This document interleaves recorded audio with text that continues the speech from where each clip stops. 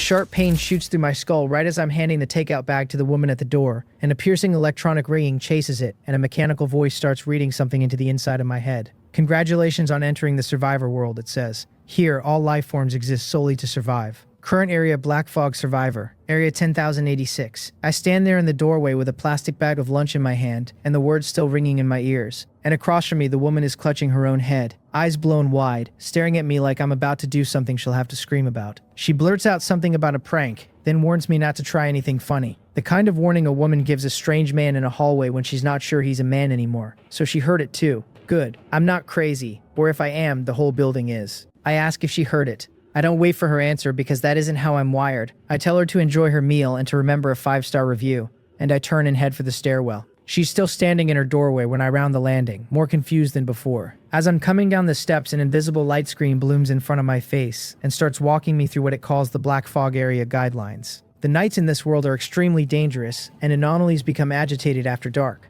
The black fog itself is something not to walk into, ever, and if I absolutely have to gamble, I can try it exactly once. The fog follows living beings, so packing humans together without special protection is an invitation to be swallowed, and the right move is constant migration. If I don't know where to go, the road is the safest choice, because every road has an end. I am to watch my sanity, which the panel insists matters more than strength, because a strong man who loses his mind is just a powerful lunatic. There are material boxes scattered everywhere, and killing anomalies can drop one. Survivors will awaken talents. All I have to do is silently recite, Survivor Panel.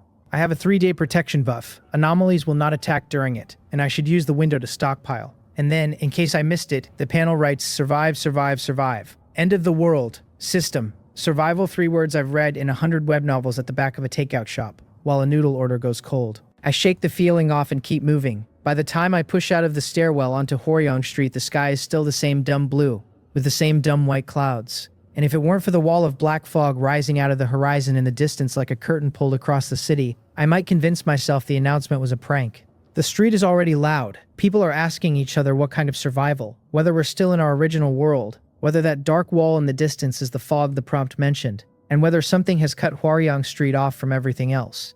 Someone is shouting about calling the police, then shouting that their phone has no signal. I check mine. Nothing. Of course nothing. I walk to my electric scooter, the same beat-up scooter I've been delivering off all year, and I think about the light screen instead of the noise. In the corner of my vision, the timer reads 71 hours, 59 minutes, 1 second. I think Survivor Panel on the page opens for me. Name Jin Hei-chen, race human, class 0, talent none, and beside that an attribute bar, a communication board, a trading board, and the population of area 10,086, which sits at 35,420 out of 35,420. I check the attribute bar. Strength 8 with a current limit of 10, Agility 8, Constitution 9, Spirit 8, Sanity at 100 out of 100, with a note that anything below 10 is extremely dangerous. Not bad for an ordinary delivery guy. Then a fresh prompt pops up over the panel, telling me I haven't awakened a talent, and asking if I want to do it now. I do not say it aloud, but I think it hard. Awaken. And I let myself be a little hopeful. Congratulations, Survivor, the screen says. You have obtained the talent greed, and below that it spells out the effect. When obtaining a material box, I can consume sanity to get more and better supplies. I stand on the curb holding the handlebar of my scooter and read it again. It is not the heaven-shattering god-tier talent I would have given myself if I were writing this novel, but it is not garbage either. It's a delivery guy's talent, honestly. Pay more. Get more. That I can use. While I'm thinking that, I open the communication board, because if people are talking, I want to know what they're saying. Someone says phones are useless and that this board is the only channel left. Someone asks if everyone here is from Hwaryong Street, and someone answers yes, that the street has about 30,000 people and they hope the authorities move fast. Someone at the government office tells the channel not to count on it, that things are a mess on their end. Then talents start being announced. One guy says he just awakened fire element manipulation and threw a fireball that felt like a grenade. Another guy says his talent only makes him run a little faster. A woman with blessing offers to buff a strong team if they'll take her in. A man with healing asks for the same. Then someone reminds them all to read the guidelines. That the fog is unknown and crowding together is exactly what the screen warned against, and the chatter splits into 2 halves, the recruiters and the cautious. The trading board, when I check it, is empty. Talent is one thing. Supplies are the thing. I push off and ride. I weave the scooter through a knot of standing arguments, and as for the last takeout still on the rack behind me, whoever wants to play delivery guy can be my guest. A corner later, I pass a small supermarket already boiling over. People inside shouting about why a shop won't take money, that not accepting money is illegal, that the shop is profiteering on a national disaster, that they're asking for death, that someone should call the police about a murder. Someone inside throws a fireball. Black smoke starts pouring out the doorway and people I don't know are running out with armfuls of food. I see the shape of the next month inside that doorway, the collapse of order with the lights still on. I push my way in for a few seconds anyway. I'm big enough to muscle through, and I come back out with 2 bottles of water and some bread and nothing else, and I leave before the fighting cuts off my exit. More people are coming, more fists are flying, and I have no interest in being the body the next guy steps over. In a city full of strangers, the next thing I need after food is a vehicle, and I don't own a car and I'm not about to steal one, which makes the scooter's battery the bottleneck. I head for the battery rental cabinet on Hwaryong Street, the one I swap from every shift, because that's where my next few hundred kilometers live. The decision is what saves me. Cutting through an alley toward the cabinet, I see a white box sitting beside a trash can, faintly glowing, plainly not from any world I grew up in. My pulse picks up and I slow down. I approach the box carefully and the panel speaks up before I touch it. Material box discovered, rock rank, and asks whether I want to activate the greed talent. I confirm without flinching, because if there's a talent test in this world, this is it. The panel chimes back, congratulates me on opening the box, and then lists what fell out. 3 bottles of mineral water, 5 loaves of bread, 2 packs of instant noodles, and on top of that, because greed paid the toll, a black iron crossbow, 10 crossbow bolts, and 5 iron blocks. A delivery guy with a crossbow. The world really has ended. The light around the box fades, and the items sit there waiting on the asphalt. The bottles are 500 milliliters each. The bread and instant noodles are name brand stuff anyone in Hwaryong Street would recognize. And it isn't clear why a survival world drops items straight out of our own supermarket aisles. But I'm not in a mood to complain. I pick up the black iron crossbow and turn it over. The metallic weight in my palm settles something behind my sternum. The panel reads it for me. Name black iron crossbow, quality common. A somewhat powerful hand crossbow whose bolt is enough to kill an ordinary creature. The iron blocks take up most of the room. Name iron block, quality common. An ordinary block of iron that can be used for forging in blueprint usage. The blocks give me an idea, and I open the trading board. I list all 5 iron blocks at once and price them at a single car with a full tank of fuel, because that is exactly what I want next, and there's no fee on listing. 5 iron blocks vanish. The trading board tells me the listing is up, and that I have 9 listing slots remaining. Nobody is going to trade me a car for 5 iron blocks, but somebody might. That is the magic of being the only stupid person in the market. I tuck the rest of the food into the delivery box behind the scooter, on top of the water and the 2 undelivered meals already in there, and I check my panel one more time. Sanity, 90 out of 100. So greed cost me 10 sanity per box. Fair enough. I get back on the scooter and head for the cabinet with the crossbow strapped where I can grab it. I do not find a second material box on the way. The first one was luck, and luck is not a strategy. In front of the battery cabinet, I hesitate. Under normal rules, I scan a code and swap 1 battery for 1 battery. These are not normal rules, and I do not need 1 or 2 batteries, I need every battery in the city. I think the word list, and I rest my palm against the metal cabinet. The panel chirps back at me as if I just put a vending machine through the system. The cabinet is listed, the panel quotes my asking price as 1 car with a full tank, and tells me I have 8 listing slots remaining. The trading board even tracks the count and charge level of the batteries inside, which is more than the original rental app ever did. I don't leave the second cabinet either. 7 slots remaining. The moral floor lowers another half step. I'm not proud of it, but the floor is wherever the next box is. Technically, I could empty the parked cars off the curb too, but without keys I'd have to hotwire them, and the owner is probably nearby and I am not in the mood for a fist fight. I get back on the scooter and ride out before anyone clocks me. The cabinets I'll pry open when I find tools, and the batteries on the scooter are good for tens of kilometers as is. The plan is simple. Gather more, trade for a real vehicle if I can, otherwise follow the panel's hint, and ride out onto the highway. The protection window keeps the edges off the danger, but the city is already eating itself. I stop at a metal hardware store on the way out and trade a few items for a crowbar. I find an empty corner, pry open one of the battery cabinets and list the loose batteries with the crowbar. An hour later, sweat already drying on the back of my neck, I find a second box, this one black, sitting near a sewer mouth. I had been about to leave the street for the highway anyway, with food, weapons, the scooter, 2 cabinets of batteries listed, and the panel's hint that grouping up is not safe. New resources are the price of risk and the highway is where they are. The panel chimes again, material box discovered, black iron rank, and asks if I want to activate greed. A surprise on the way to the highway. I activate. Sanity slides back to 90. The box opens and the hull is heavier than the first. Universal fuel times 20, a crafting table blueprint, a skill scroll called basic shooting at black iron quality, and on the greed line, a low-level upgrade blueprint, 5 crystal stones, 25 iron blocks. The level on this box is plainly above the first. The universal fuel is a common quality item the panel tags as fuel for various vehicles. Basic shooting can put a sense of the weapon in my hands, the kind of intuition a delivery guy who has fired exactly 0 crossbows in his life does not have. Crystal stones and iron blocks are upgrade fuel. The 2 blueprints are the prize, and one of the blueprints is what I needed most. The low-level upgrade blueprint, the panel says, transforms an item into a low-level version of itself, black iron quality. The crafting table blueprint requires 15 wood, 10 iron blocks, 5 universal fuel, and 2 crystal stones, takes up a 1x1x1 space, and can process various low-level resources. Both good. The smile that pulls in my mouth is real, and the low-level upgrade blueprint is the one I want on my scooter. The black iron crossbow holds me for now, but a delivery scooter does not survive what's coming. I tell the panel to upgrade my electric scooter. The blueprint begins to convert and asks me to pick a direction, speed, defense, or comprehensive, and to pick a form, motorcycle or tricycle. I pick the comprehensive tricycle. The panel writes up a new sheet for the result. Name electric tricycle. Grade black iron rank. Required resources. 1 electric scooter. 1 glass. 1 rubber. 1 leather. 5 storage batteries. 20 iron blocks. 3 crystal stones.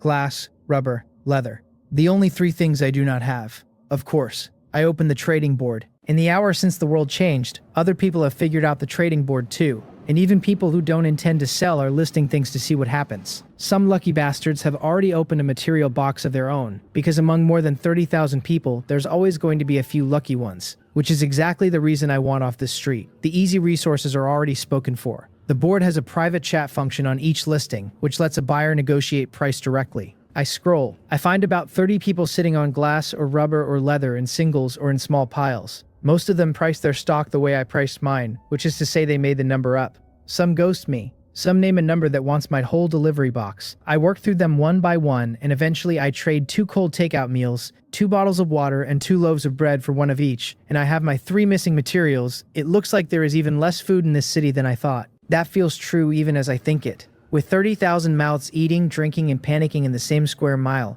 a few of them are going to run out before the protection buff is even up. I lay the materials out, place the upgrade blueprint on the scooter, and tell the panel to use blueprint. A white halo wraps the scooter and the materials, and the whole pile fuses into something that is no longer a scooter. The new tricycle is bigger than a compact sedan, completely enclosed, glass on 3 sides, a big metal cargo bed in the back, 3.9 meters long, 2.4 meters wide, 2.5 meters tall. It already holds more than I do. The defense is no worse than a small car, and now I have a place to actually sit down inside.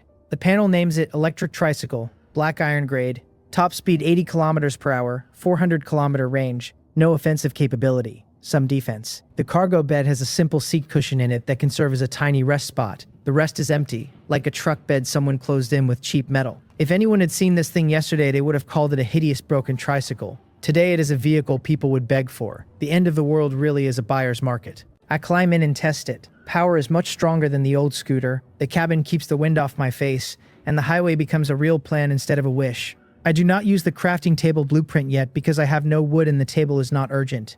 Trading for wood would cost food, and I can probably open one myself once I'm on the highway. The skill scroll, on the other hand, gets used immediately. I open basic shooting, choose to use it, and a flood of shooting forms pours into my mind like a memory I was always supposed to have. My panel updates underneath it. Name Jin Hei-chen, race human, class 0, talent greed, skills basic shooting at black iron quality. The black iron crossbow in my hand suddenly feels familiar. I sweep my eyes around the alley and find that I can almost feel where a bolt would go if I sent one. No more wide misses at point-blank range against creatures with terrible posture. Strange feeling. Like getting hired for a job I forgot I applied to. I ride the tricycle out of the alley and turn for the highway.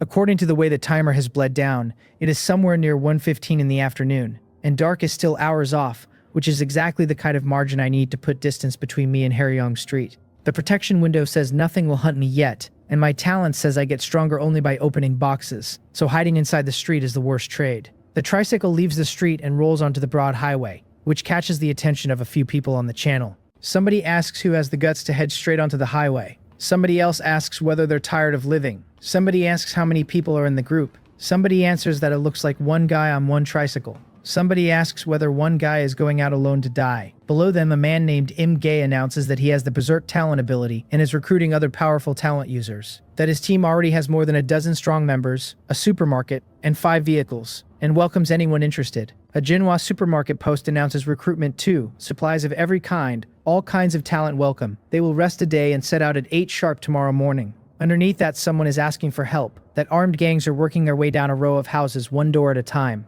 Some of the channel thinks I'm bold because of my skills. Some thinks I'm suicidal. Most ignore me and keep recruiting their own. Whether for partners or fodder I cannot tell from a chat window. What is clear is that anyone who reads the panel honestly knows the street supplies cannot feed everyone, and that with the unknown ahead, every guild is planning to strip the street first, then leave. 30,000 people, every shade of human being on the planet, and a fraction of them are still refusing to even accept the change. I do not pretend I'm immune to caring, I just refuse to let it slow me down. Once the countdown runs out, the fog will stop being scenery and become a creature. The cars in the street will not be enough to move 30,000 people. By the time the fog starts moving, the people inside the street will be fighting each other for steering wheels. Unless material boxes start falling out of the sky to make up for it, and there will not be that many material boxes in one street. Off the street, the world turns strange. The highway runs through an endless expanse of yellow earth on both sides, and I do not know what is hiding inside it. I follow the highway. The road is wide enough for 10 cars to ride side by side, which means I can move without accidentally drifting into the wilderness, which is a small mercy I am grateful for. The tricycle clears the road quickly, and I keep one eye on the communication board. About a dozen minutes in, I stop.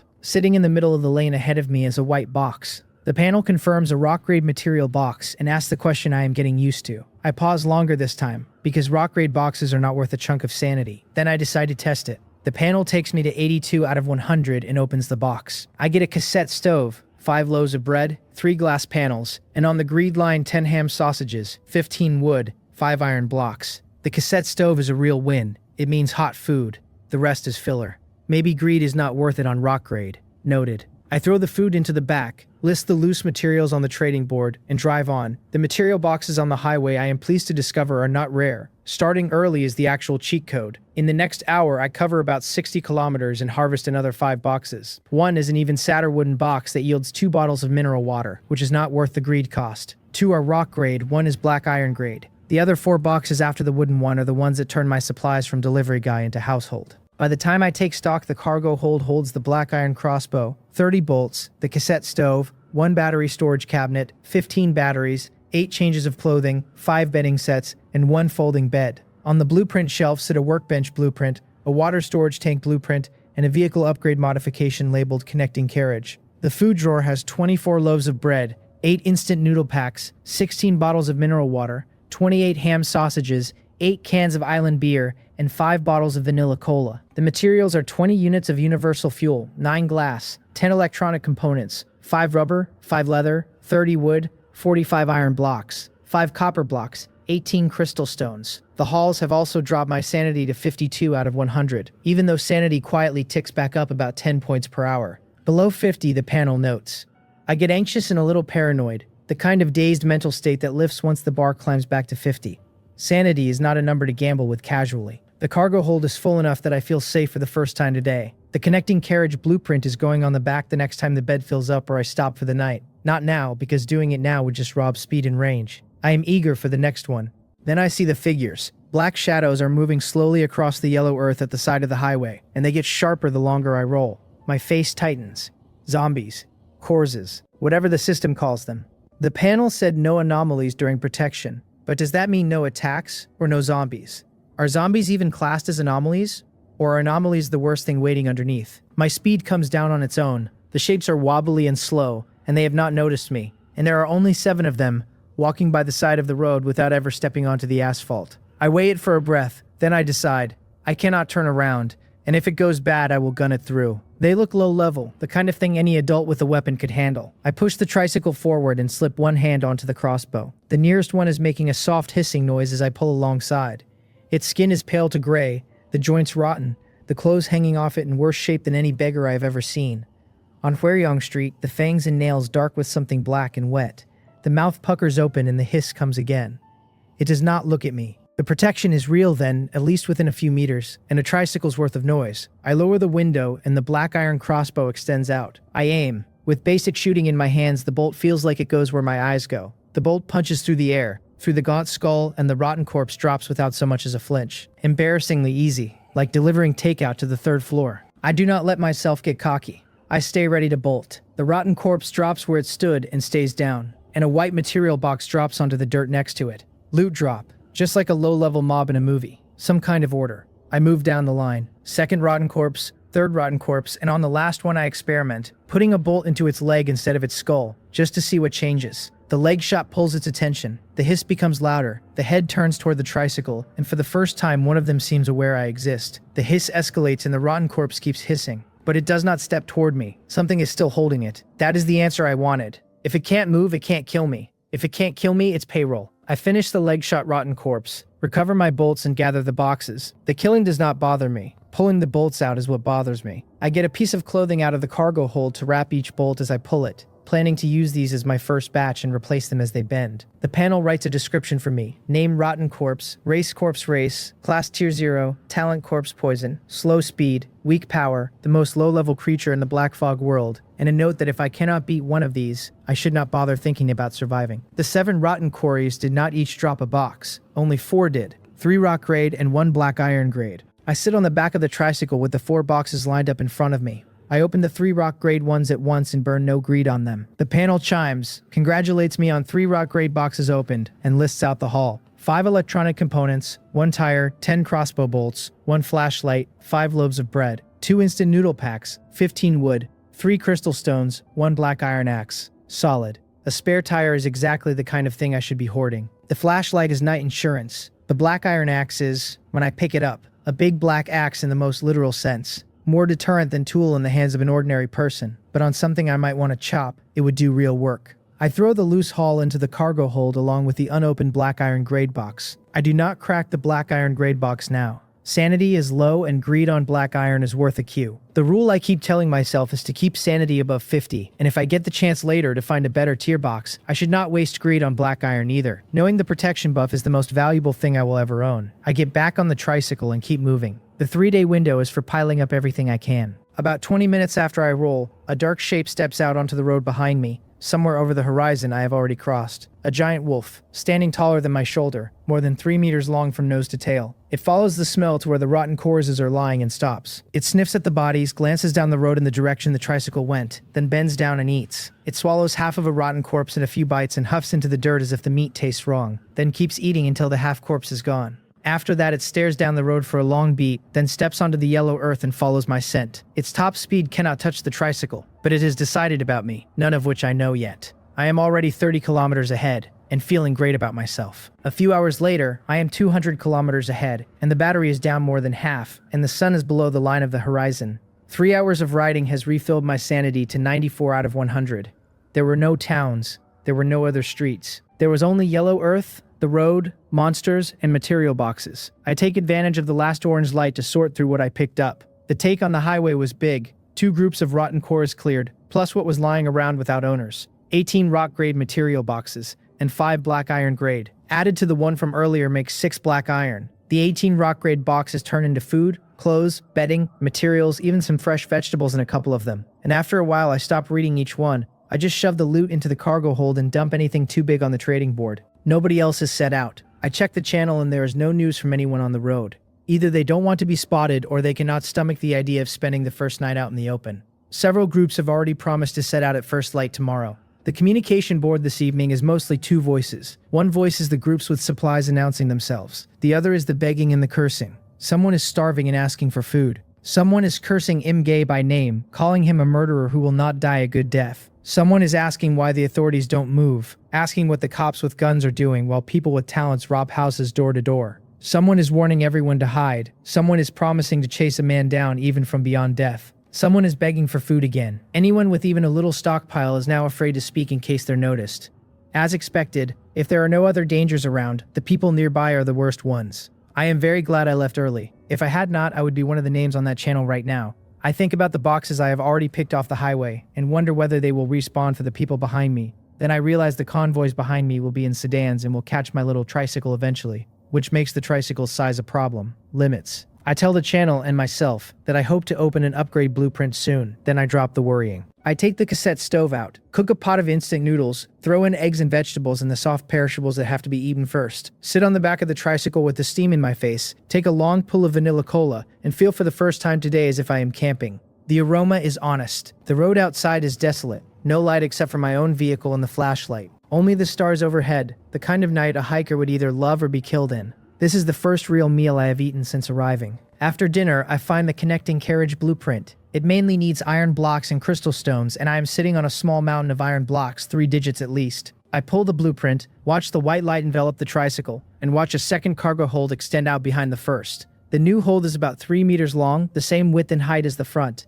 and the whole vehicle now runs close to 7-meter tip to tail. With the extra hold, I can shove the less important stuff to the back and clear a real sleeping space in the front. I look at the long tricycle and grin at it. Will it turn into a 100-ton king? Will it become a train? With a vehicle this big, maybe it really is time to recruit some help. I stay a one-man crew for now. The rule I stick to is that having nothing on the seat next to me is better than having someone I cannot trust. I am not picky for the sake of being picky. I just do not want a knife at the back of my head while I sleep. The other blueprints, the water storage tank and the processing bench, are not for tonight. The water storage tank is useless without water other than bottled, and the processing bench has nothing to process and would just steal cargo space. Then comes the part of the day I have been waiting for. 4 black iron-grade boxes go on the cargo bed in front of me, and the panel writes detected 4 black iron-grade material boxes.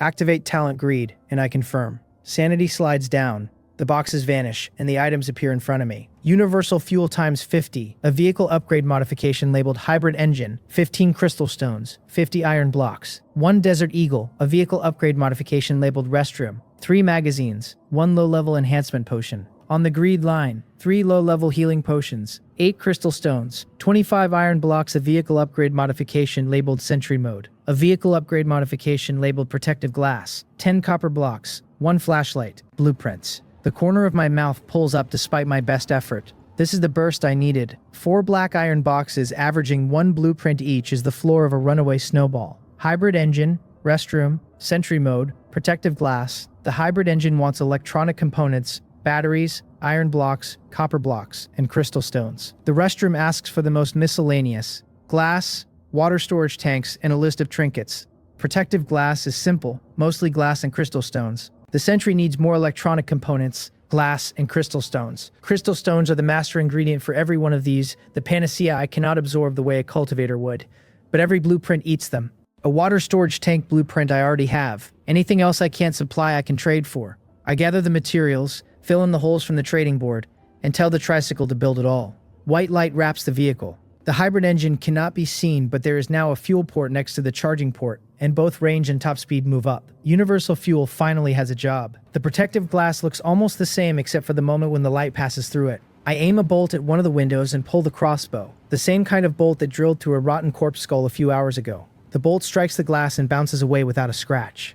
Wow. Okay. I will not aim a gun at that one to be sure. The control panel on the dash is where the most change shows up. The screen that previously just gave me battery level and speed now lights up with a transparent screen, and on the screen stands a cartoonish soldier in uniform, holding a tiny rifle, saluting and introducing himself with great seriousness as Sentry Number 1 at the service of his respected master, asking for a name. Sentry can detect within 5 meters of the vehicle, the soldier informs me, and the range can be reset later. I watch the little guy for a second and decide he is, at best, an artificial idiot. But he is my artificial idiot, and right now an idiot watching the dark is worth more than a talent. If anything approaches the vehicle while I sleep, Sentry Number 1 sounds the alert. That is enough.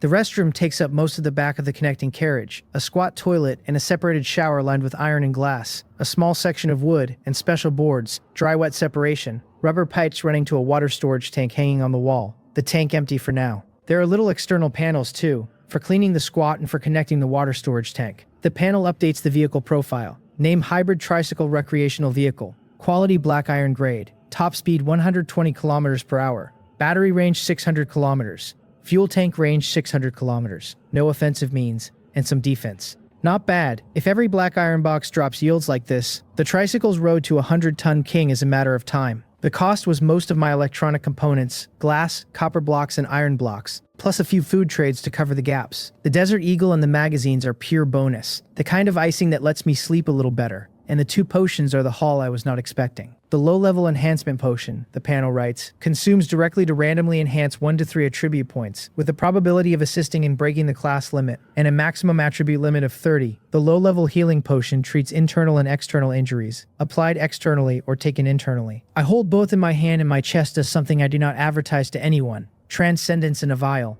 I have read about this. I have laughed at characters who would die for it. Now I have one. I take a breath, set my mindset back to where it should be, and put the healing potion into a small pouch first. It looks plain compared to the enhancement potion, but the healing potion is the one that keeps me alive on a bad day, and breaking it accidentally would hurt worse than not having it. Then I open the enhancement potion. It is a pale blue vial no bigger than my index finger. I uncap it and tip it into my mouth. The liquid feels like a hot current running through my chest, the kind of warmth that makes me shiver in a good way, and then it is gone before I really feel it. Without the panel, I might have believed it was a hallucination. Strength 9 with a current limit of 10, agility 8, constitution 10, spirit 9, sanity 55 out of 100. 3 points across the board. Constitution just hit the ceiling. I wonder what happens when I break it. I look at the 10 in Constitution and look forward to the day. With the tricycle reinforced, my body up, and my weapons updated, I want tomorrow to come early. The night does not have to be dangerous, but combined with the day's exhaustion, I have no appetite to run errands. I wipe down with mineral water,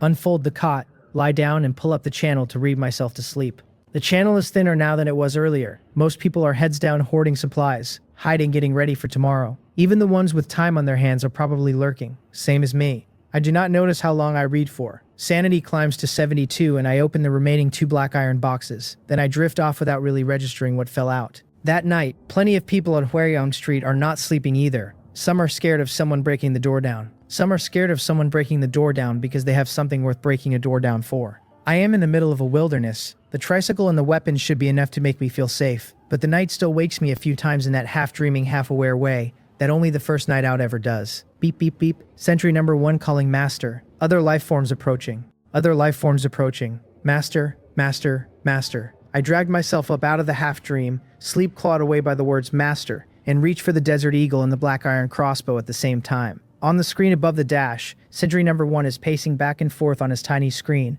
and below him, an infrared image shows a huge figure walking laps around my tricycle. The shape is observing something. The shape is observing me. Cold goosebumps come up the back of my arms. What is that? Is this what they meant by aberration? They are not supposed to attack proactively. Right, the Guardian buff is supposed to give me cover, but what if the buff fails? What if the thing out there pushes through? It is only a few meters away, and in 2 days, the buff is gone anyway, and I will still be spending nights out here. And what if something like this is there then? While I am running these laps in my head, I confirm the shape is something wolf dog shaped, huge, eyes glowing on the infrared, smarter than a rotten corpse, and inside its few meter range it has already circled the tricycle several times. Is it really me? My hand on the crossbow gets sweaty. I do not know how strong this thing is, but I need to know now. The worst case is that it is terrifying and that it has decided I am food. Even with protection, if this thing follows me for 2 days, it can have me on the 3rd. I crack the window. Just cracking the window pulls the giant wolf back. It is a patient hunter. My expression sours. A patient hunter could absolutely shadow me for 2 days. The more I think it,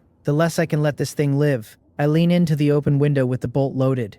The giant wolf, outside in the dark, lets a low rumble out of its chest. Grr, grr.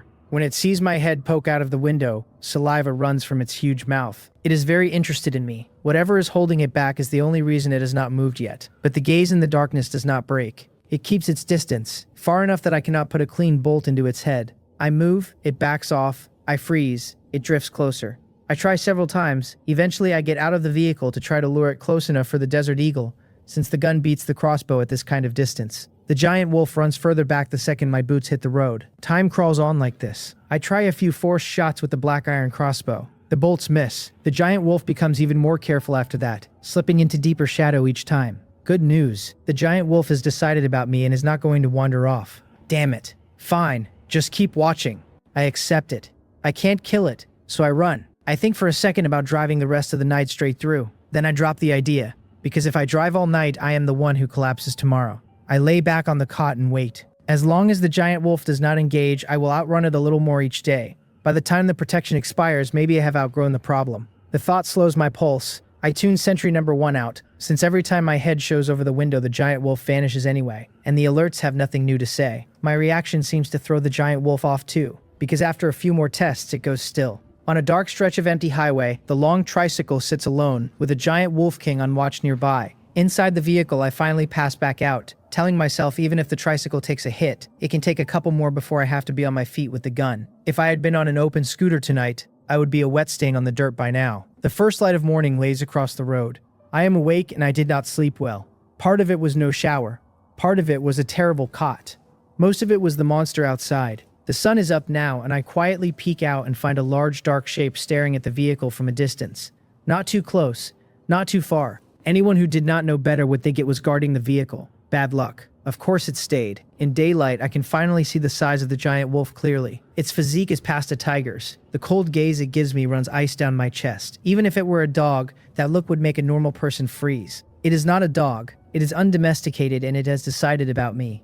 The giant wolf catches my movement and lets out a low growl. I feel like I just left the novice village and the boss is camped outside my tutorial gate. I have to pretend the giant wolf is not there and prepare to swing at it later. I peek around, climb out, check for anything else moving, and find none. I take out the cassette stove and start making breakfast, as if a beast the size of a tiger is not staring at me from 20 paces away. The giant wolf, ignored, gets restless and huffs into the dirt. Whatever rule keeps it from attacking is holding, but it is not happy. While I cook, I check the panel. Sanity full. Last night's 2 black iron boxes had something for me too. The panel writes up universal fuel times 20. Another hybrid engine vehicle modification. 10 crystal stones, 20 iron blocks, 1 black iron crossbow, with the greed line adding 2 low-level healing potions, 8 crystal stones, 10 copper blocks, 1 flashlight, 20 iron blocks. The hybrid engine blueprint is a duplicate. Duplicates exist. Good to know. Duplicates trade. The instant noodles are simple, with the only seasoning being that it is hot. I sit on the side of the tricycle with the bowl in my lap and pretend I do not see the giant wolf, and I cheat the act by stealing glances every other minute. While I eat, I check the area status. The timer reads 52 hours, 50 minutes, 11 seconds remaining on the buff. The communication board has a lot of names already preparing to set out, either because they trust the panel or because they have run out of options inside the street. The population count under the area is the part that stops my spoon mid-bite.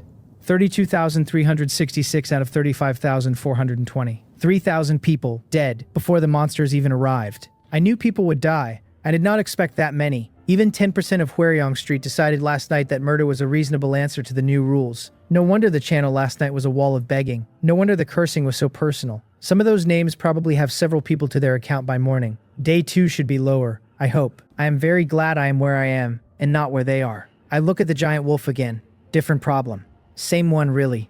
I try the panel's photo function I never tested before, framing the giant wolf in the screen and taking a shot. It works, and without making a show of it, I post the image to the channel along with 2 intelligence shares. The highway is not safe, I write. There are monsters called rotten corpse. Slow, low risk, not intelligent. Moving in groups, the largest I have seen is 7 or 8. I do not know whether there is something like a true horde later. Then a dangerous monster I am calling Giant Wolf, combat power unknown, follows the vehicle to observe, has hunting instincts, has not attacked yet, exactly as the survival prompt said it would not. I do it not because I am a saint, but because if the street knows there are real dangers outside, fewer of them will keep killing each other in there, and because I want trade partners, not corpses. The channel detonates. Rotten corpse is the same thing as a zombie, someone asks. Big Shot actually set out, someone says. The street convoys have not even left. This must be a lone wolf who set out yesterday, someone observes. Big Shot is awesome, says someone. Awesome at what, says another. He is about to die. Did you not read the post? That giant wolf looks tough.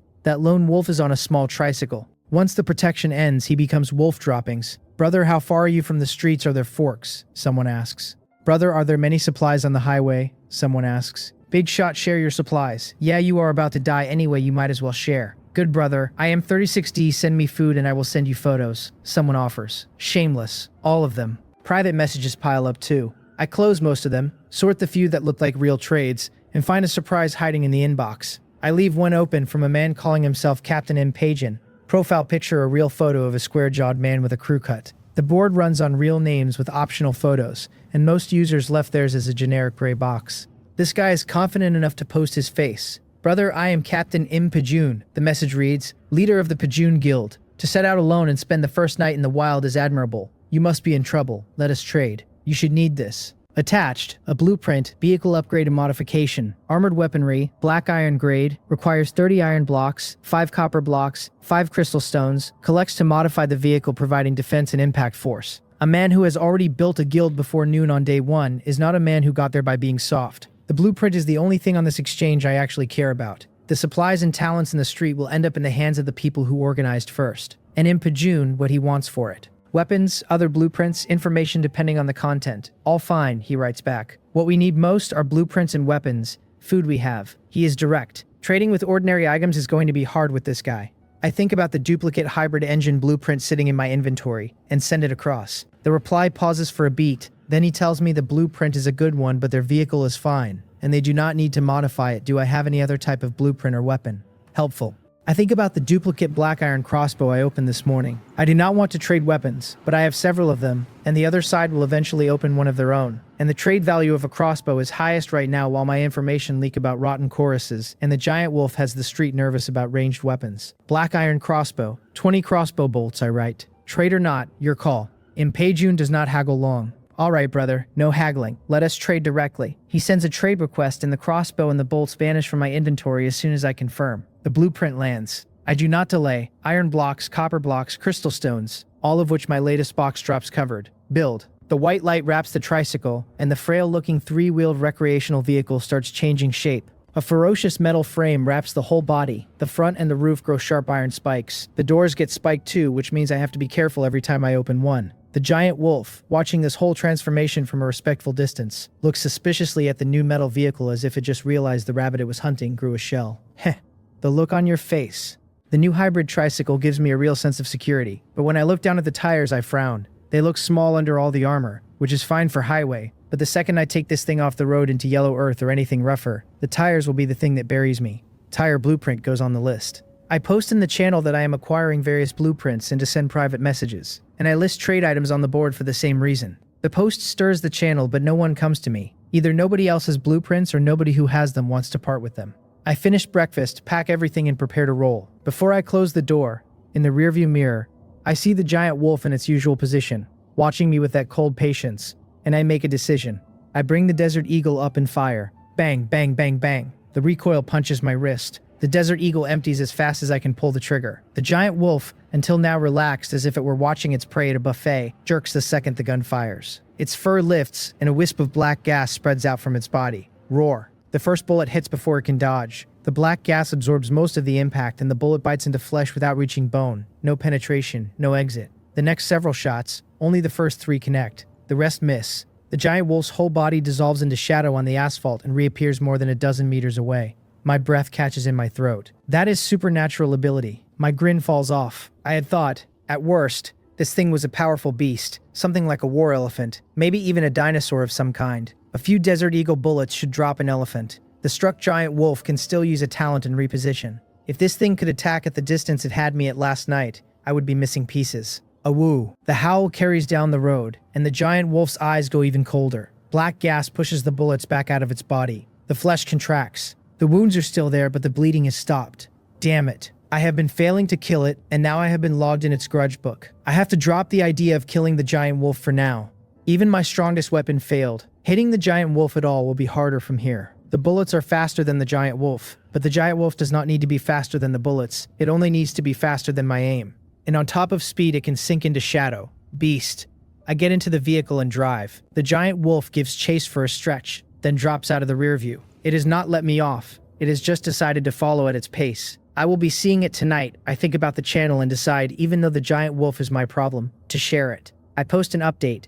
New finding on the giant wolf possesses the ability to sink into shadows. Very strong defense, took only minor injuries from several Desert Eagle bullets. Can chase vehicles. Holds a grudge. I am not a saint. I do not even like most of the people on the channel. But a reminder costs me nothing, and in a world where I do not know when the lights go out for me, leaving a little value behind is leaving a record that I was here. The channel detonates again.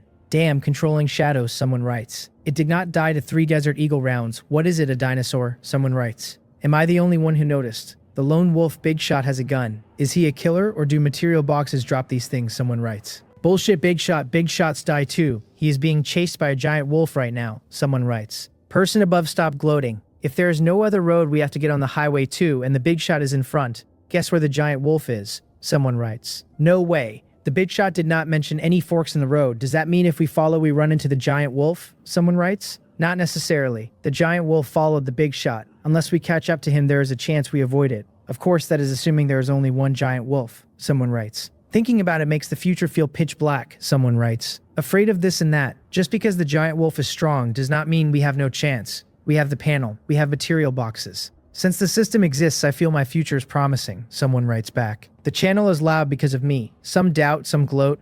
A few of the recruits ready to leave think twice and then leave anyway, because the monsters are not attacking yet and waiting in the street is worse. I glance at the wall of text and let it go. One of the lines reminds me of the low-level enhancement potion, which I should have mentioned earlier. So I do. From a black iron grade material box I previously opened a low-level enhancement potion. I post, Consumes directly to randomly enhance 1 to 3 attribute points with a probability of breaking the class limit and an attribute cap of 30. Low chance to open, but not 0, I add. A little hope. The channel detonates a third time, this time with guild leaders pinging me about the potion, but I do not have the patience to keep up. Greed is for boxes, not chat. I focus on the road and the search. The drive becomes a routine material boxes when I find them, rotten cores when I have to. About 4 hours and 200 plus kilometers in, the road finally changes. Ahead of me is a fork. I slow down. Finally a fork. From yesterday to now I have driven more than 500 kilometers on what could have been a one-way street. The hauls keep piling. I have opened another 31 boxes during this stretch. 6 wooden boxes of daily junk, 18 rock grade, 7 black iron grade.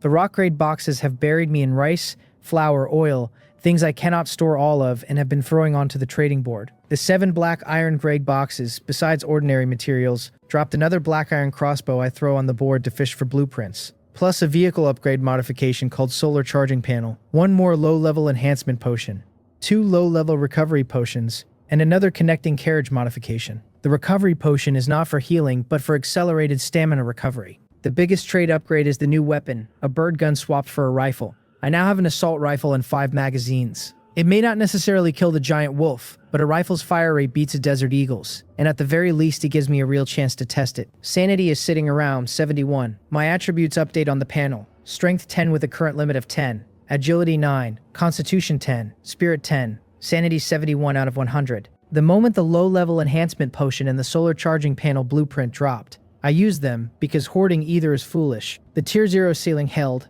but everything except agility is now at 10. The tricycle now wears solar panels on its roof and has several charging ports inside. The tricycle is becoming a luxury suite. I have not bolted on the new connecting carriage yet because doing it now would make an already huge vehicle into a parade float. At the fork I sit and stare at 3 roads going forward, left, center, right, all of them stretching to the horizon. I pick the middle one. Half an hour after I pick it, I regret picking it. Where are the material boxes? For half an hour I do not see a single box, and I do not see a single rotten corpse. The road is empty. Earlier I was averaging 4 to 6 boxes per hour. Now nothing. The wrong middle road. Or worse, the road that goes nowhere. About an hour passes. The clock reaches noon, and the buff timer reads 47 hours, 59 minutes, 55 seconds. Exactly 1 day in, then I see buildings. Is that a building? Did I drive in a circle, or is this another street? After an hour of nothing, the road ahead grows shapes, then walls, then a town.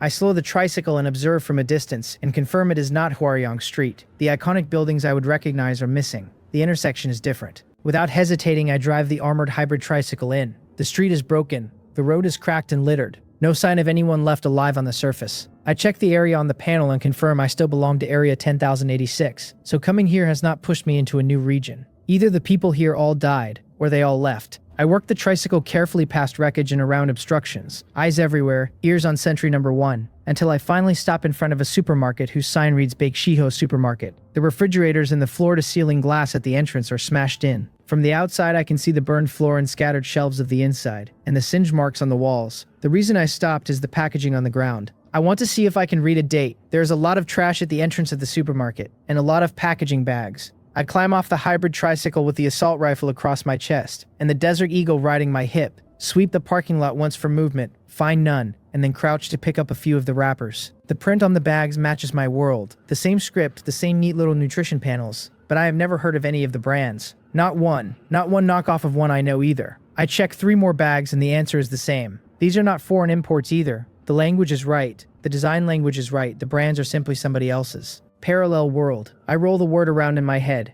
It would explain why my street, my Hwaryong Street, has a town's worth of look-alike streets stretching away from it on a map nobody ever drew. Before I can get further into that, a sheet of light unrolls itself in front of the broken doors, and a man steps out of it. He starts as a distortion, refines, settles into a human shape, white armor, gold hair, gold eyes, a face that is handsomer than humans have any business being. He greets me as a survivor and admits he didn't expect the first arrival here to be a single person. He thought it would be a small group. I have the assault rifle up before he finishes the second sentence. My pulse is hammering. Whatever this thing is, it walked out of light and turned into a human. And a man with a gun who has just been chased halfway through the apocalypse by a demon wolf is going to make some assumptions. He tells me calmly that there is no point being nervous. My ordinary weapons cannot harm him. He congratulates me on being the first to this point, which makes me the pioneer of this route, and tells me that he is the guide of this route, and I can ask whatever I want. Right. He says he can't be hurt and doesn't move on me, and that is the entire offer. I lower the assault rifle a finger at a time and start asking, what is the survivor world? Is there a way back? Is Pioneer a title or a reward? He answers in the patient cadence of someone who has run this script many times. The survivor world is a vast multiverse that absorbs other worlds into itself. And once a world is absorbed, it gets integrated into the rules, which means that strictly speaking, I have never left mine. My home is just inside something larger now. He says it gently, but it lands like a brick. I do not look happy about it. I keep my face flat because the guide is reading me, and giving him a reaction is giving him leverage. But inside, I am cataloging the implication. The whole street, the whole city, everyone I knew, all of it has been swallowed by this place. The black fog is not a localized incident. There is no other side to escape to. He keeps going. Pioneer means I am the first person on this route in Area 10,086 to arrive, and the title is a newcomer reward, and the rewards are real. Him being here answering me is one of the rewards. The second is a Pioneer medal, which gives me a chance to pull intelligence every time I reach a new place. The third is a wish, and as long as my wish is not excessive, he will help me realize it. A wish. I tighten my mouth so I don't grin like an idiot. I ask very carefully what excessive means. He gives examples like a tired clerk, low-level items, a vehicle upgrade, power, finding a relative. He can do those. Anything outrageous past that I should not even think about. The bar is real, but not high. I run a quick mental list. My parents died when I was in high school. I have a few friends I am on okay terms with, and nobody I would set the world on fire to see. Items I have been pulling out of material boxes. The hybrid tricycle is already what it is. The only line on the menu I cannot get for myself is power. If I want power, I say. He nods without surprise and tells me a lot of people pick that. He extends his hand and a screen blooms out of his palm and stretches into a long catalog dense with items and descriptions.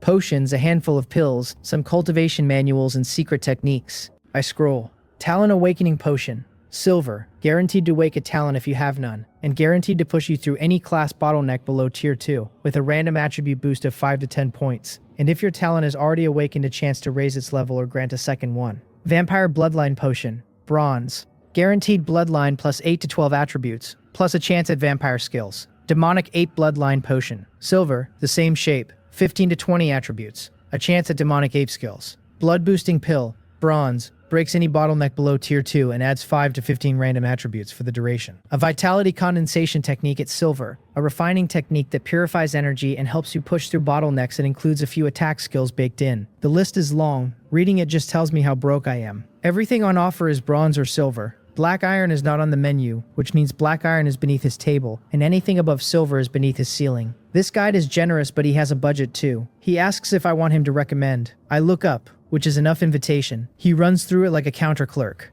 Bloodline potions modify the bloodline I have, meaning every upgrade from there is downstream of becoming something not entirely human. If I have no appetite for changing species, skip them. If I do not mind, they are very good. Techniques take time to cultivate, and skills require the right class and attributes to use, neither of which fits my situation. Enhancement and Awakening Potions both push me past my current ceiling, and if I am not taking a bloodline, those are the right slot. So basically a potion, a bloodline, an enhancement, or an awakening. Talent Awakening Potion. The choice does not take long. Becoming a vampire to fight a demon wolf strikes me as solving one supernatural problem with a bigger supernatural problem. I have a talent already. Greed is doing real work for me. If the potion either upgrades it or gives me a second one, that is pure value, and the worst case is a guaranteed bottleneck break and free attributes. I tell him I will take the Talent Awakening Potion. Dithering is somebody else's hobby. He nods and waves his hand, and a tube identical to the low-level enhancement potion appears in his fingers. Only the liquid inside is a pale purple.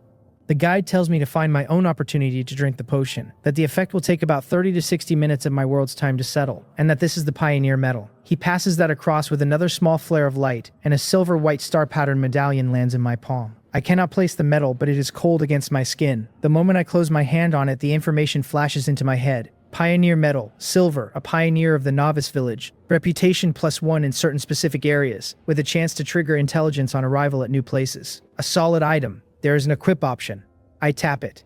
The medal panel hangs itself under my name on the status screen, the line reading Medal Pioneer, and that is my new identity tag. I still have questions, I tell him. He gestures for me to ask. Are material boxes randomly refreshed?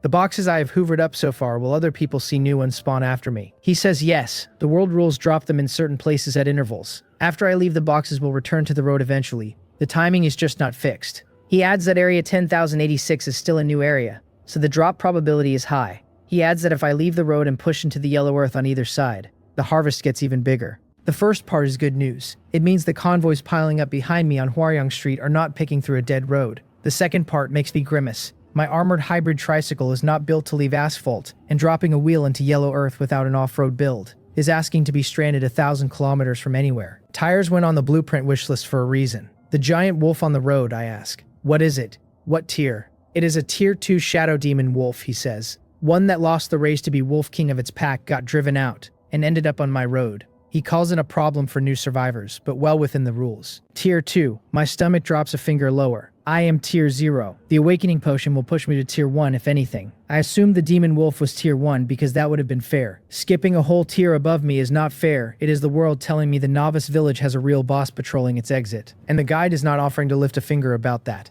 Bosses are mine to handle. I switch tracks. The 72-hour protection, I say. Tell me about it. He says the 72 hours are a window to adjust, but for someone with strong acceptance like me, they are a window to get stronger. When the timer ends, the black fog activates and the monsters inside it activate with it. What I have seen so far will not be all of it. Area 10,086 is going to look like this dead town did, eventually. He calls this dead town one of the regions that came before us. I get goosebumps in 3 places at once.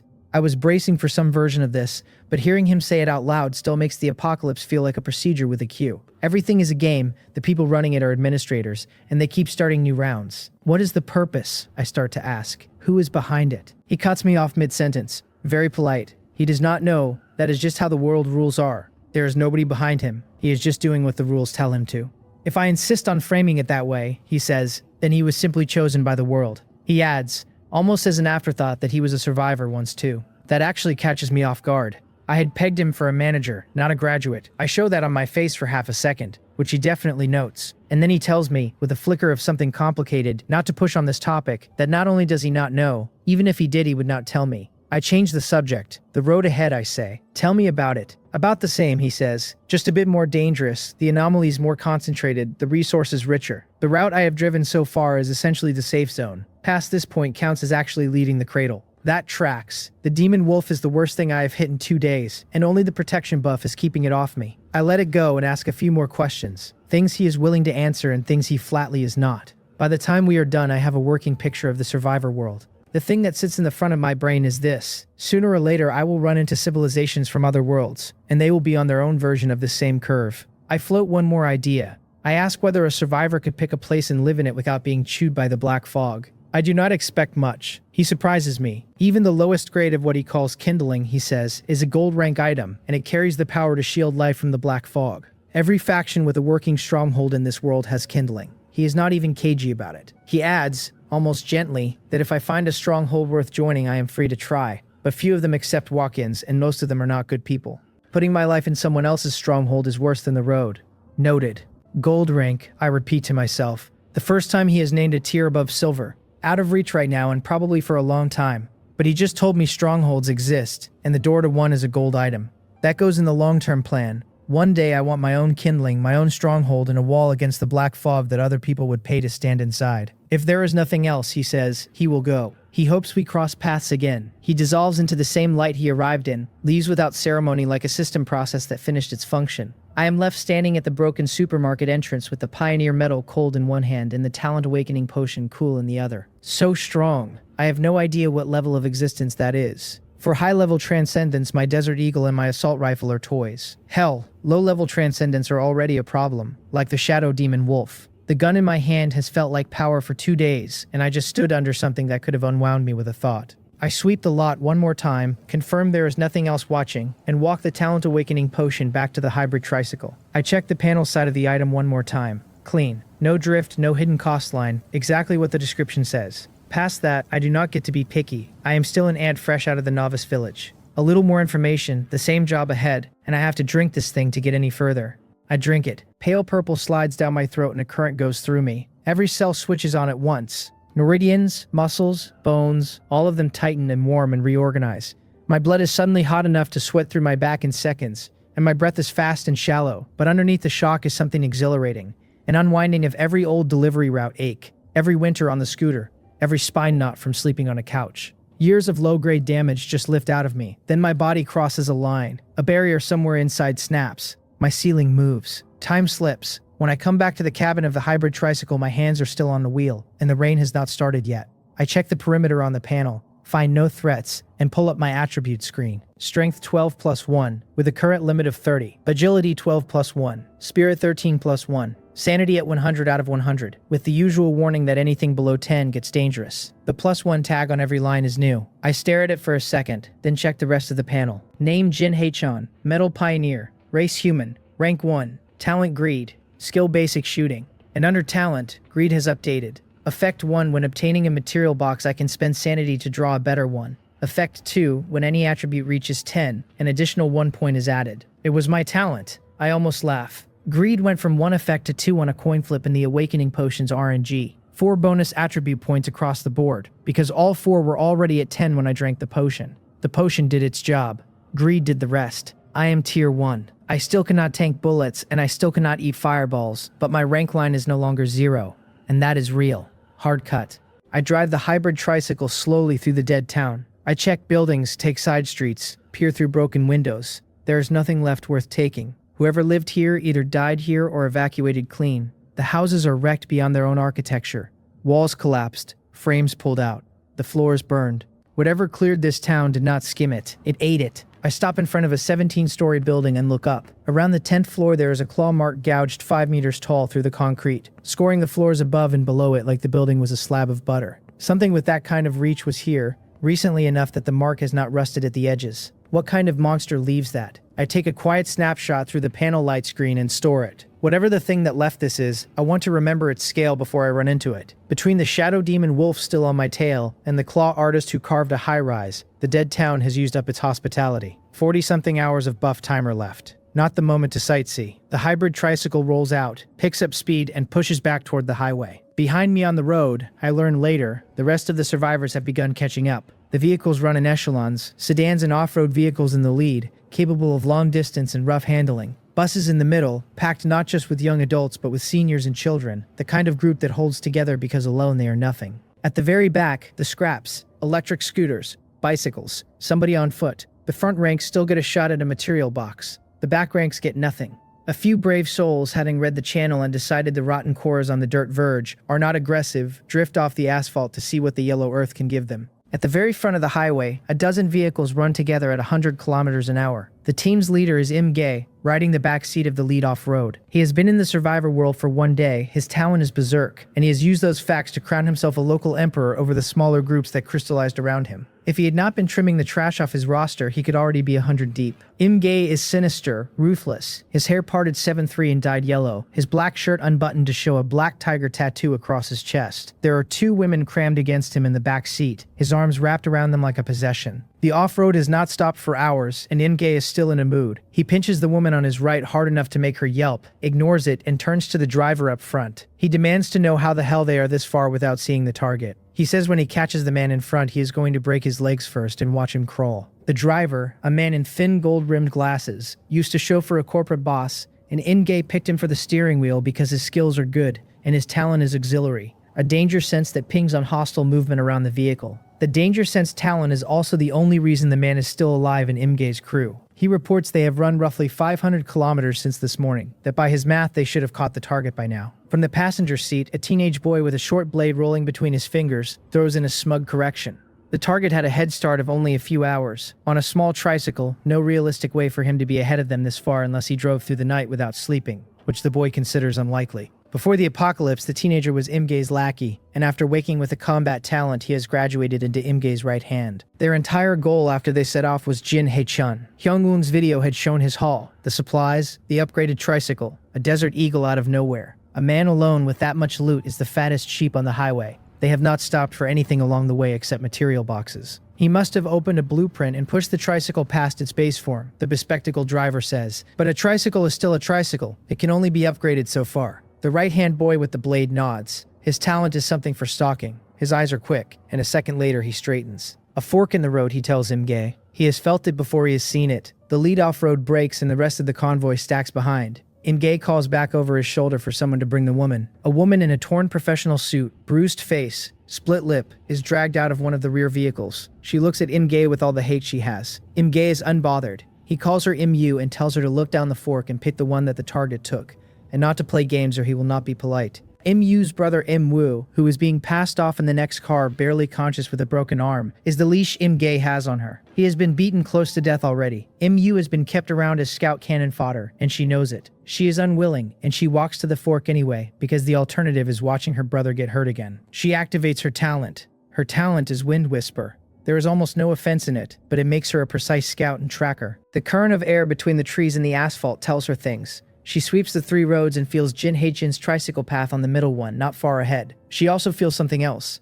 A heavy presence trailing him. The Shadow Demon Wolf. She remembers the channel posts about it. Hard cut. Im-Yu thinks carefully. The giant wolf has been on the lead man the whole way. She does not know whether it would turn on Im-Gae's convoy once it discovered them, or whether it would stay locked on Jin Haechin. The uncertainty itself is information she could use. Im-Gae slaps her across her swollen cheek for hesitating. The sound is wet and short. He tells her to speak quickly and not play games. She tells him the middle road. She says it flat. Her face is uglier than it was a second ago, and her eyes have gone harder. Im-Gae sneers and calls her a cheap-boned, obedient little sister, and reminds her that if any danger appears later, he will throw her brother out as cannon fodder first, so she had better be sure. He enjoys being hated. The two are cousins. Im-Yu was always the other people's child growing up. Im-Gae was the cautionary example. Their bad blood predates the apocalypse. After they were dropped into the survivor world, she became his prisoner because she tried to stop him from doing what he was doing, and her brother Im-Woo was beaten for stepping in.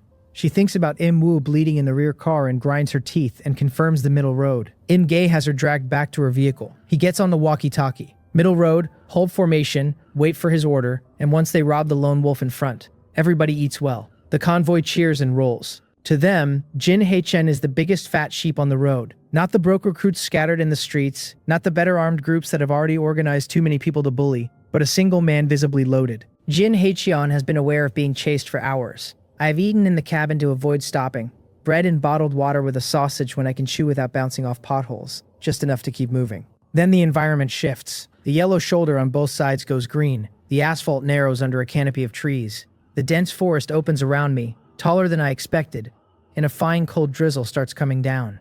Rain. The first thing I think is that this is a problem. The second is that the water tank could finally fill.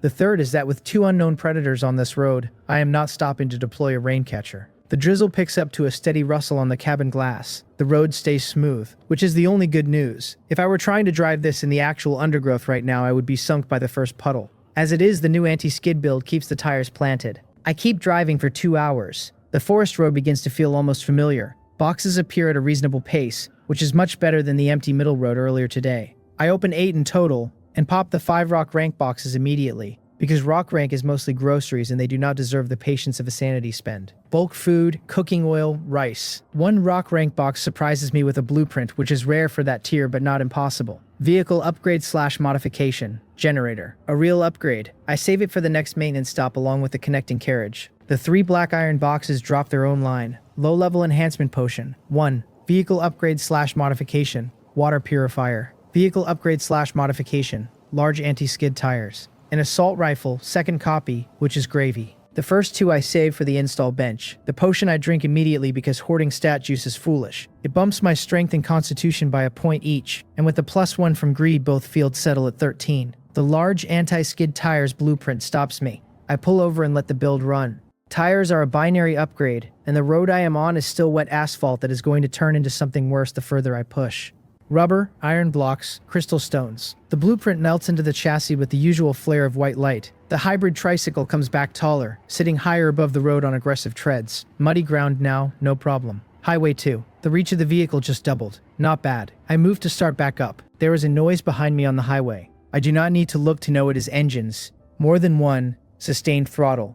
Closing. I drop the AK back into my lap and roll. Survivors caught up. Fast. I knew this was coming and I am still annoyed that it lands now 2 minutes before I would have been moving again. With the assault rifle I am not actually afraid of them, but a convoy is a convoy, and the math of 1 against many never feels comfortable. I run the meeting in my head while I roll. Option 1. They are used to bullying and they roll up belligerent. They try to rob me or recruit me by force. The probability is not low. An ordinary convoy that just wants to live does not pace at the very front of the highway. If I do not want to join, I have to fight. Option 2. They ignore me and pass. In that case, my edge disappears because greed needs me to keep opening boxes, and if a fast convoy is in front of me, the boxes go to them.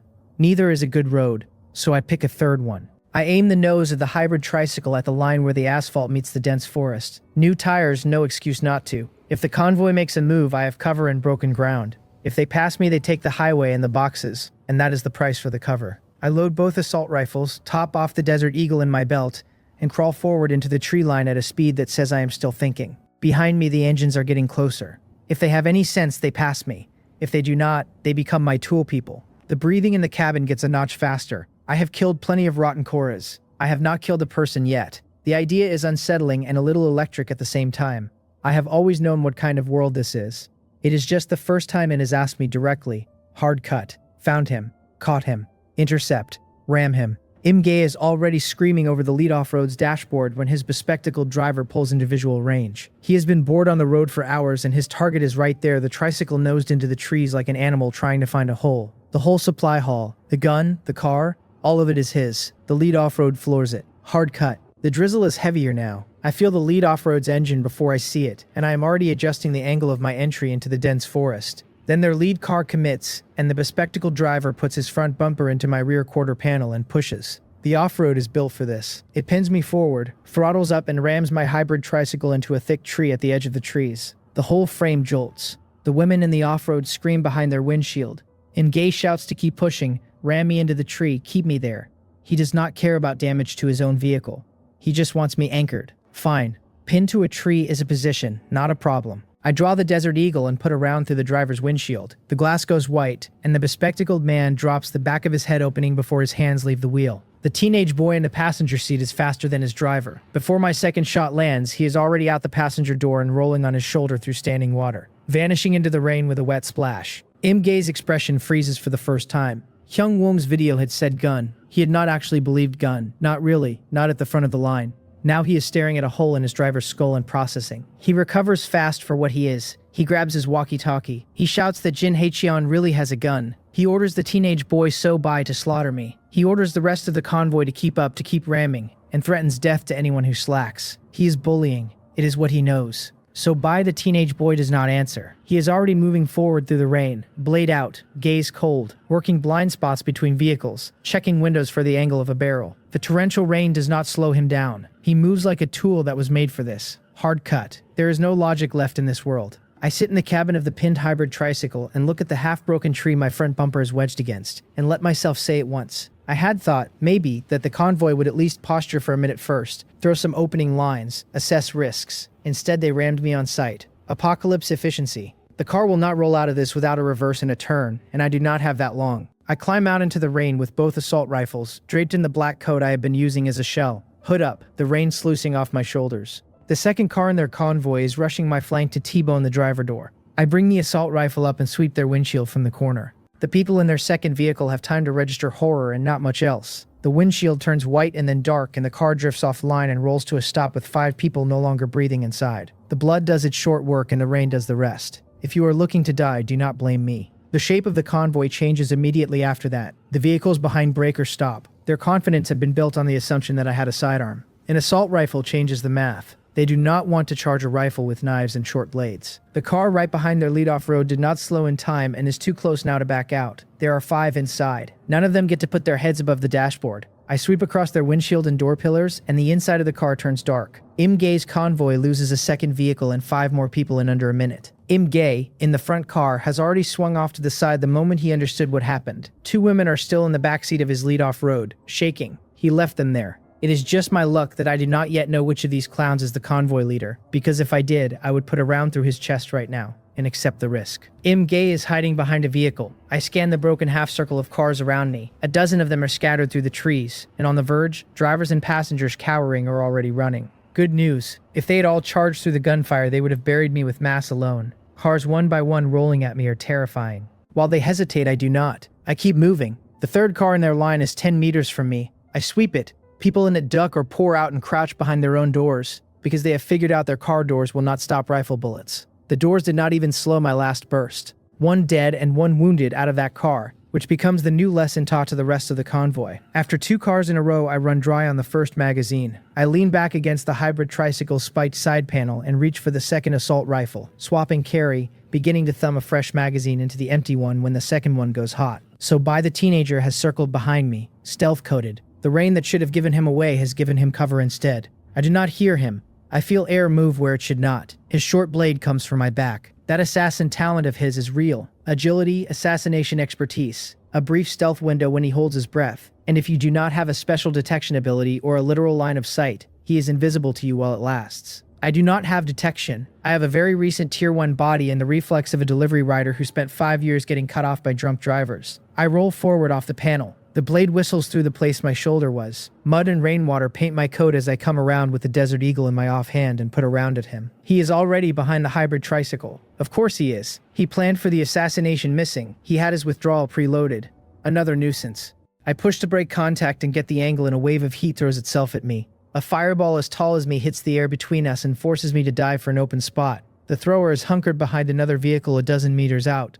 Casting from cover, I fire 2 rounds toward the spot to keep his head down and pull off line to put space between us. Scum, let us see what you are worth. Let us see how long you last. Gay is shouting from his safe hiding hole somewhere behind the vehicles. The voice is triumphant. From his point of view, I am cornered against the trees, on foot, taking fire from at least 2 directions. Low on cover, low on time. He thinks he has me without lifting a hand. He has not noticed yet that I am the one who has been moving. He keeps shouting, saying I do not have many bullets left, that the boxes I picked up were luck, that if I hand over the supplies honestly he will let me live. The last part is the funny one. The credibility of his offer is exactly 0. I respond with 2 rounds at the sound of his voice. I have 5 magazines for the assault rifle and a few for the Desert Eagle, roughly 200 rounds in total. As long as I do not get stupid, I have a real chance. They probably do not have guns, I think. Otherwise they would already be using them. The fireball was a talent. So is the assassination. The shield I am about to see is going to be another one. The rifle is still mine alone. 5 people in a phalanx come at me from the front. A tall slab of something held up in front of them like a door. The rest of them tucked behind. I test it with a single round. White scuff on the surface where the bullet hit. No penetration. Another powerful talent, of course. They have been in the city long enough to weed the weak ones out. The smart ones have stuck with Gay because the alternative was being on the menu. Gay shouts again that no matter how good my gun is, I have to hit someone for it to matter. He says once his people surround me, I am done. He tells me, with the same theatrical generosity, to give up now and he will spare my life, or he will make me wish I were dead. I tune him out and check angles. The shield front is bad. So is staying put. Time to stop trading with them on their terms.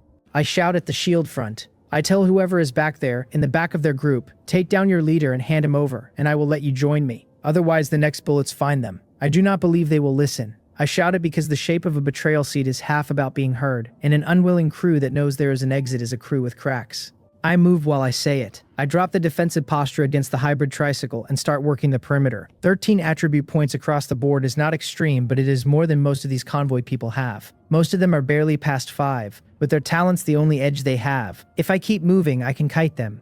Gay starts laughing and calls me scum again. He does not finish the second sentence. A figure cuts through the rain at sprint speed. The next thing his cars hear is my rifle. The people I hit are not the ones behind the shield. I've ignored the shield. I sprinted around the side of the formation to get an angle on the people further back. 3 guys 20 meters behind the shield who had been watching the show with their heads up. The spectator class of the convoy. The shield does not cover them. They do not have combat talents. They were here to enjoy. They go down one at a time before they even understand they are being shot at. The cries that go up from the vehicles around them tell me the rest of the convoy has just had a new lesson taught to them. The man they came to rob is not a sheep. 10 of them down in the first few minutes. I keep moving. I avoid the cars that are already collided up against my hybrid tricycle. The spot where Sobai and the shield bearer are hovering, because that is the kill box they want me to stand in. Every few minutes I duck back into the trees to swap magazines without being seen. The dense forest is not for them. It is for me. I want Gay. I want the fireball thrower. Both of them are good at hiding. The fireball thrower has gone silent after 2 casts, either gassed or scared. Nobody else has fired a gun back at me. Not 1 round. That confirms it. They do not have any, which means they cannot stop me except by closing distance. And I am the one who decides that. I empty magazine after magazine into the rear ranks. I aim for the cowards because the cowards are the structural support of Gay's authority. And once you start cutting them down, the smarter ones start doing math. You are courting death.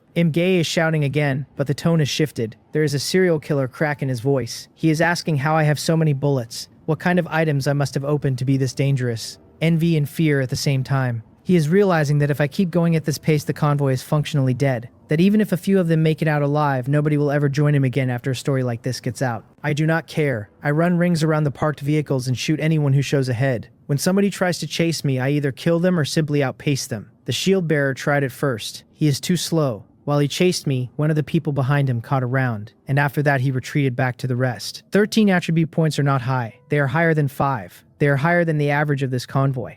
The math compounds in my favor every minute I keep moving. The biggest active threat is still Sobai. He has tried to angle for another stab a couple of times. Each time the rifle has been close enough that he had to break off. I do not give him a window. Guns will always beat melee if the gunner refuses to stand still. The fireball thrower has gone silent entirely. Either his spirit ran dry or he is out of nerve. The roles of hunter and prey are inverting. Hard cut. By the time I hit my 15th kill, the convoy is breaking. 2 cars peel out from the rear and just run. They abandon Imge without a backward glance. They have made the math themselves. The pressure I am putting on them is too steep. The next group sees the first 2 leave and follows. Once one person runs in a panicked crowd. The crowd is just a queue. The corner of my mouth pulls up while I am still circling. As long as I do not waste rounds and do not get ambushed, the collapse is just time. 2 magazines spent so far. If they had not started running, they could have stacked me out. They are not a real group. They are a man with a talent and a herd that was following him because he was the meanest thing in the room. They are running because they have just realized I am meaner. Imge screams over the walkie-talkie for them to charge, to take me down to think about where they are going to go without him. Nobody answers him. The people in his convoy were following him precisely because they were afraid of dying. They are not going to die for him now. The ones who can get into a car drive. The ones who cannot, regret it and stand in the rain. Some of the runners grab supply trucks on the way out, because almost nobody in a convoy like this had any morality to begin with. They came to bully, and they are the first to run. In the middle of all of this, Mu is also trying to escape. Her plan from the start was to find a moment to grab a car and run with her brother. The chaos of the convoy collapsing was the moment. Other people grabbed the cars first. She does not have a combat talent. Her brother Imwu is still in a critical state. The 2 of them get left in the rain on the road, abandoned by everyone, with no driver and no protection. She is soaked and silent. She looks at me through the trees, finishing off another shield bearer. She looks at the 8 cars peeling off in different directions, some down the road and some plunging into the dense forest, like headless flies trying to find a hole. She makes a decision. She pulls herself together. She decides she is going to live, and her brother is going to live. No matter how, she has to make that happen. Imge screams that they all deserve to die. Nobody answers him. The handful of cars left in his orbit have not driven off, because nobody is brave enough to walk to one with me roaming the perimeter. About a third of his convoy fled. About a third is dead. The remaining third is a dozen people of whom only a few still have any intention of fighting. The pressure on me drops sharply. I start firing more freely. I hunt the holdouts behind specific vehicles. Stop, stop. We admit defeat. We are willing to retreat. Imge has switched tactic. He is begging now. He had not expected one person to be this much trouble. He is watching me work my way through the people with the shields, the 5-man combat unit of his convoy, and he can do the math. If they die, he is naked. I tell him very plainly that it is a little late to be saying that now. He tries again. He brings up the black fog. He says infighting is no good, that the black fog is behind us, that there are others to think about. He talks like the leader of a convoy that just spent the last hour ramming a stranger and ordering an assassination. I treat the words like gas escaping. I am not going to walk into close range to discuss it. I do not need to. I have the rifle. If any of you still want to live, I shout to his shield bearers, take your leader down. I only kill the ringleader, or stand still long enough for me to find your blind spots. The biggest of the shield bearers, a burly man, listens. He confers with the people behind him for a beat. They were grouped up to leave through the vehicles, and I have not given them the room. With injuries already and a clear sense of how my rifle handles, they take the deal. We surrender, the burly man calls back. Our boss is Imge. He is over there. We are willing. They turn from the vehicles and walk toward Imge's hiding spot. The deterrent power of the assault rifle still beats Imge's reputation. He is scary. The rifle is scarier. I nod for them to go. Let them test what hidden moves Imge has saved for the end. Let them kill each other for me. Do not worry about whether he lives or dies, I shout across the rain. Take him down and you live. I say it loud enough for the rest of the watchers to hear. The shield bearers walk on Imge more boldly. Imge screams that they had better come if they are not afraid of dying. His eyes have gone red. He is going to use his talent. I leave them to it and start moving. The man I want next is the fireball thrower. He is the one ranged threat in this convoy, and even if he is silent right now, he gets to live a long time if I leave him. I move around the perimeter and find the vehicle he has been casting from. He feels me coming. He starts to move, badly. His agility was never trained. Once I have eyes on him, he is out of options. Do not kill me. I surrender. I surrender. He puts his hands out toward me, trembling, pale face, terror written across it. He stops moving entirely because the muzzle is on him, and he does not want to outrun a bullet. He had a window to surrender earlier and he picked fireballs. He chose his side. You were quite decisive when you attacked earlier.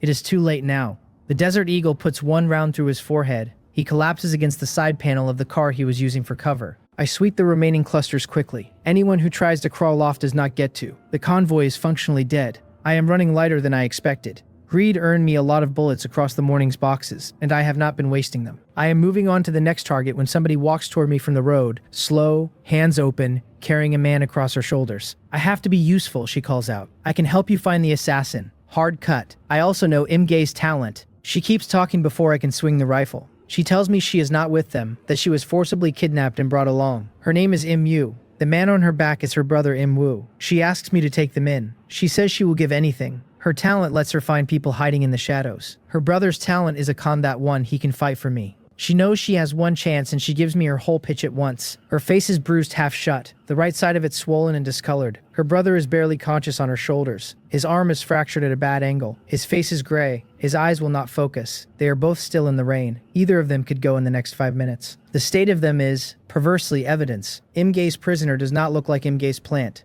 What is your talent? Wind whisper, she says.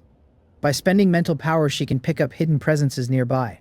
She tells me, straight, that the assassin has already moved on Imge, that the 5 shield bearers are now in trouble. She tells me Imge's talent is berserk, triples his strength, agility, and constitution, but it eats his mental power and sanity, and if he holds it too long he loses his mind entirely. The numbers matter. If Imge was at 5 across the board, berserk pushes him to 15. He is probably above 5, which means a triple berserk Imge is a flat brawler with 20 in every relevant field, and so by the assassin is moving on him with stealth-coated agility. If I close to fist range, I am in mutual destruction territory. Im-Yu adds that her brother was beaten down by the two of them together back when he first tried to stop Imge. This makes me more cautious. It also makes me certain Im-Yu just spent her hostage value to fix the math for me. She did not negotiate.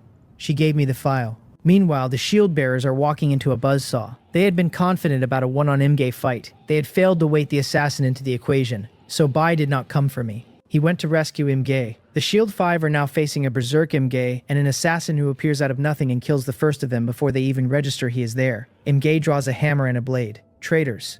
All of you have to die.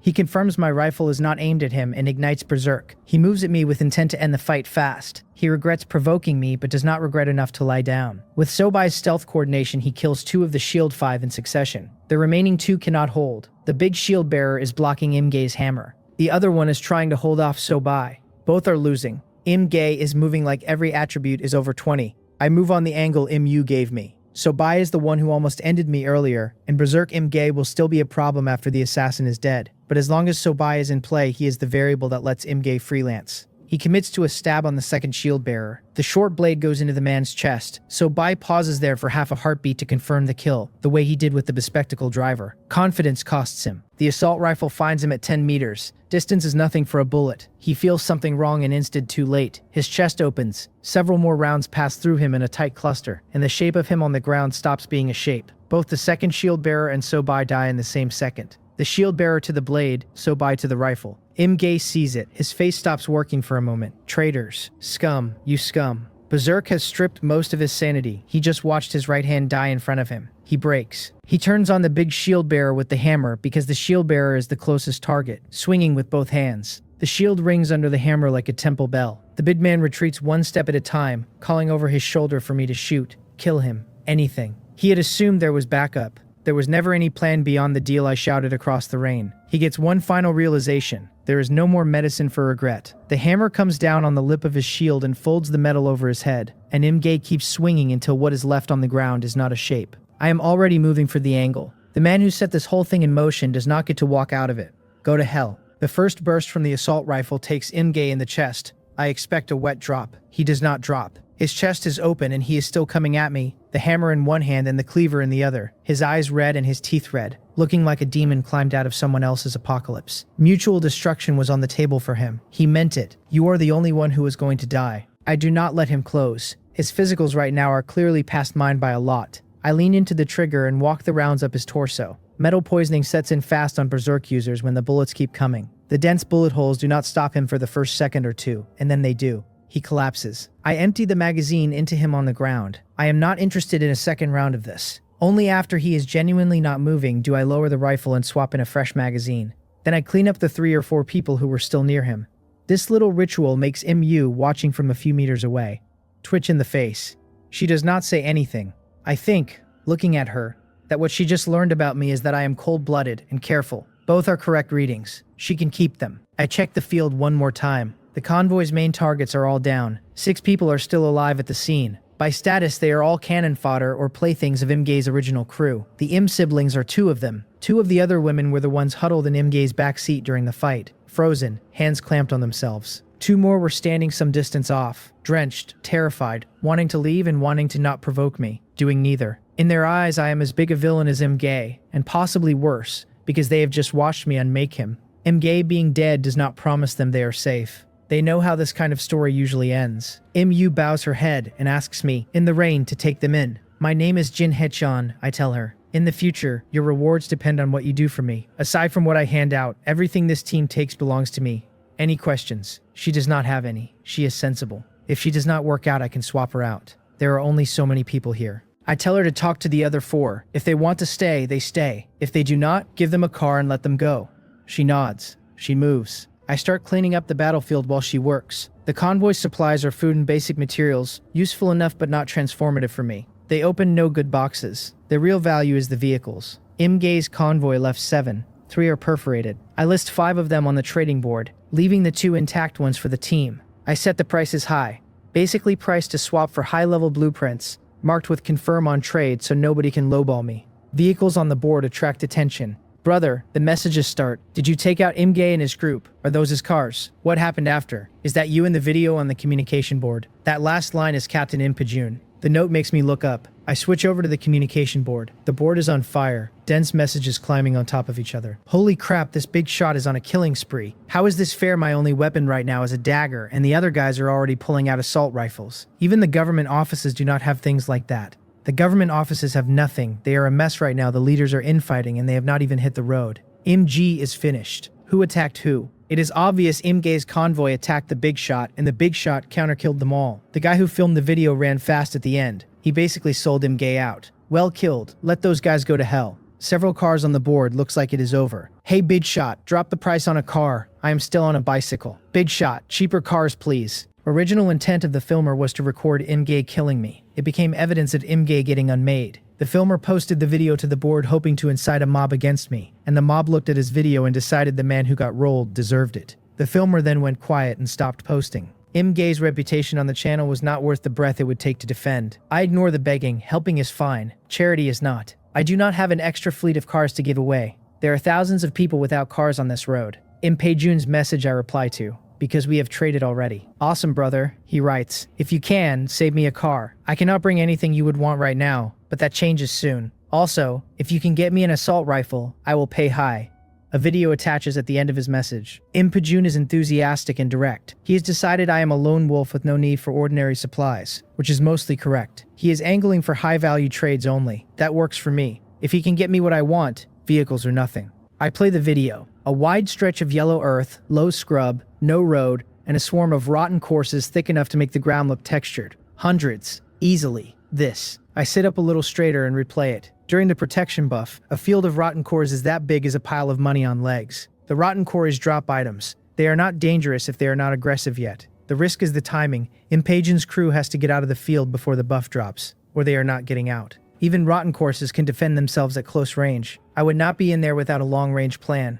I will wait for you to come trade, I write back, and leave it alone. He knows his own limits. I do not push more on him. I change clothes, swap out the rain-darkened layer for a dry set, and let the wet ones air. While I am doing that, Mu has been working her 4. 3 of them ask whether I am actually a good person. 3 of them know they cannot resist me either way. All 4 stay. I am not focused on them. I am watching the siblings. They have performed well so far. Obedient, sensible, with a sense of boundaries. I leave the 2 intact cars to your team. I tell Mu, you decide how to assign them. And this. Consider it an advance on your reward. I pass her a low-level recovery potion. I am not being generous. I want to see what her half-dead brother can do with his talent, and if he can do the work, the 2 of them are core team material going forward. Yes, thank you, boss. Big brother. Captain. She does not know what to call me. I tell her Captain is fine. The rest of the team can use the same. Yes, Captain. She feeds the recovery potion to her brother. I watch with mild interest. I have not used a healing item myself. Knowing what these do firsthand is worth as much as a stat panel. The potion goes down.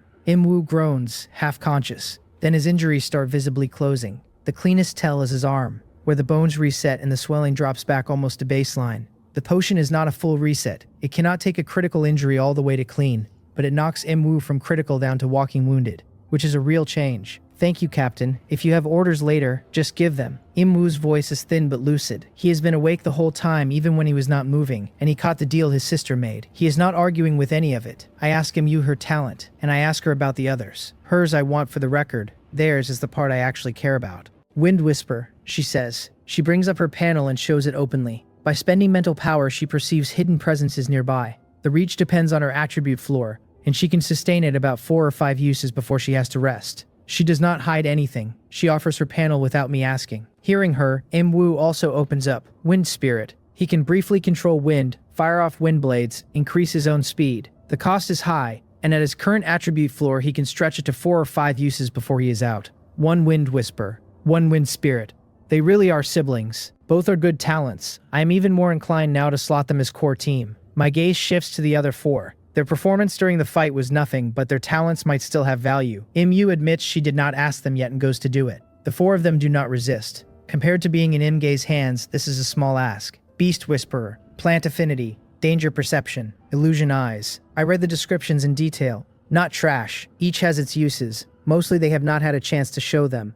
The only one that could be used in a fight right now is Illusion Eyes. The woman with it can project illusions, but she does not have practice, and her mental power runs dry after 1 or 2 uses, and any opponent with high spirit can flip the illusion back on her. Risky. Beast Whisperer can talk to and even tame exotic beasts, but there is nothing in range for her to use it on. Maybe if the Shadow Demon Wolf catches up later, she can take a swing at it. If she has the nerve, the probability is low. Plant Affinity is for cultivating plants and pulling intelligence from plant-type exotic beasts. A long game, useful in a stronghold, not in a firefight. Danger Perception is exactly what the name says, useful in any situation, limited by attribute floor. Their talents are not bad, their attribute floors are. Alright, get ready to roll, I tell them. I look at them and see 4 people in shredded raincoats, soaked through, shivering. I pull out clothes from the storage and let them pick what fits. Between material boxes in the convoy's cars, I have a closet to spare. Thank you, Captain. They change in the cars and dry off as best they can. While they handle that, I sit with the road. 3 options. Highway, chase the runners and hunt them down. Or push off-road into the rainforest, now. Im Pajun's video sits in the back of my head. The man on Hwaryong Street who told me, on day 1, that the sides would be more abundant than the highway. The same logic. Higher reward, higher risk. But right now the risk is artificially capped because we are still in the protection buff and the rotten cores are not aggressive yet. I have to know what is in the rainforest before the buff lifts. I cannot keep driving the highway and discover the woodland surprises after the timer goes out. Information is cheap right now and expensive later. Choice made. Into the rainforest. The cars will struggle, but I do not need to fight other survivors for boxes there. And if I get lucky and run into a rotten corpse field like in Pajun's, I cash in. The assault rifle ammunition is low. Less than 1 magazine on the primary. The Desert Eagle is still there, but the Desert Eagle is not what I want for a corpse field. Set off. Head for the woodland. I take Imge's walkie-talkie out and broadcast it. The team registers the decision and nobody is happy. Are we not taking the highway? The 4 are nervous. The rainforest looks like a hole that swallows people. Imwoo and her brother do not push. They have been wherever the captain takes them since they met him. The other 4 eye the tree line like it is the edge of an abyss they will not be coming out of. Even afraid, they speak up. I do not hide my reasoning. I tell them I want to know what the rainforest holds, while it is still safe to find out. I tell them anyway, the things in there will not attack right now. I tell them if they cannot accept it, they can leave the team. No problem, Captain. The Im siblings take it without flinching. The others take it with a flinch and a nod. They are not in a position to negotiate. Then let us clear the path, Imwoo offers. I can also find things. I have no objections. I want to watch her work anyway. Imwoo arranges the formation. She, her brother Imwoo, and the woman with the Beast Whisperer talent take the front car. The remaining 3 are in the rear vehicle. My hybrid tricycle sits in the middle because it is the biggest thing in the convoy. I now have a spare vehicle. I am no longer pinned to a single ride. If the hybrid tricycle breaks down or the road eats it, in the worst case, I tuck the tricycle into inventory, walk to an open space, and redeploy the spare. The asymmetry between my old situation and this one is real. 3 vehicles thread the trees, sliding left and right around trunks. The dense forest is dense, but the trees keep enough gap between them for the cars to weave.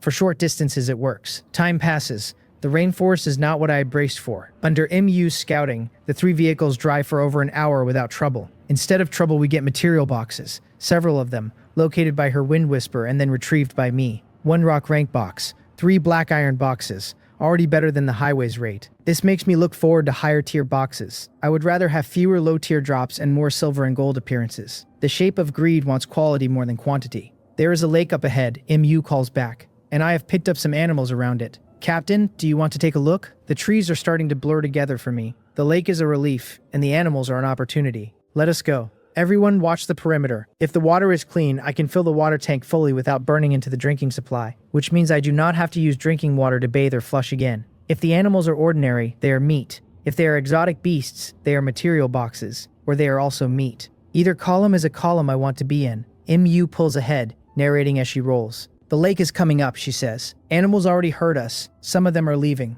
I tell her to keep going. The 3 vehicles thread the trees in formation and the trunks finally open out onto water. The lake is bigger than a school playground, the surface rippling under the rain. The kind of scene that ought to be a painting if I were the sort of guy who stopped to notice. Most of the animals at the edge clear out when we arrive. A loose herd of deer and a troop of monkeys stay behind and finish drinking in their own time, more interested in 2 jet black leopards on the far bank than in us. Those leopards have slit pupils and coats that swallow light. They size us up, decide we are not worth the trouble, and saunter off. Exotic beasts, all of them, I am sure of it. The deer and the monkeys are too large and too strange featured to be normal animals, and those leopards are the same order of thing the shadow demon wolf is. Probably tier 2. Before I can confirm any of it on my panel, my eyes catch what actually matters. Out in the middle of the lake, a yellow-green material box is floating on the surface like somebody set it there for me. Yellow-green. A higher tier than anything I have opened so far. I throw on a raincoat and step out. The 3 black iron boxes from earlier gave me materials, but nothing that lifts my own ceiling, and this color promises better.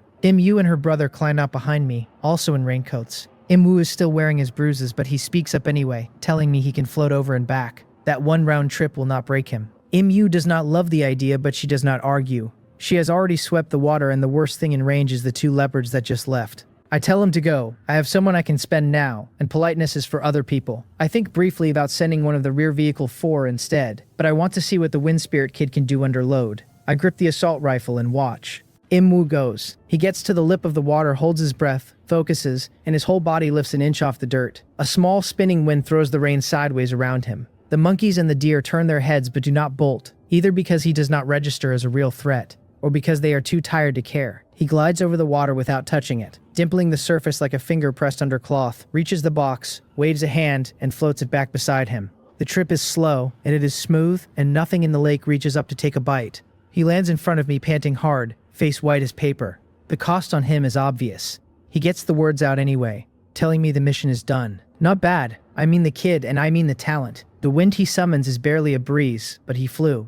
Once his floors come up, real flight is only a question of time. I tell everyone to get back in the vehicles before I crack the box. Imyu and her brother return to their car without a word. Once I am sealed in the hybrid tricycle, I lay a hand on the lid and the prompt comes up. The trading board calls it a bronze-level material box. The system asks if I want to use greed. I tell it yes. The box folds into white light and the items appear on the floor of the cab. A vehicle upgrade modification labeled lifting partition, 20 crystal stones, 50 iron blocks. Greed kicks in and lays its tax beside the hull. A low-level enhancement potion, 20 more crystals, and a piece of leather armor. The lifting partition is a real keeper. It would raise the roofline of the rig and give me a retractable second story, and the material cost is well within what I already have stocked. I read the potion's description and my face goes from neutral to almost smiling. The thing randomly adds between 4 and 8 attribute points and has a chance to break the first tier cap, with a ceiling of 30. Attribute points are the only currency that actually scales right now. Even with a talent, you cannot get anywhere without the floor underneath. I do not save it. I pop the bottle and drink. While the potion goes to work, I read the third item. A thin brownish-yellow upper garment patterned with small feathers. Ordinary to look at, the pattern's humming with that mysterious power web novels love to describe and never explain. The light feather leather armor, the panel calls it, one of a 5-piece set. Bronze level. Wearing it gives me strength +2 and agility +4, halved if the relevant attribute is past 60, with a full set bonus once I collect the other 4 pieces. 6 attribute points sewn into a shirt, as good as a free bronze potion. I slip it on under my raincoat and feel that strange charge press into my collarbones. I doubt it stops a tier 2 strike, but it might stop a bullet. I am not curious enough to test that since I do not plan to be on the receiving end of one if I can help it. The potion settles. My survivor panel updates and I parse the new numbers. Strength 15 +1 +2, capped at 30. Agility 13 +1 +4. Constitution 15 +1. Sanity sitting at 85 out of 100, with the usual warning about staying above 10. The potion did not give me the full 8, but 7 points across the board is real movement, and I am close enough to the first tier ceiling now that I can taste it. Greed is a tax I am happy to pay. Outside, MU cuts in over the walkie-talkie. The animals know something we do not. The deer have their ears up. The monkeys have already swung to the high branches, both groups scouting the way they did not bother scouting for us. Whatever is coming, it scares them more than I do. Then the deer and the monkeys break together, sprinting straight at our convoy as if our wall of metal is the safest thing in the forest. Im Woo's voice comes through next, saying the animals are losing their minds. I tell him I see it. If this turns into more than we can handle, we leave with the herd and call it a profit day. The bronze box already covers the trip. Im Yu cuts back in. Something humanoid is moving in. She counts about a dozen, some tall, most short, knives and clubs in their hands, and she calls them what they obviously are. Goblins. In a world that already has rotten cores and shadow demon wolves, goblins are barely a surprise. I touch the assault rifle and confirm one magazine in it. The Desert Eagle is on my hip. I do not love my ammunition state, but the goblins are not the giant wolf, and that is the only test that matters. Anything that bullets can solve is not a problem. It is a delivery system for material boxes. I tell MU to come about. I want to see what these things can do, and if there is a window, we take it. I would have gone after the deer for the meat, but goblins drop boxes and a box beats a haunch every time. MU rattles off the count after a beat. 12 total, 4 large, 8 small. Both her car and the rear vehicle pivot and stage to bolt if the read changes. The 3 women in the back are visibly ready to run, which is fine. I do not need them in this fight. When MU rolls past me on the way to the turnaround, I pass her brother the old black iron crossbow I have been holding back. They have earned a real weapon and a fight is coming. Imwu thanks me and his eyes are already on the bolts, calculating whether he can layer wind onto them. Even if he just speeds them up, that is meaningful. I prop myself half against the hybrid tricycle, assault rifle in one hand, Desert Eagle on my hip and ready. MU tells me they are coming. The trees spit out the goblins. Green skin, short swords and clubs, animal hides for clothes. Huge mouths making the same wet syllable over and over. 4 of them stand near 2 meters with tense slabs of muscle and short beaked faces and fangs. The other 8 are smaller, some not even shoulder height, and every pair of eyes I can see is full of greed and that animal eagerness to hurt something. They are running barefoot in the rain and they look like they are having the time of their lives. They are ugly, I say so out loud, because nobody is going to argue. When they catch our scent, they pause. They look at us and then look past us, locked on the deer trail. Whatever is keeping them off the convoy is the protection buff. They do not see us as targets, only as obstacles in front of dinner. The largest one ahead roars and leads the charge. I put 1 round through its skull. The Desert Eagle says what it says. Green blood pumps out. The body keeps going for 2 more strides before brain catches up to muscle, and that is enough to confirm the only thing I needed. They are bullet vulnerable. I do not even bother shifting to the assault rifle. I work down the line of the big ones. With the Desert Eagle, 1 round per head, calm as a man at a range, and the small ones in the second wave finally figure out what a gun is and start to panic. They are running through open ground, and they have no cover. Imwu gets off a few crossbow bolts and brings down 1. The rest are mine, 1 a step, more or less. The last one tries to break for the trees and goes down before it can claw the bark. 12 goblins. About 20 seconds. If they had reached melee, with their numbers, they might have actually done damage. With guns, it is a dimensionality reduction strike and they were never in the fight. I do not feel bad about killing them either. In the vast majority of stories, they are not the good guys, and I trust them about as much as I trust any Pinyin language entity that I cannot interview. Better to be the one with the receipts. Imyu calls in clear. No more goblins in range. The deer and the monkeys are long gone. Do I want to chase? I tell her no. I want the loot. Beside the bodies, 5 material boxes are floating. 1 rock rank, 3 black iron, 1 bronze level. After the novice area, the drop quality is climbing. I look at the green blood mess at my feet with the warmth the butcher has for inventory. While MU sets the women to clean the bodies for whatever the corpses are carrying, I pop the lids one at a time. I leave 1 black iron sealed for later because sanity is finite. The rock rank I open without greed, since spending sanity on a rock rank box is bad accounting. It gives me rice and iron blocks, nothing exciting. The 2 black iron boxes come in stacked. A black iron crossbow, 10 crossbow bolts, 10 crystal stones, 20 iron blocks, a black iron dagger, and a vehicle upgrade modification labeled connecting carriage. Greed adds another low-level enhancement potion, 10 copper blocks, 30 units of wood, 10 units of universal fuel, 20 units of rice, and a skill book called Basic Sword Technique at black iron level. I am building a quartermaster's stash 1 body at a time. The bronze level box is the headliner. The base drop is another vehicle upgrade modification labeled Artificial Intelligence, 20 crystal stones, 50 iron blocks. Greed lays a low-level upgrade blueprint beside it, 20 more crystal stones, and a skill called Shooting Expert at bronze level. The blueprints are stacking faster than I can use them, and I am starting to feel rich. I scan the goblin's attributes while the rest of the hall settles. The small ones read Race Goblin, Class 0, Talent Howl, Skill Bash. The large goblins read Race Goblin Large, Class 1, Talent Berserk, Skill Intimidate, and Heavy Strike. Howl lets a goblin call other goblins nearby and gives them courage in numbers, with the obvious trade-off that they break and run if they get outmatched. Bash and Heavy Strike are pure damage. Berserk strips them of restraint and doubles their attribute values at the cost of a weakened state after. Intimidate suppresses low rationality targets so they will not strike back. I store the readouts. I plan to dump them onto the communication board later, once I am clear of the forest. No reason to hand my location to 20,000 strangers. Sanity sits at 55 out of 100 after the 2 greed unlocks. But enough. I take the second black iron drop for later. The bronze level haul is the one that actually moves the needle. I have been running a half-witted sentry no one in the hybrid tricycle, a piece of glass that pings me when something living comes near while I sleep and does nothing else. The artificial intelligence blueprint says it consumes materials to seed a low-level intelligence into the vehicle, binds it to a host, and lets it run simple vehicle functions like locking, unlocking, and intelligent driving. It needs electronic components, crystals, and some specialty metals, all of which are sitting in my inventory. Not a science fiction supercomputer, better than what I have. A real upgrade. The shooting expert book is an upgrade on basic shooting, and I do not hesitate. The low-level upgrade blueprint is the part I have been waiting for, and finally getting it as a bronze-level item instead of black iron lets me breathe out. My hybrid tricycle has been bolting on additions until it looks like a vehicle a child drew. The armor plates do not cover the connecting carriage modules that come after them. The shape has gotten ugly and inefficient. A low-level upgrade blueprint lets me rebuild the whole frame around all of it in one pass. I am already planning. I want to craft every blueprint I have stocked. I want to flip the trading board for any modification a survivor with too many vehicles and not enough materials is willing to dump. I want to build a moving fortress and not stop until the protection buff lifts.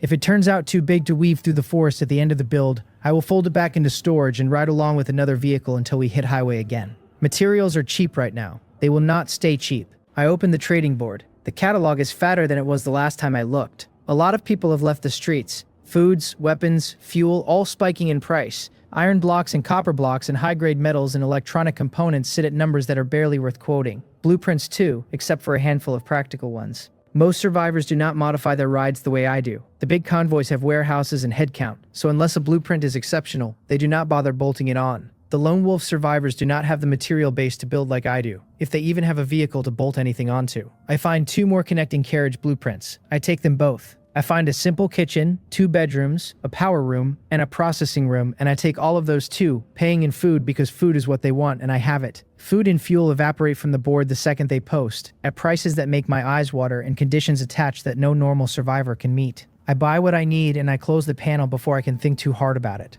I scroll the communication board for a second. Nobody is talking about me and Ngay's old convoy anymore. The forum has moved on. A few highway updates, a few traders begging for materials. Between the new skill, the upgraded shooting expert, and what is left of the enhancement potion, my panel ticks up by 2 more points. Strength 16 plus 1 plus 2. Agility 14 plus 1 plus 4. Constitution 15 plus 1. Sanity 55. Still below the first tier cap on the main stats, but moving. I set the artificial intelligence blueprint on the dashboard and feed the consumables in. The dash speaker comes to life with a clipped mechanical voice telling me that the vehicle intelligence is at my service, that the bound object is myself, that the master may give it a name, and that the system has detected Sentry No One, and asks whether to merge and take over. I tell it to take over and inherit the name.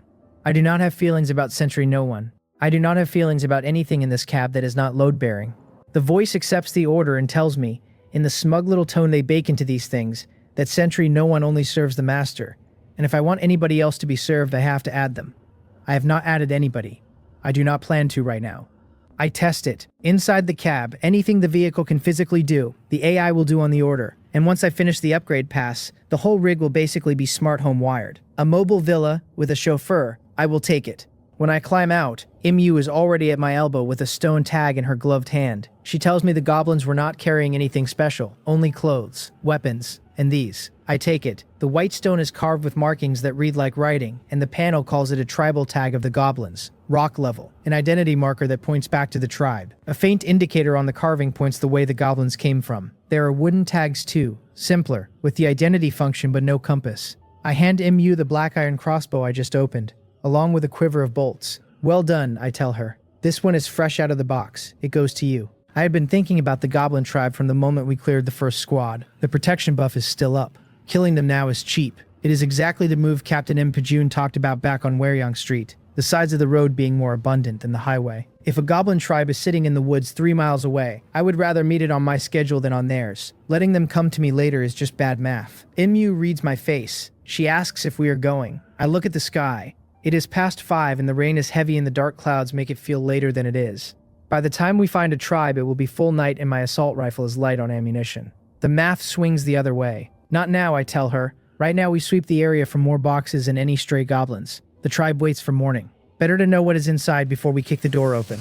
Mu nods. She fills the hybrid tricycle's water tank from the lake while we are stopped, and we run the water purifier blueprint we picked up earlier so the storage drinks clean. The goblin bodies stay where they fell. Gifts for the next carnivore that wanders through. We move out. For half an hour we wind through the forest under Mu's scouting. She steers us around 2 close calls, what looks like the same pair of black leopards from before, and a large python lying underground in ambush. We mark them on her map and we route around them. The vehicles are not for fights with Tier 2 ambushers. By the time the rain has thickened and the trees have started to feel identical in the gloom, I have added 2 more black iron boxes to my stash, putting me at 3 sealed black iron and 3 sealed bronze, plus the open ones I have already cached. I am starting to wonder whether to call the sweep when Mu speaks up on the walkie-talkie. She has goblin traces. 15 of them, 4 large and 11 small, but something in the read feels off. Like a few of them are not the same kind of goblin as the others. A new squad. We move in. I am not letting another box pile slip by, and even 15 goblins are not a whole tribe. A minute later, she comes back with something stranger. There are people in there. People, she says. Goblins are hunting them. The first thing I think of is what the guide told me weeks ago, that there are humans from other regions and other worlds. We are still inside the protection window. Under normal physics, the goblins should not be acting this aggressive. And nobody on the highway has overtaken me, so these humans cannot be from the same area as me. The pieces only fit one way. We are not the only people who got dropped into this world. I tell Mu to keep counting. She comes back with 7 3 men and 4 women, scattered through a perimeter the goblins are tightening around. With those odds, most of them will not get out. I roll up to about 30 or 40 meters out and stop. I am going in alone. I pull the hybrid tricycle into my inventory by way of the trading board, posting it at a price that requires my confirmation to clear, so the system treats it as a held listing and frees up nothing. It is a free stash, basically. Mu wants Imwu to come with me. He volunteers, crossbow in hand. I shut both of them down. It is a small goblin squad with maybe 1 specialist in it. Numbers are not the bottleneck. I want eyes on the rest of the perimeter in case anything else moves. Mu will guide me by walkie-talkie. I check my kit, black raincoat, walkie-talkie strapped to my chest, assault rifle over my shoulder, desert eagle in hand. I move into the dense forest. Mu's voice comes through soft and steady. 10 meters in your direction, she says. There are 2 people hiding there. 3 goblins are searching. 10 meters in heavy trees and light rain is far enough that I cannot see anything. The goblins announce themselves for me. The same wet syllable they all make, doubled and tripled in a chorus of irritation, telling me exactly where they are. They are louder than they need to be. Either they cannot find their targets and are venting, or they are just like this. To me, they are walking material boxes. I do not bother hiding. I lift the Desert Eagle and put 3 rounds out. The chorus stops mid-word. The 3 goblins drop where they were standing. Only 1 black iron box floats up. Fine. I walk toward it and call to the trees, telling whoever is hiding that the rest of the squad is on its way and they should come out. I get nothing back. Mu prompts me on the walkie. The hiders are on my left. I look that way and the Desert Eagle comes up with my eye. I tell them to come out. 1 chance. I am not joking. If we cannot communicate, they are no different from the goblins, and I will not haul potential trouble through my forest. The Desert Eagle is doing the asking. A man and a woman peel away from a tree they had been pressed against. They had blended close to the bark, which is a clever trick but a basic one, the kind that breaks the second somebody scans by sound or smell. Their hands go up.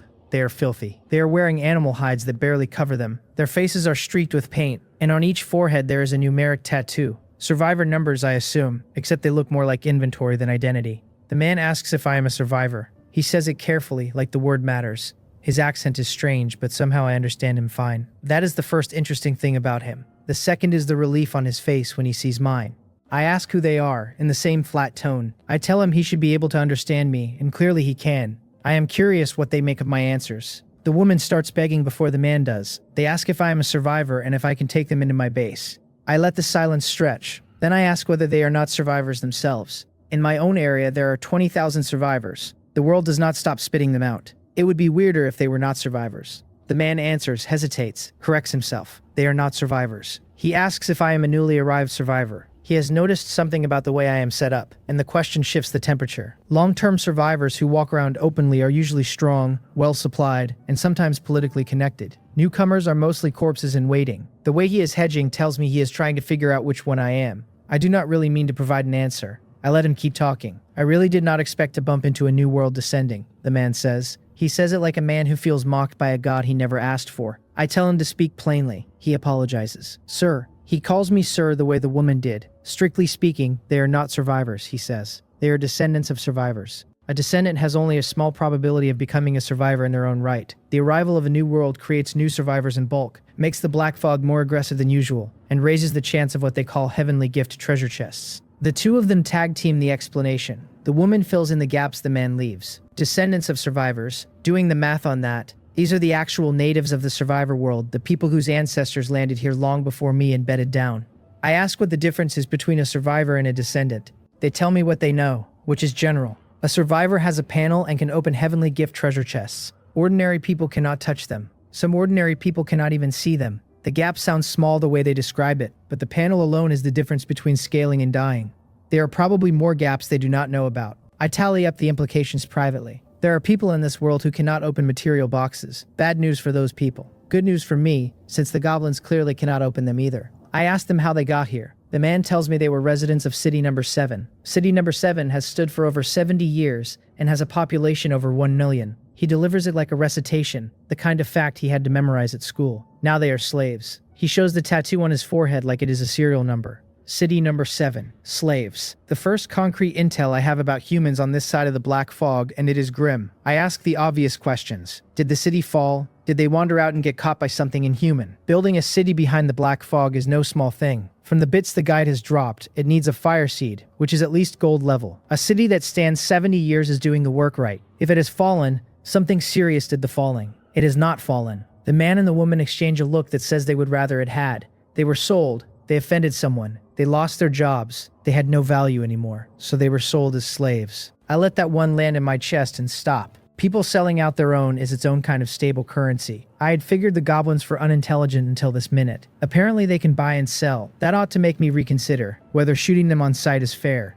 I think about it for 2 seconds and decide it is fair anyway. They are ugly. They are not on my side. They drop material boxes. The arithmetic works out. I ask if anybody at City Number 7 trades with goblins. The man tells me yes. Not just goblins, gnomes, orcs, elves, dragons. Every alien race trades to some level. Some humans only trade supplies. Some humans will sell anything, including humans. Not every faction will deal in slaves. The two of them were sold to the Goblin Gold Royal family, then circulated through the Goblin tribes, then bought by the tribe near here and brought in recently. They keep talking. They have a lot to say once they get going. Being a slave is bearable, the man says, depending on who owns you. To certain humans, even to certain alien races that treat slaves with some baseline of dignity, it is survivable. Being a slave to goblins is different. A slave to goblins is the worst tier of slave in the world, and there is a particular reason. Slaves to goblins are called breeding machines. Goblins themselves cannot reproduce on their own. They reproduce by impregnating any other species, regardless of sex, and the offspring is always goblin. I let that sit. The woman cannot meet my eyes. Whatever guilt I had over emptying my magazines into the first squad is gone.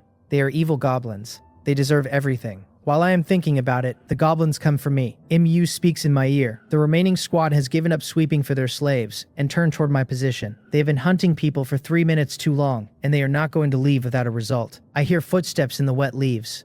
The first goblin to come into view is not on the ground. It is up in a tree, carrying a quiver, holding a short bow, an arrow already on the string. Its eyes are sharper than the average goblins, and there is a colder light in them.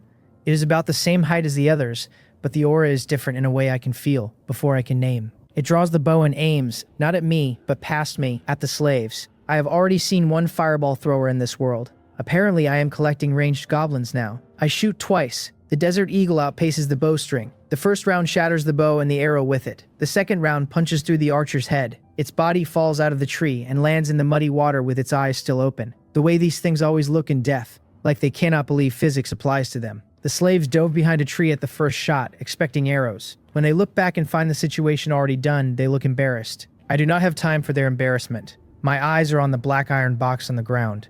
Harvest +1. MU cuts in. 3 goblins from the left, 1 large and 2 small. 4 more behind them, including another large. The rest, further back, still tracking the other hiders. I look in that direction. I can already hear them, which tells me everything about how serious they take stealth. Do these things really have the brains to run a slave trade? I doubt it. I drop in a full magazine and start walking toward them. 12 dead, 3 dead in the second squad I just hit, and I have killed 1 more here, which leaves 7. Of those, I will kill all 7 before they can find a cover that matters. The 3 out front lock eyes on me. The large goblin in the middle roars and tries to charge. Its aggro shifts the moment it sees the hiders behind me, but it does not matter. I am already shooting. The Desert Eagle is doing its job. I change positions while I shoot, the way the new shooting expert skill is teaching me to without me noticing. 3 goblins down in 1 pass. The 4 behind them see it and bolt. The large in the back gets 1 stride before a bullet enters its skull from the rear. The smaller ones do not get any further. It feels less like combat and more like trimming a hedge. 3 boxes drop from the 7. White, black, and bronze yellow. The bronze yellow makes me happy. 2 bronze drops in 1 afternoon is a good day. MU is talking again. 4 goblins are left, ahead of me. There are 3 more humans in that area, and one of them is, in her words, dangerous. She is not sure he is human. She has been watching him slug it out with large goblins for a while. That gets my attention. The slaves who got dropped here all have something on them. I top off the magazine and start moving. A dozen steps in, I hear it. Heavy bodies colliding, roars. The kind of fight that does not care about cover or stealth. I break into a sprint. The trees thin and I find the source. 3 large figures are at it. The biggest is a giant black bear wearing rags, swinging massive paws and refusing to dodge or guard, a pale yellow aura flickering over its hide each time it eats a blow. Its opponents are 2 large goblins, their green skin already gone crimson in patches, eyes bloodshot, blades and clubs leaving open wounds on the bear without slowing it down. Behind the large goblins, a small one with a wooden staff is holding back. When it sees me show up, its face contorts into something between hate and warning. It is telling me something with the look. I read it as a threat. The clearing looks like a building site after a bad shift. Trees on the ground, gouges in the earth, water pooling in the depressions. The bear has the large goblin pinned at one point, and the ground shakes when its paws come down. If the other large goblin were not there, the bear would have finished the pinned one already. I want a piece of that. I also know better than to ask for it. The bear and the goblins are tier 2, judging by raw output, and my floors do not match theirs. On the other side, a young man with a girl on his back calls to me. He is begging for help. The girl is pale and limp on his shoulders. A goblin with a dagger is chasing them around the trees, eyes bloodshot, missing him by inches because every time it closes the gap, a flare of bright light flashes from the boy and forces it back.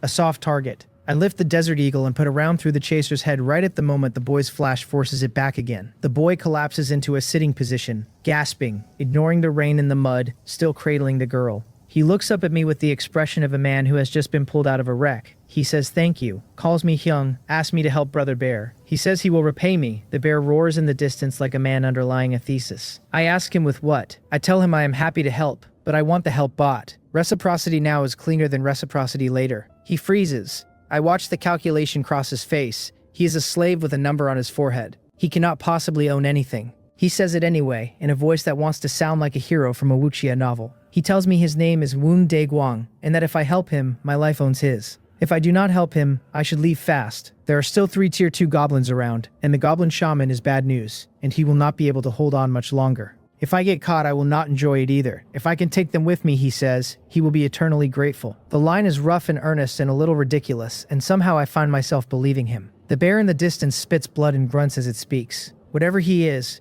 real. 3 tier 2, I say back to him. So you cannot finish them alone. As if on cue, the goblin shaman lifts the staff and the world over the clearing twists. A pulse of black light spits at Woon Dae Guang and a pulse of red light wraps a wounded large goblin. The wounds knitting closed by a visible margin. The black light hits Woon Dae Guang and his pale yellow aura dims further, his injuries getting worse. The shaman locks eyes with me, daring me to step in. That look is the wrong move. I do not like being looked at like that. What are you looking at? I tell it, and I put a bullet straight through where the look came from. The Desert Eagle hits a wall. The goblin shaman jerks.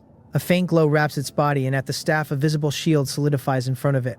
So it has tricks. Turtle shell, I think to myself, and I unload anyway. I have not forgotten how the shadow demon wolf shrugged off a magazine. The goblin shaman may not be the wolf, but it is in the same family of problems. Bullets hit the shield in a clean rhythm of small metallic impacts. The shield shatters in pieces, and 2 of the rounds get through, drawing green blood from the body, before the next pulse of energy pushes the rest of the bullets back out. The shaman screams and does not retaliate against me. Instead, it screams at the 2 large goblins and tells them in whatever language they share to finish Woon Dae Guang and stop wasting time. It plants itself and begins meditating. Its shield thickens. The bullets already in its body are slowly forced out under the pressure of the spell. It cannot run. It cannot reach me. It can only stack defense. That makes it a target on a rail. I tell it as much, out loud, because I am enjoying myself. You either run out of mana or I run out of bullets, I say. I bet I know how this ends. I keep emptying the magazine into its shield. At first it sneers.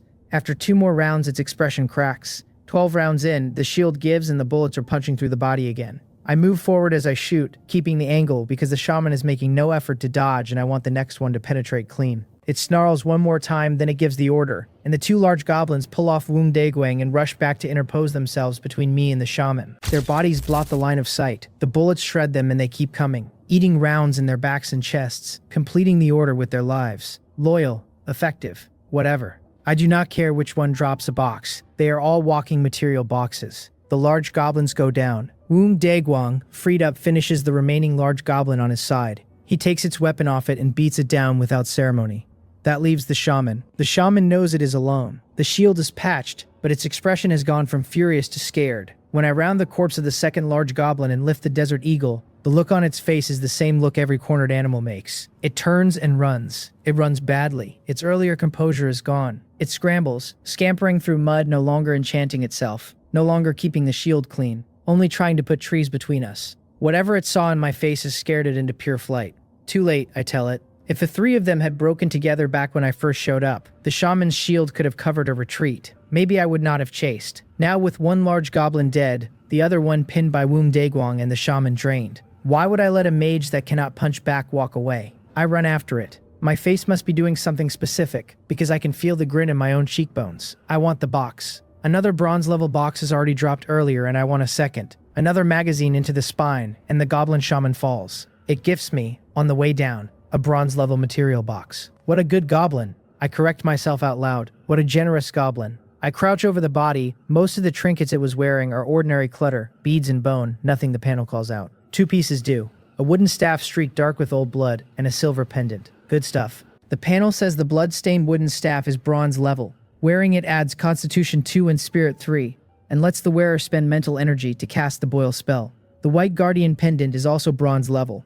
Wearing it adds Spirit 5 and lets the wearer spend mental energy to cast Magic Shield. 2 bronze level equipment pieces. That is the value of a 3rd bronze level material box stacked into the hall, and I want to give the dead shaman a mental thumbs up for the gift. Magic Shield was what just gave me trouble, so I know exactly what it is worth. It would not survive a sustained magazine, but as a short-term reflex, it is a free life. The boil spell turns out to be a buff, increasing strength and agility on the target. It costs the caster's mental energy and the target's life force, and after it ends the target is weakened. It stacks with most other buffs, and it lets the user ignore pain. The ceiling depends on target tier. On a tier 2 it adds 10 strength and 10 agility. On a tier 1 it can double the floor. On a tier 0 it can triple it. A pocket-sized top-tier piece in other words. I do not have a problem putting on jewelry a goblin was wearing. The pendant goes around my neck. I walk EMU. Battle is over. Bring the convoy, collect the boxes and the people on the way. She acknowledges. I take the path back. By the time I get to the original clearing, the second large goblin is on the ground, dying, with Woong Daegwang sitting over it. The black bear is gone.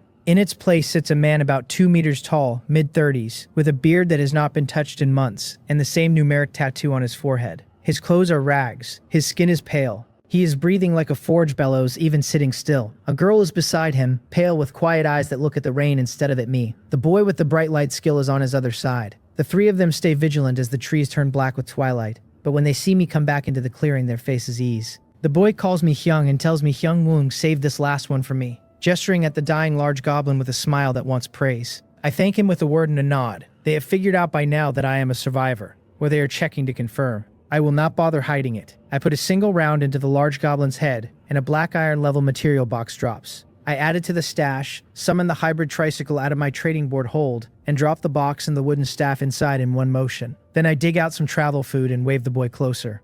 Eat, I tell him. Fill your stomach first. The boy's eyes go wide when the hybrid tricycle appears out of nothing, and they get wider when he hears me offer food. He does not care about being filthy or wet. He takes the food and eats. Slaves do not get fed well. Once they had run far enough from the tribe, they would have stopped having the strength to keep running at all. Woong Daegwang takes his turn. He tells me my life owns his life from this day. He asks me how to address him. I let him stew for a beat. Then I introduce myself, plain. My name is Jin Hae-chon. Welcome to the convoy. Captain works. I lay it out without softening. For now my rule is total. Everything follows my command. All supplies are mine. Contributions are rewarded at my discretion. No objections. I am not in the mood to build a democracy, A small team does not need many voices, and a wrong one in the wrong place gets people killed. I want to see what Woon Dae-gwang does with a hard frame. He is tier 2. Looked at flatly. He is stronger than I am. He should know that. So should I. He bows his head. Captain's will, he says. Taking us in is already a kindness. The boy echoes him. The girl drags the words out from somewhere under her exhaustion. She agrees too. The boy speaks for her. His name is Yuk Cheon, he says, and the girl is little Fox Eun-gi, Woon Dae-gwang's younger sister. She was injured before. She is having trouble speaking.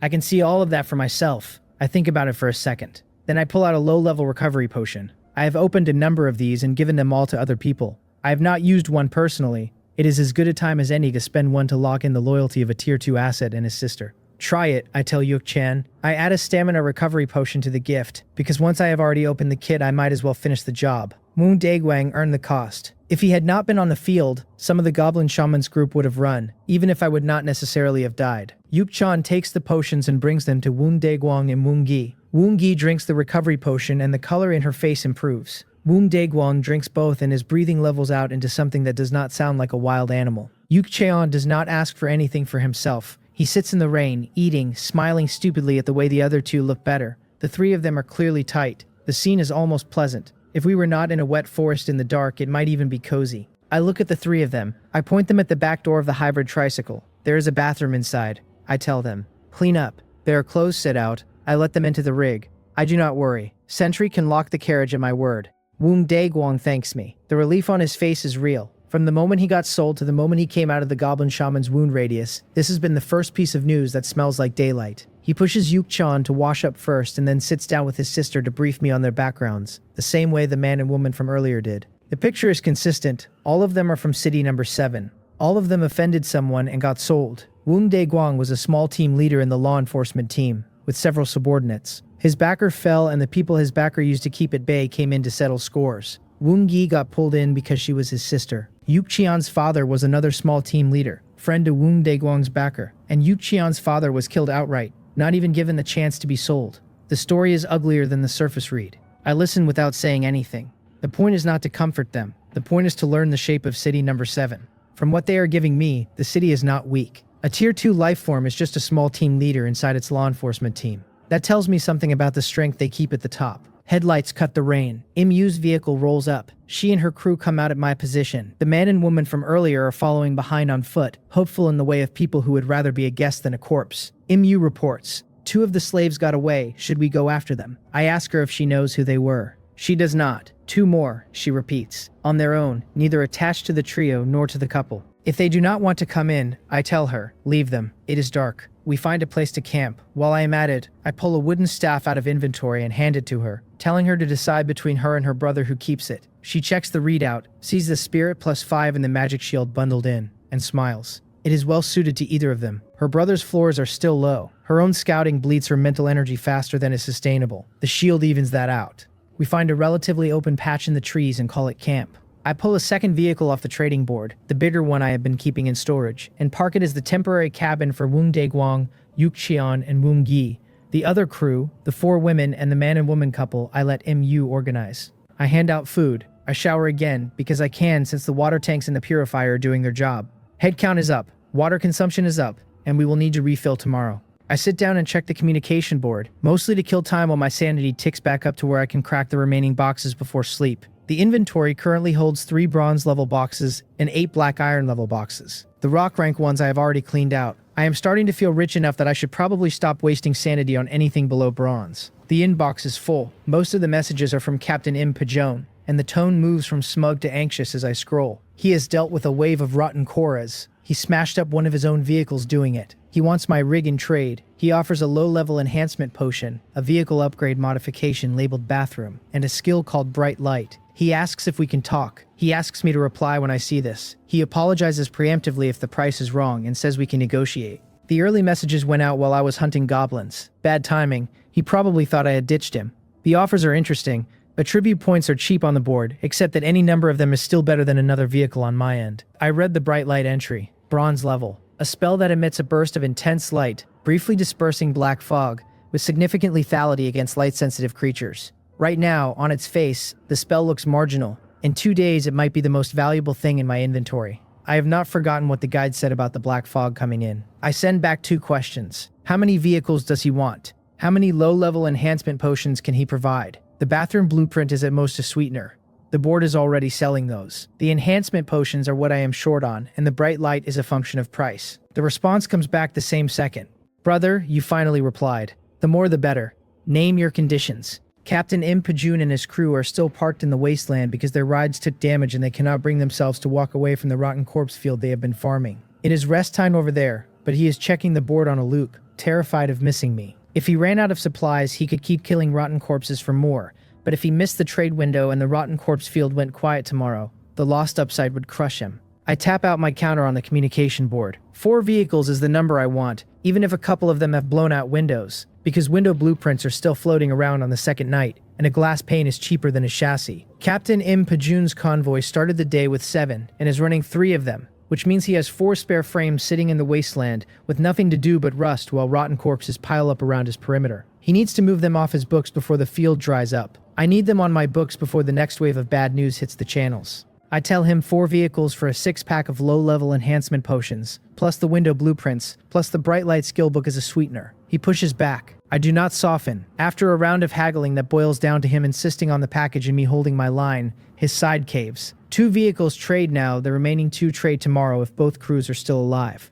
It works for me. By the time the deal locks, my trading board has 6 bottles of black iron level low-level enhancement potions, a stack of window blueprints, and the bright light spellbook. I stash the blueprints. The bright light I leave on the shelf for now, because I still have not decided whether to learn it myself or hand it to whoever earns it tomorrow. These guys really did rake it in. I sit in my rig turning the potions over in my hand. I have already seen the footage Captain Im Pajun sent, the rotten corpse swarm that filled the screen like an ant pile being kicked. If his crew is willing to spend 6 low-level enhancement potions on a trade and still kept some for themselves, they must have cracked at least 100 material boxes that day, and a few of those almost certainly came out bronze level. I am not the only one snowballing on the second night.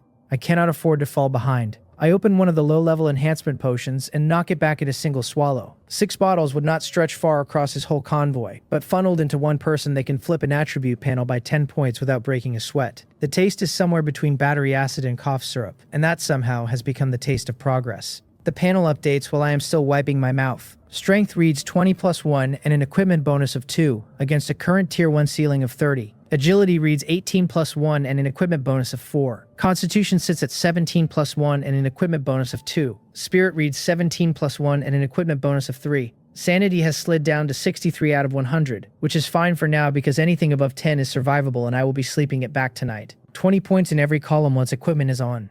Tier 1 ceiling is right there in front of me. I can practically smell it. If the second batch of low-level enhancement potions arrives tomorrow, I push through the ceiling. If they do not arrive, the world is not ended, because the second night will have other gifts and I have already learned not to bet the farm on a single trade. Vehicles are scarce right now. Almost no one in the area has rolled a vehicle blueprint yet. Most people are still walking, and the first thing any lucky stranger does after getting a windfall is reach for wheels. There are over 20,000 people in this area. Some of them are going to crack open a bronze-level box and come looking for me. Trade is a sweetener. The real engine is still my own hands on the boxes. I check the rest of my sanity and decide there is enough left for another sweep of the trading board. The second night is when the suffering really starts to show. The boards are crowded with people offering valuables for food, for water, for ammunition, for anything edible. I am long on food and short on patience for begging, so I scroll past most of it. What I am hunting are special items and blueprints. The haul is decent. 3 carriage sections appear on the board cheap, which puts me at 4 counting the one I already had stashed. Once they all clip together, this rig is going to be the 100-ton king of a mobile fortress, a steel snake that bends through the trees with armor on its scales.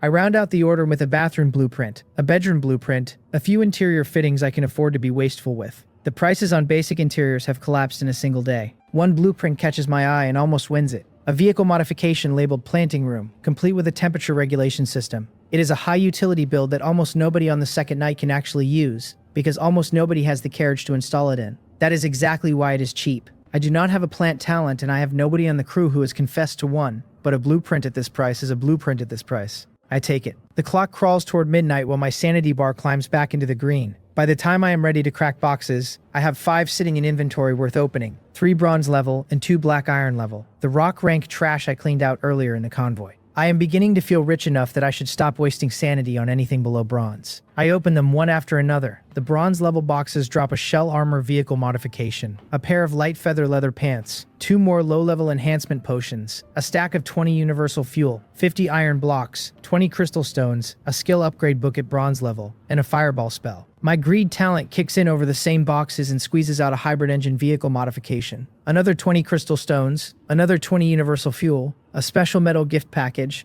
a light feather dagger, an ice crystal staff, basic meditation at bronze level, and a goblin summoning skill at bronze level, and a goblin summoning skill at bronze level, and a goblin summoning skill at bronze level, and a goblin summoning skill at bronze level, and a goblin summoning skill at bronze level, and a goblin summoning skill at bronze level, and a goblin summoning skill at bronze level. The 2 black iron level boxes drop 2 AK-47 rifles, 20 magazines between them, 20 crystal stones, 40 iron blocks, an appliance set modification, and a connecting carriage modification. Greed siphons off another low-level enhancement potion, a small stack of copper blocks and wood, 10 more universal fuel, a sack of rice, and a food gift package. I count the low-level enhancement potions, 2 bronze level and 1 black iron level. At this rate, the tier 1 ceiling is not a ceiling, it is a speed bump. The equipment is where the night really opens up. Most of the drops are light feather pieces, all of them green, all of them stamped out of whatever the goblins were running before they ran into me. The panel reads me the light feather leather pants at bronze level, telling me they grant strength +2 and agility +4, with effects halved if the attribute climbs past 60, and a 5-piece set bonus waiting at the end. The light feather dagger is the same story, strength +3 and agility +3 halved past 60, set bonus pending.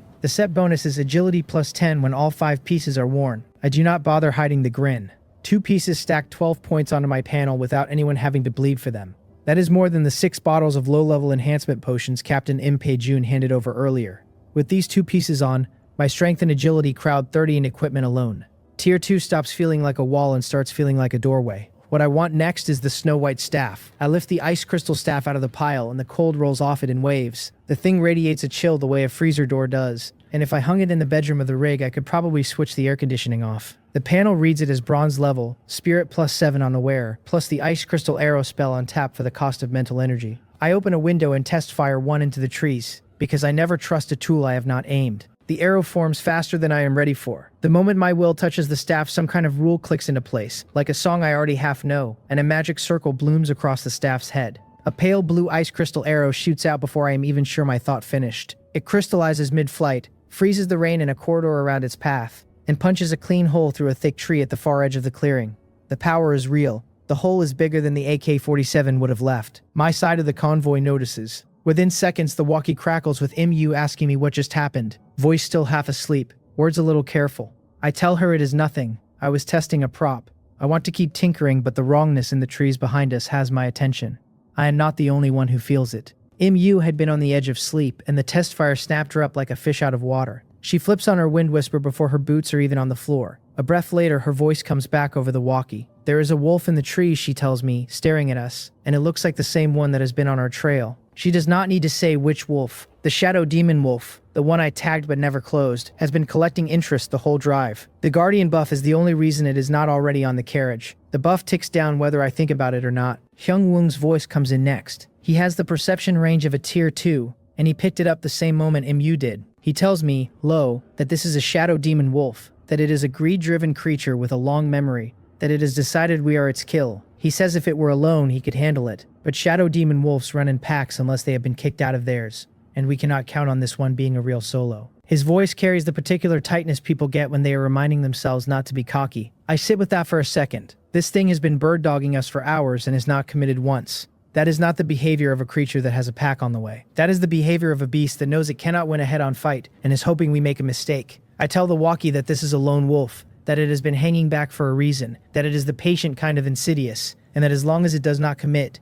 we ignore it. Tomorrow it will be the one being hunted. I stash the ice crystal staff. Strong tool, wrong hands. The staff leans into spirit and ranged casting, and I have a fistful of pistols. Whoever earns it on the next operation can have it. I tag it as a reward in my head and move on. 2 bronze-level vehicle modification blueprints, shell armor and hybrid engine, are exactly what I want for the rig. The skill upgrade book turns out to be a black iron to bronze level converter, which I file. Fireball and instant kill are both attack spells, one for range, one for the close burst, one keyed to spirit, one keyed to agility. Paired with the light feather dagger, instant kill is the obvious pickup, and I learn it without hesitation. Fireball can wait. I have a gun for the long arc. The last 2 skills make me pause.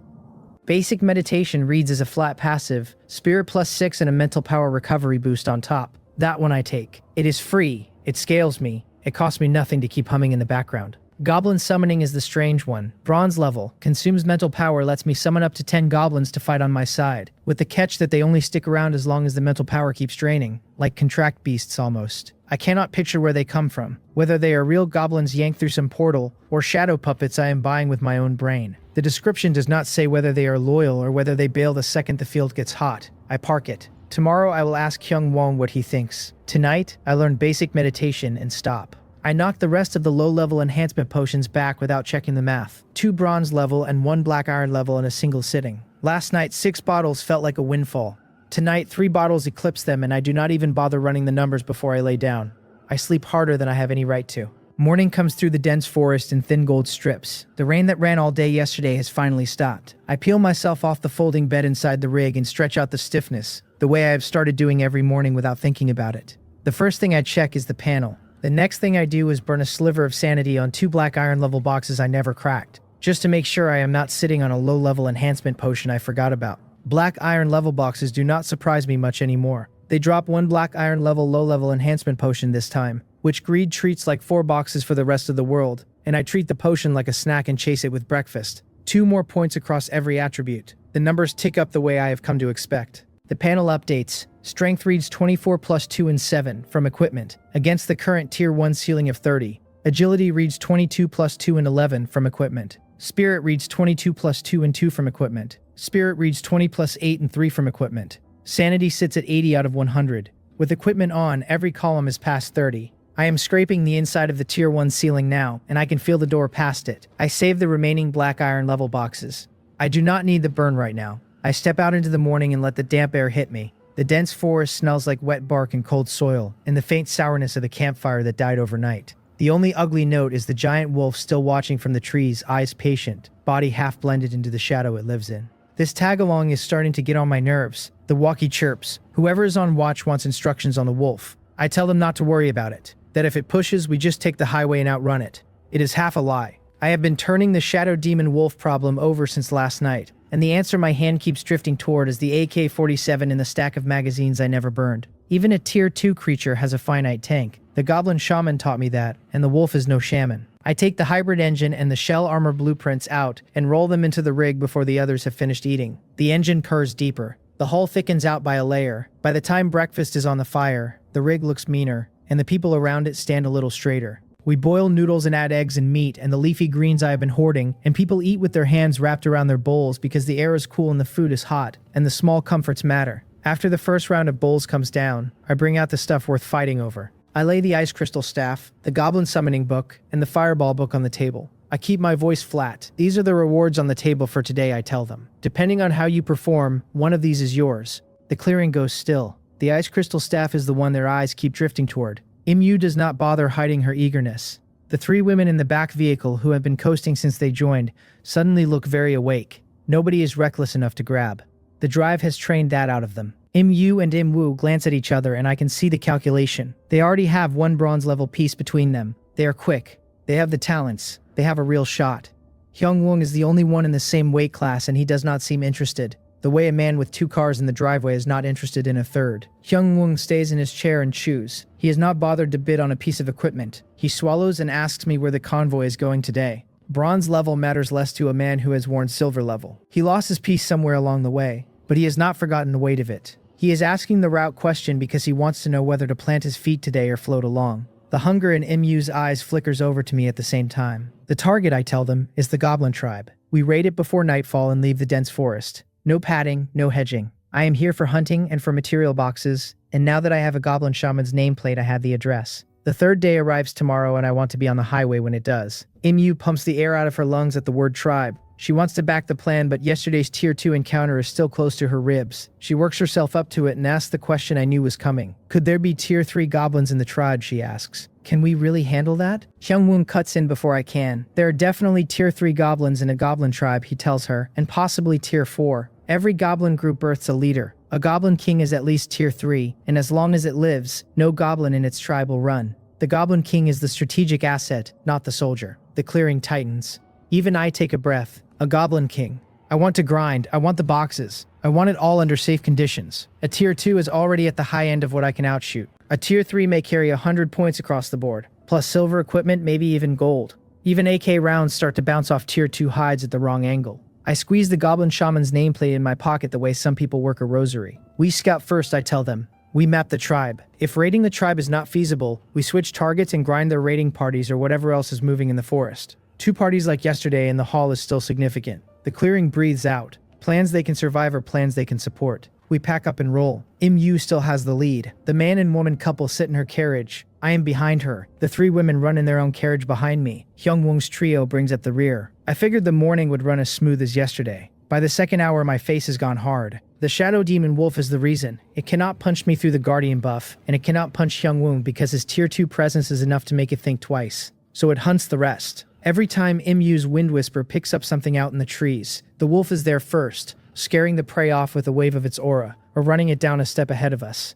Every potential box we might have rolled over evaporates because the wolf got there first or scattered the locals first. This thing has decent scouting and better speed than my rig in this terrain. I sit in the cabin grinding my teeth. We are pointed at the goblin tribe and this creature is sweeping the ground in front of us. If we keep going at this pace, we get to the tribe with nothing in the pantry and the wolf still on our flank, which is the same as walking in naked. I could pull the convoy onto the highway right now and lose the wolf in an hour. But that throws away the second night's harvest. Yesterday, I cleared 4 bronze-level boxes off this dense forest. Walking out feels like leaving cash on a table. This beast. My jaw stays clenched. I want out of the cabin and onto the trigger. The walkie crackles. Hyungwoong's voice comes through. Then Hyungwoong is overridden by a softer, colder voice I have not heard much of. Little Fox Eun-gi, she tells me, very calmly, that we should deal with the Shadow Demon Wolf first, that her talent can help. Hyungwoong cuts back in like a parent who has been ambushed by their kid in front of company. He tells her she has not recovered from her last activation, and that if she uses her ability again, she may end up with permanent damage to her mind. He apologizes to me at the same breath, says he can step out and lure the wolf himself.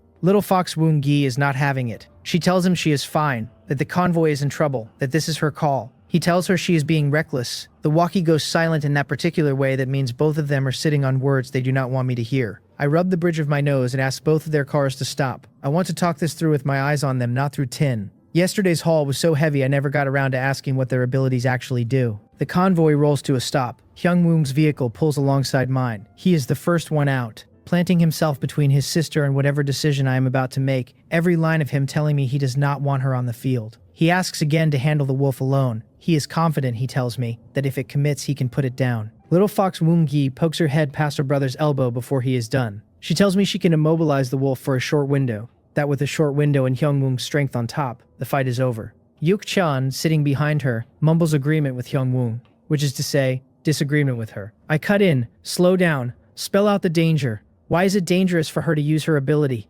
I am not in the mood to gamble somebody else's sister. We can drop the haul and hop the highway. Less harvest, more lives. The math is not hard. Hyungwoong gives me the answer, in the level voice of a man who has rehearsed it many times. Little Fox Woon-ji's talent is Beast Transformation Black Fox. The Black Fox is a mental power creature capable of warping the mind. She used her ability when their cell got jumped during the escape. The backlash is not healed, and a second activation in this state can permanently damage her or reduce her to a child's mind. I make the easy call. Forget it. We hunt elsewhere. Little Fox Woon-gi steps around her brother and speaks at me directly. She says she can do this if I lend her a bronze-level piece of equipment. She tells Hyungwoong she is not as weak as he treats her, that her ability matched against a Tier 2 Shadow Demon Wolf, which is not even a mental attack specialist, is winnable with the right gear. The siblings lock eyes over my head. This is starting to feel like a domestic. I think about the bench. The ice crystal staff is heavy on spirit. The white guardian pendant grants spirit +5 and the magic shield spell, which is the exact safety net a fragile caster needs. I am not stingy. I take both off my neck and hold them out. Try these, I tell her. If you can handle it, do it. If not, we drop the plan and hop the highway. Either way, the staff goes to whoever drops the wolf today as a reward, and the pendant comes back to me when the fight is done. She lights up the moment the items hit her palm. Her brother stops trying to argue. He looks at the wolf in the trees with an expression I would not want pointed at me. A quiet, total hatred that wants to skin a creature and forget the fur. I roll the AK-47 into my hands and step out as backup. Little Fox Woon-gi and Hyungwoong walk into the trees, and I plant my feet at a sniper's angle, range and wind already adjusted. The Shadow Demon Wolf does not run. Whatever calculation runs behind those green eyes, it decides this lopsided meal is finally going to take a bite. It circles, saliva trailing from its jaw, body half eaten by shadow. When the two sides close to about 10 paces, both crews react in the same heartbeat. Hyung-woong moves first. He flickers and becomes a 3-meter black bear, a tower of muscle that swings into a forward stance, shielding his sister with its bulk. Black filaments lash out of the trees and hammer into the bear's hide, breaking the skin, drawing blood, but not slowing him. Little fox Woong-gi stays behind that wall, and the wolf snaps at it because it has miscalculated. The ambush filaments did not land where it needed them to land, and the human in the gear it cannot read is suddenly behind the biggest threat in the forest. The shadow demon wolf opens its huge mouth to commit, but the warning bell in its body fires first. I am already lining the rifle up. So is little fox Woong-gi. Pain explodes in the wolf's head before its body knows what hit it, and its energy goes out of its hands. A long ribbon of AK rounds slams into it without its shield to deflect them. The result is much worse for the wolf than the Desert Eagle was, because this time it has no defense. Hyung-woong's giant black bear closes the gap and the world stops being the wolf's. A mountain of dark fur and pale yellow aura comes down on its skull in a single paw strike. And at this range, with the wolf's mind in pieces, even its reinforced hide gives. The skull does not shatter outright, but it caves. The wolf's huge body topples and the ground cracks where it lands. It whines. One long wretched sound through a broken muzzle, and that whine is the sound of a predator becoming a corpse. I do not negotiate morals with wolves. The AK-47 sings. I keep the angles tight around Hyung-woong's bulk and walk rounds along the wolf's exposed flank. The wolf tries to teleport the way it slipped me before, but Hyung-woong does not give it the breath it needs. He trades injuries for openings, swinging without dodging, and between the two of us the wolf runs out of options. The head goes apart, the body settles. The wolf that has been following me since the second day finally stops following anything.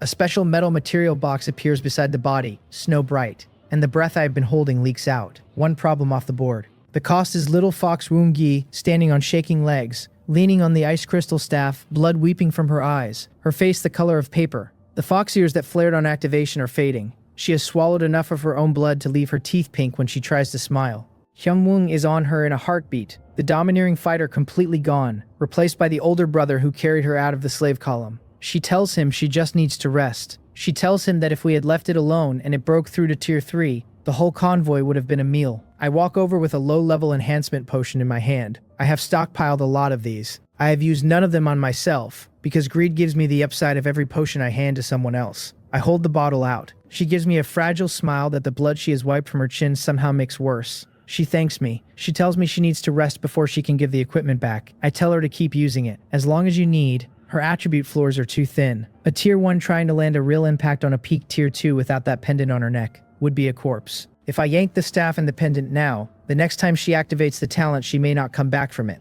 Hyung-woong nods his thanks without saying much. He tilts the low-level enhancement potion into her mouth carefully, the way you feed a child cough medicine. The potion is not built for mental fatigue. It still helps a little. Color comes back into her cheeks by a degree.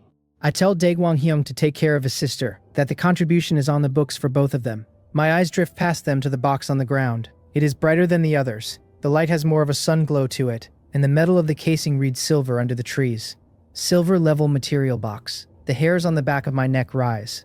This was not on my bingo card. I would have settled for a bronze level. Tier 2 creatures do not have to drop bronze level boxes, let alone silver. The drop table is generous today. With my sanity already in the 80s, there is no reason to save it. I spend the sanity, pop the box, and lean in. The panel sings. The box opens with a chime I am getting used to. Inside is a firearm armament vehicle modification, a food supply pack, and a stack of 100 crystal stones. Greed talent siphons off a source energy seed of the dark energy attribute, another low-level enhancement potion, and a metal supply pack. Hyung-woong and little fox Woong-gi can see the white light of the box, but the loot is invisible to them. They are not survivors. The box is a curio from another world. Even if Hyung-woong had brought all his Tier 2 strength to bear on it, the casing would not budge. Silver-level equipment is rare even in his city number 7. He owned a silver-level piece once, and most Tier 2 lifeforms there have nothing of the kind. The panel reads the firearm armament as silver level, a vehicle modification that consumes materials to integrate into the rig and produces 2 machine guns. The source energy seed, also silver level, of dark energy attribute, has a 56% chance to awaken source energy in the body when consumed. Silver level is starting to taste different. 2 machine guns on the rig is a cocoon I have wanted since the first night. Once I install them, ammunition will be the bottleneck, not muzzle pressure. Which reminds me of the processing bench sitting unused in my inventory. I have been ignoring it, now I might need it to feed those barrels. I will study it the moment I have a clean hour. The source energy seed is the part that reframes the morning. Hyung-woong fights with energy. The goblin shaman fights with energy. The large goblins do not. Neither do the rank and file goblins.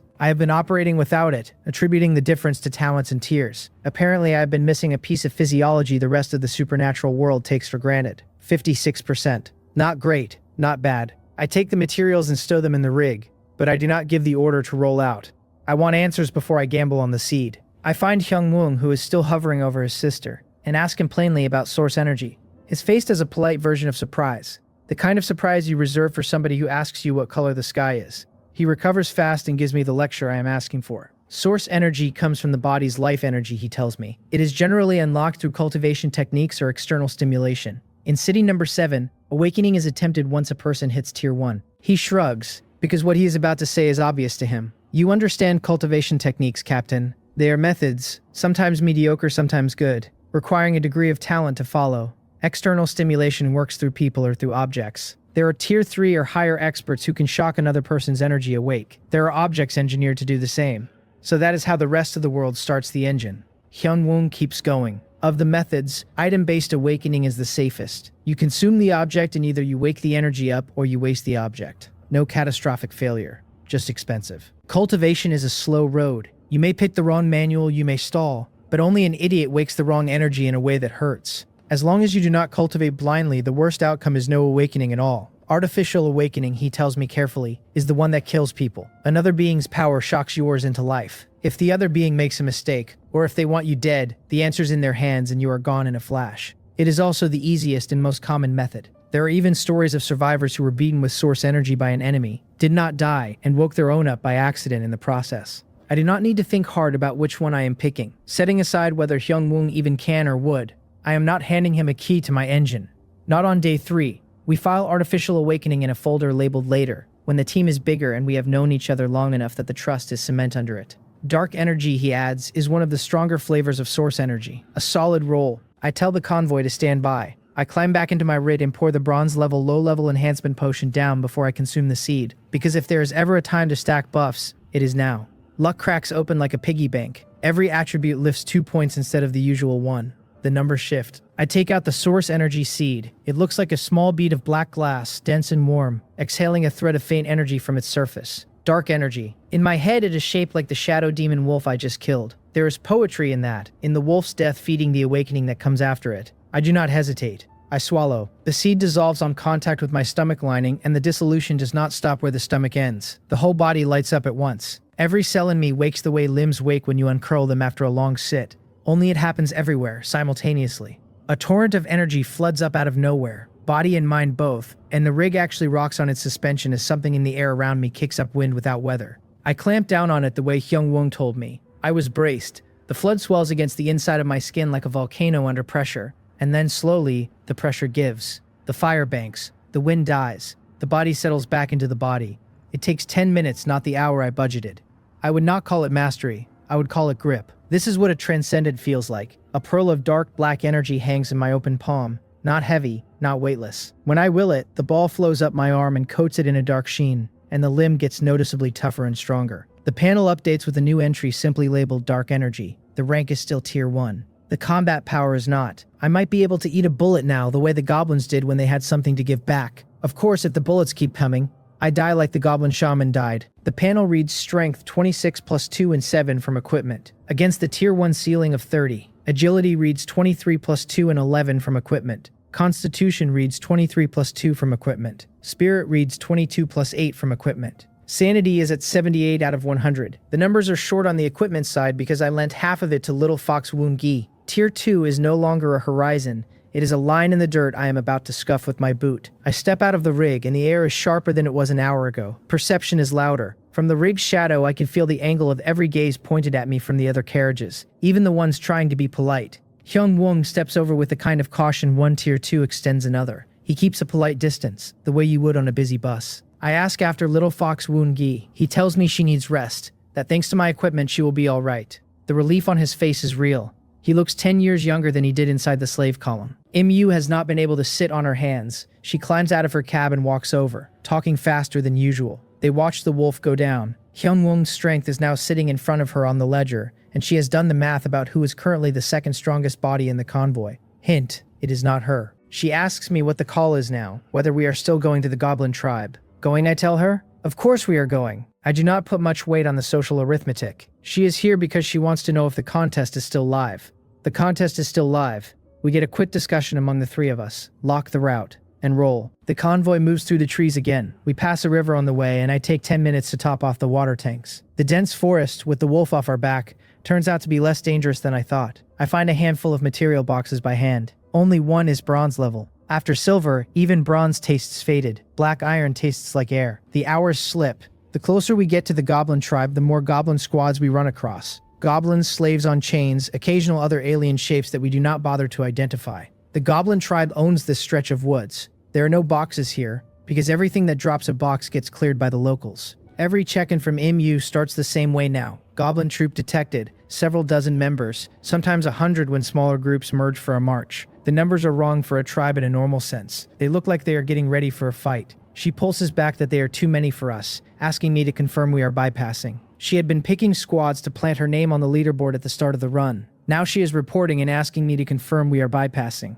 I am not stupid. Small squads in the trees would be free material boxes. The squads we are running into now would not be free. They would be the last lunch we ever ate. We slide around them. By the time the sliding has cost us the morning, we are looking at the real tribe. This is not a tribe. MU's voice cracks when she calls it back. The numbers are not in the hundreds. The numbers are in the thousands. The valley is packed with goblin bodies, ferocious shapes among the ordinary ones, caves carved into the slopes, burrows underground, makeshift shelters on the open ground, makeshift shelters on the open ground. A canyon wraps around a mountain, and the canyon is the wall, and inside the wall is everything that walks. MU pipes the count to me on a closed channel. At least a few thousand.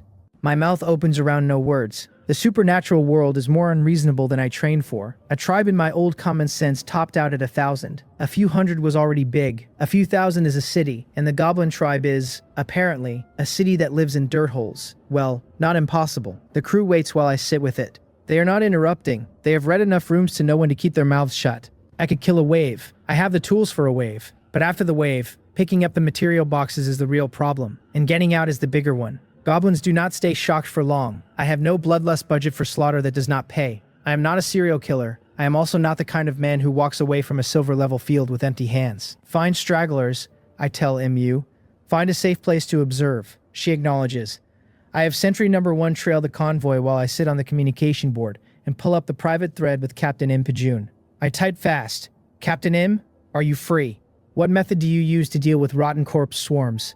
Is it convenient to discuss? He is the only contact I have who has eaten swarms of these things and lived to share notes. The reply comes within the second. He asks me if I hit a swarm too. He spells it out for me. There is nothing to hide. I have universal fuel, right? So does he. He sends 2 blueprints, glass bottle and Molotov cocktail. Rotten cores do not have brains. They chase whatever attacks them, pull them in one direction with a fast vehicle, throw the cocktails from the rest of the convoy, retreat past the burn, return after the field is cooled, harvest the material boxes. It is monster kiting, ported into the apocalypse. There is risk. If a vehicle gets surrounded, throwing cocktails fries the convoy. Even with the Guardian buff, humans pull aggro. The Shadow Demon Wolf taught me that already. No wonder he was begging for vehicles. Every vehicle is a kite. I look at the items he attached. The glass bottle is a normal grade item. No leaks, nothing fancy. The Molotov cocktail is a normal grade firebomb made from a glass bottle and universal fuel, with a polite warning not to light it indoors. I switch to my pitch. Are you selling Molotov cocktails? Glass bottles would also work. I can probably build them myself. Goblins have a little more brain than corpses.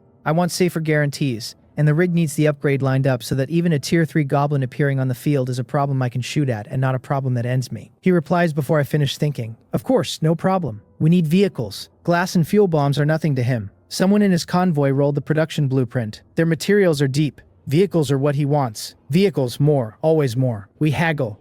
I am not freeloading. If the plan works, the harvest is going to be many vehicles worth. If the plan fails, my safety still costs whatever I am willing to spend. He agrees to keep the glass coming as long as we are operating, with a soft cap on the volume before we have to start trading other supplies. He throws in 500 pre-assembled Molotov cocktails. The 2 vehicles I had earmarked for tomorrow's potion trade go to him now. 500 Molotov cocktails and over 1,000 normal glass bottles land in my inventory. He clearly does not care about the glass at all. I do not care how he's doing in his own ledger. We are both better off than we were 10 minutes ago. I tell MU to stop hunting stragglers and find a place to rest. Understood, she returns. While she scouts, I sweep the trading board one more time and buy every carriage blueprint and every room blueprint I can find at reasonable cost. I was hoping Captain Im Pajun would sell me some of his, but he is building his own behemoth and is not in a sharing mood. The board has enough volume for me to expand my rig several times over. The crew finds a rest spot with no creatures lurking. The carriages cluster up. MU and the others watch me through their windows, waiting to see what I've decided. Thousands of goblins is not the kind of math you do in your head. You all know the situation at the goblin tribe, I tell them.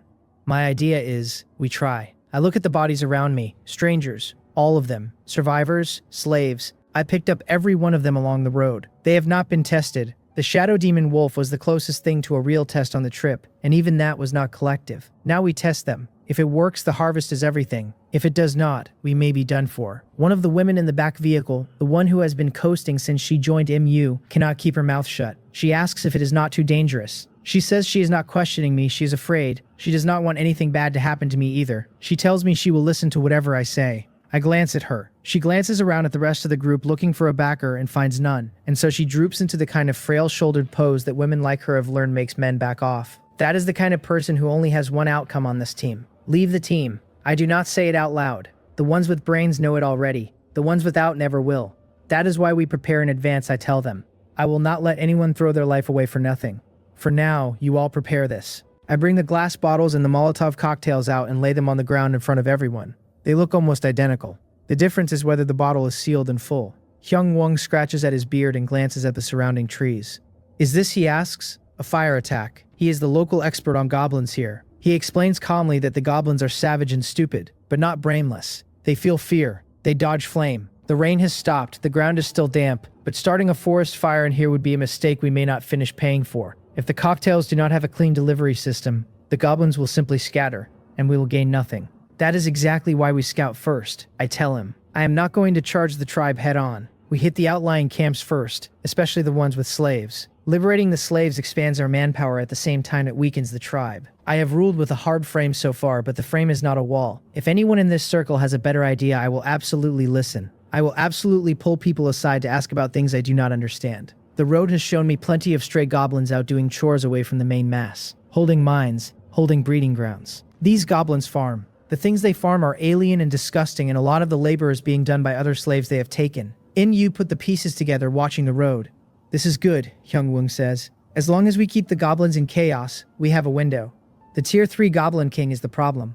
I will deal with the Tier 3 when the time comes, I tell him. The truth is, I want the silver-level blueprint in the rig first. With enough ammunition, 2 machine guns on a fortified armored vehicle gives a Tier 3 a reason to keep its head down. Numbers stop mattering as much when the front of the formation eats lead. Goblins are timid creatures by nature. Push them past the panic threshold and they rout. Routing tribes drop boxes. I do not need to wipe the tribe out.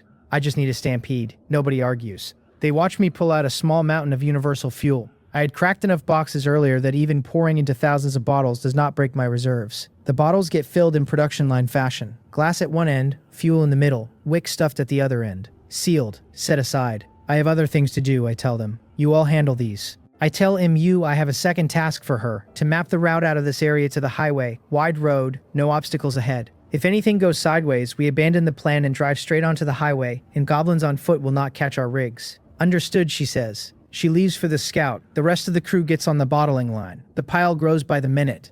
The more cocktails on hand, the longer a real route can run.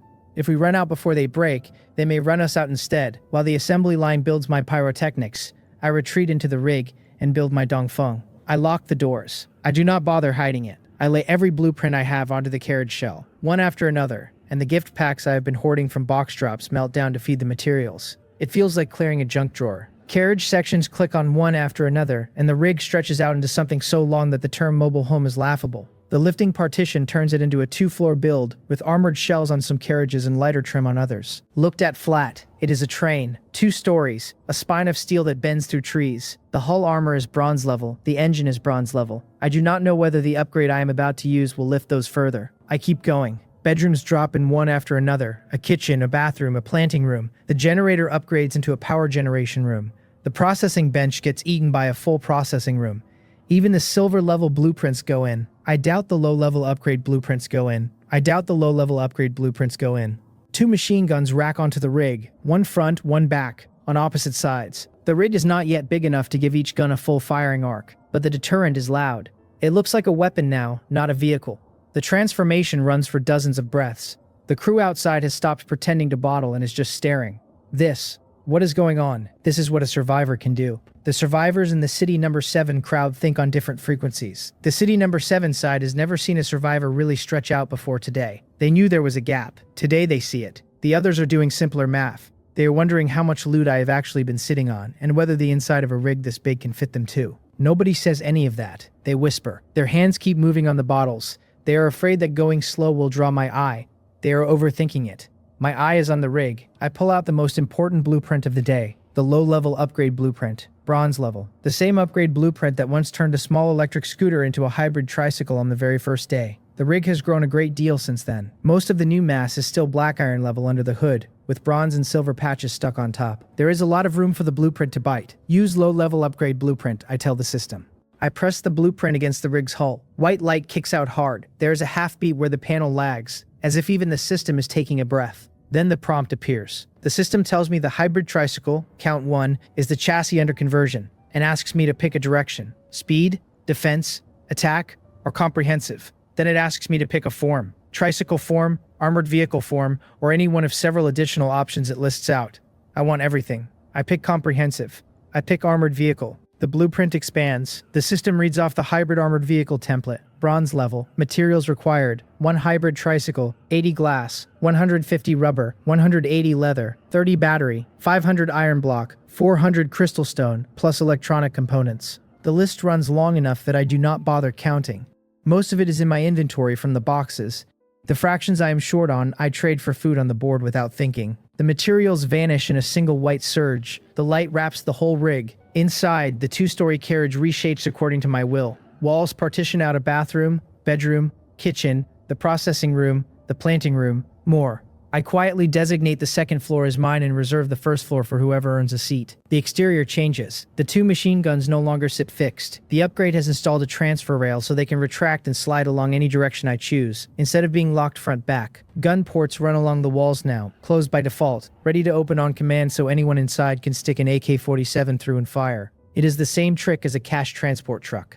The interior locks, the outside hardens, the vehicle takes its final shape. It has serious drawbacks. It is so long and so wide that maneuvering will be slow, which is exactly why I have not built it before. Length is close to 50 meters. Width is about 8 meters. A behemoth this size needs a road built for it. If I had not seen the wide trunk road on the way in, I would not dare put it on wheels. The road we used to enter the area runs 10 vehicles wide. It is enough for me. The dense forest will fight back with tree trunks, but the rig will simply shove them aside. I take a slow walk around the outside. The hull is thick enough that small arms fire would only leave paint scuffs. The protective glass on every side has been upgraded. Bulletproof, one-way visibility, so I see out and outsiders cannot see in. The thing is a real turtle shell on tires. The tires themselves have changed. 16 wheels now, all bronze level, each one significantly larger, with aggressive treads stamped into them. Their defense and their grip have both leveled up. The panel reads the rig as hybrid armored vehicle, bronze level, a high-grade armored vehicle with vast interior space and integrated defense and weapon systems. Maximum speed of 130 kilometers per hour, electric range of 1600 kilometers, fuel range of 3800 kilometers. The numbers translate into multiple days of driving on a single full tank and full charge. The top speed is honestly mediocre. A standard sedan would beat it. Then again, a sedan is not a steel behemoth. I am done outside. I climb in. The door opens by itself as I approach, and the step extends without me asking. I could pull myself up with one arm if I wanted to. The vehicle is being polite anyway. Welcome, master. Sentry number 1 is at your service. The interior is a wall of black screen. The driver's console looks small in front of the giant display. There is no tricycle handlebar anymore. The driver's seat is now a leather sofa. The dash is brushed metal trimmed in leather, and the cabin has room to lie down flat. Sentry number 1 tells me this is its communicator, that even if I am not in the vehicle I can contact it through the communicator to issue instructions. A panel slides back near the dash and a phone-shaped object pushes forward. Screen off. A smooth black slab. I pick it up and the screen lights with Sentry number 1's chosen icon. How far does this reach? I ask. Sentry number 1 tells me the maximum range varies by environment, that within roughly 100 kilometers communication is reliable. If I want, a tracking mode can be set so that if I leave the maximum range,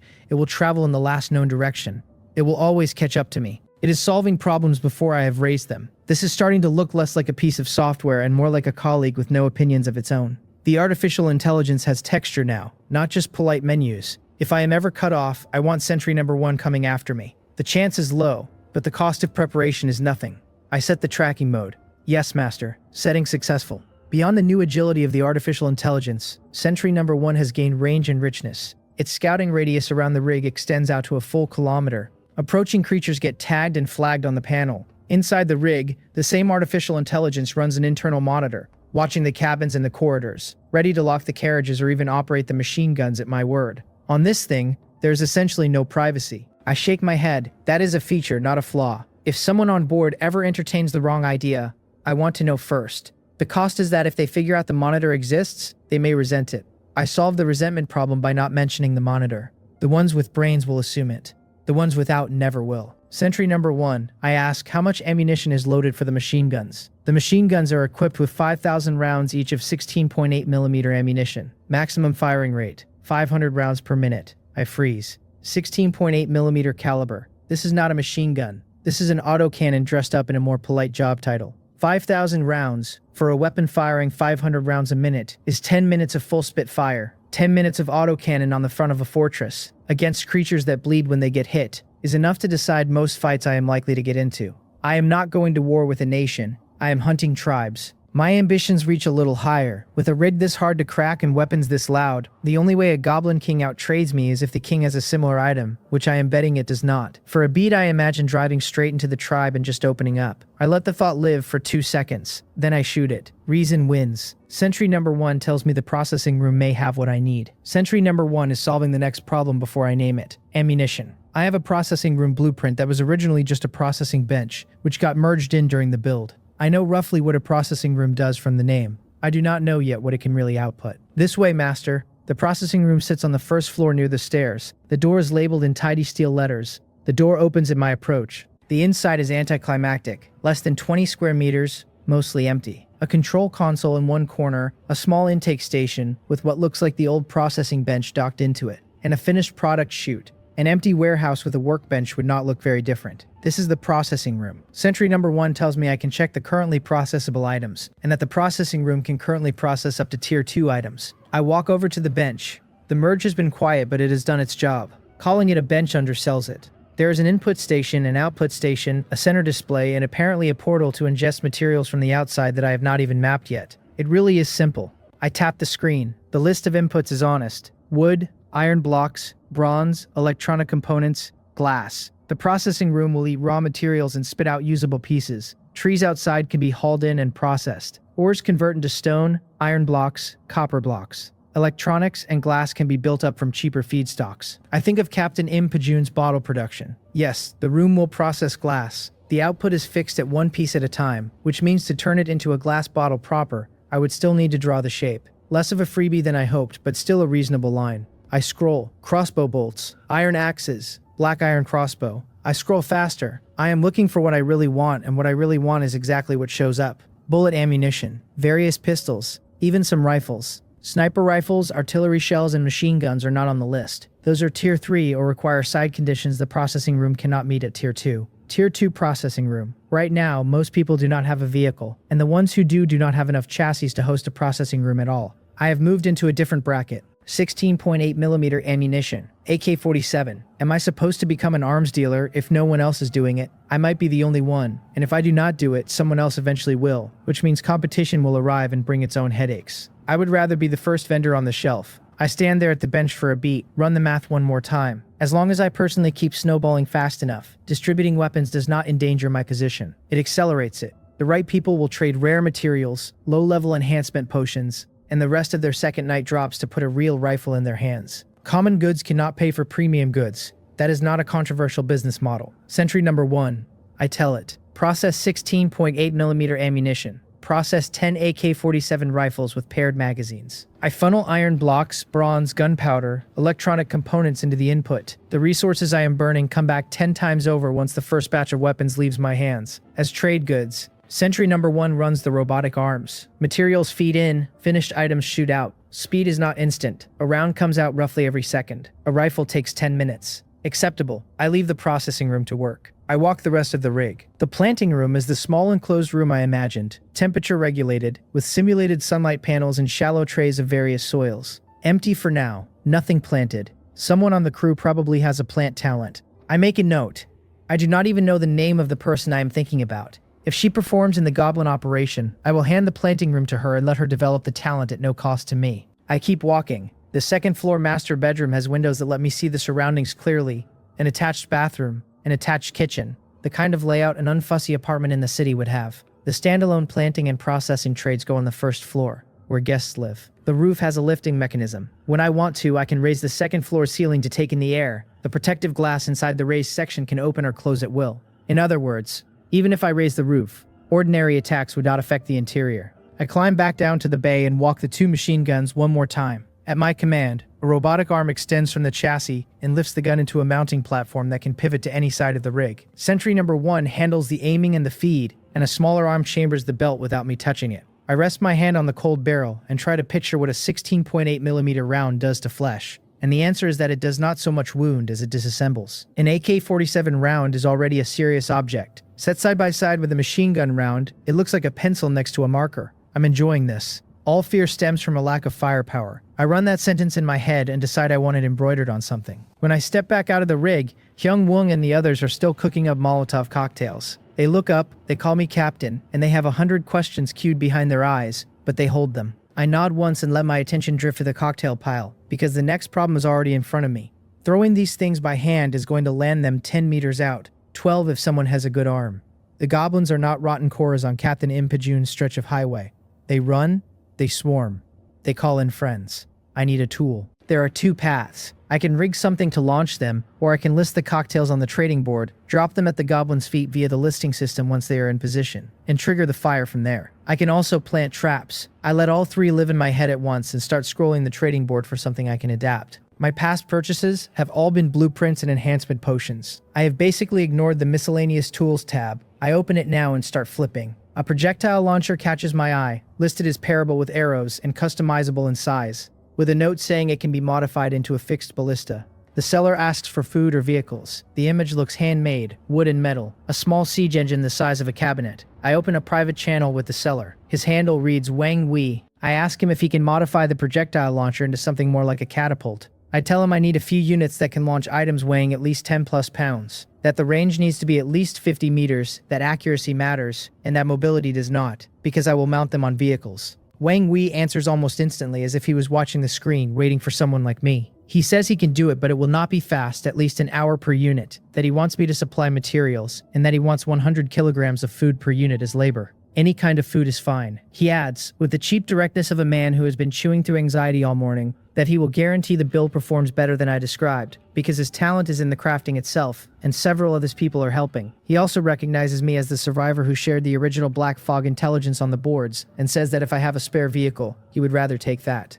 He has flipped his whole hand face up on the first deal. He has no idea how to bargain. I shrug it off. 100 kilograms of food is nothing to me at this point. I have opened so many boxes of rice and flour that I could feed a town. I tell him the vehicles are already spoken for. The food price is fine, and to start immediately and send me 1 finished unit so I can verify. Then I ask him why he is buying vehicles and not handcrafting one himself. He says he can build a frame, but engines are hard, and besides, there are quite a few of them, and they would be extremely grateful. The word grateful, in that tone, has weight on it. I ask him whether he is still inside the city streets. He says yes. His relatives and his co-workers' relatives are all there, and they do not have enough vehicles to set out. They are building what they can, but the convoy includes elderly and weak and injured, and a hand-built car is not a real car when the black fog rolls in. I remember the hybrid engine blueprint at Black Iron Grade that I shopped to Captain Im Pajun, and that Captain Im Pajun barely glanced at. I push it through the channel to Wang Wei without ceremony. I tell him to look at the spec. Please, he writes. You must trade it to us. I will give you 3 catapults free. That is 3 hours of his time donated.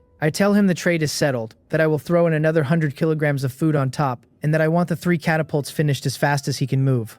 I tell him to send me the parts list. A skilled crafter stuck on a dying street is the kind of person I want, owing me a favor. Charity cost me nothing. The engine blueprint was already burning a hole in my inventory, and next time I need something custom, the line is already open. Wen Wei thanks me in a way that reads as someone who has been holding their breath for 3 days finally exhaling.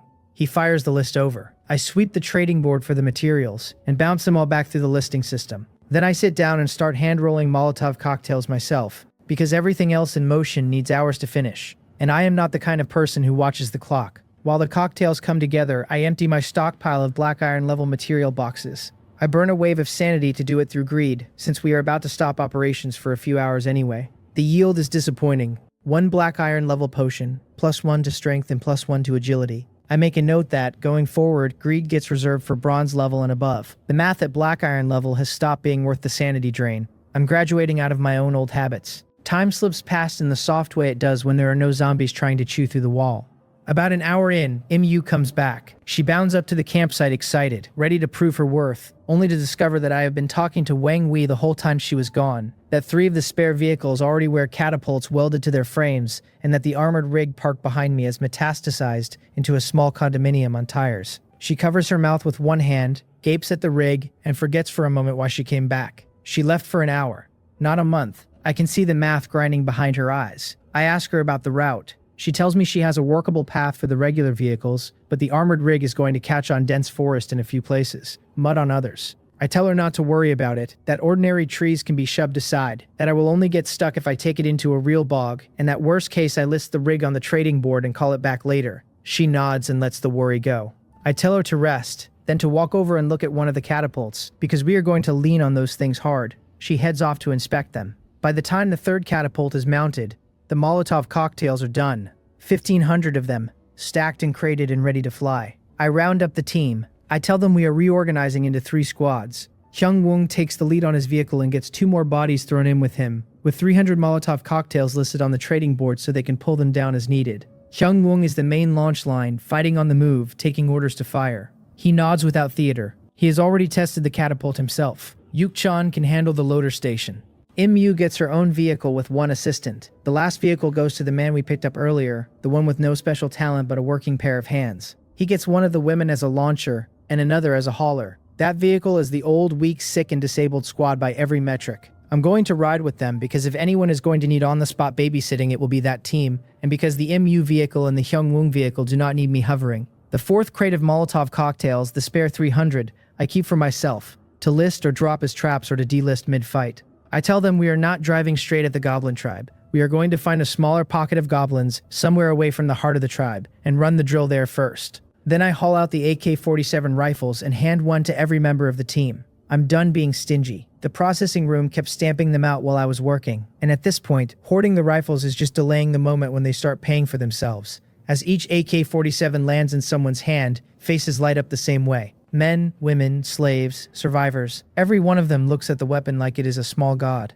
In an environment like this, no one dislikes firepower. That kind of joy is the cleanest emotion in the apocalypse. MU speaks up. On the way back, she passed a mining pit with more than 100 goblins working it, plus roughly the same number of slaves, and the place is not light on goblin attention. She suggests hitting the mining pit first. Over 100 goblins, plus over 100 slaves who may or may not flip to our side, is a real fight, but worst case we can run.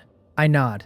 MU leads. Considering the size of the armored rig and the obvious frailty of the 3rd squad's vehicle, I put the armored rig back on the trading board for now and climb into the 3rd vehicle myself. The cabin is 1 male slave at the catapult, 1 female slave hauling cocktails up from below, and 1 female survivor at the wheel. I learn their names while we ride. The man is Huang Peng. The woman beside him is Huang Ryung. The driver is Jung Yimin. Jung Yimin handles the wheel. Huang Peng holds the catapult on the modified frame, ready to fire whatever I push up through the sunroof. Huang Ryung shuttles cocktails from the back to him. I tell them to relax and follow the lead vehicle, that this is not a frontal assault on a tribe, that there is no Tier 3 Goblin King at the mining pit, and the danger is inside acceptable margins.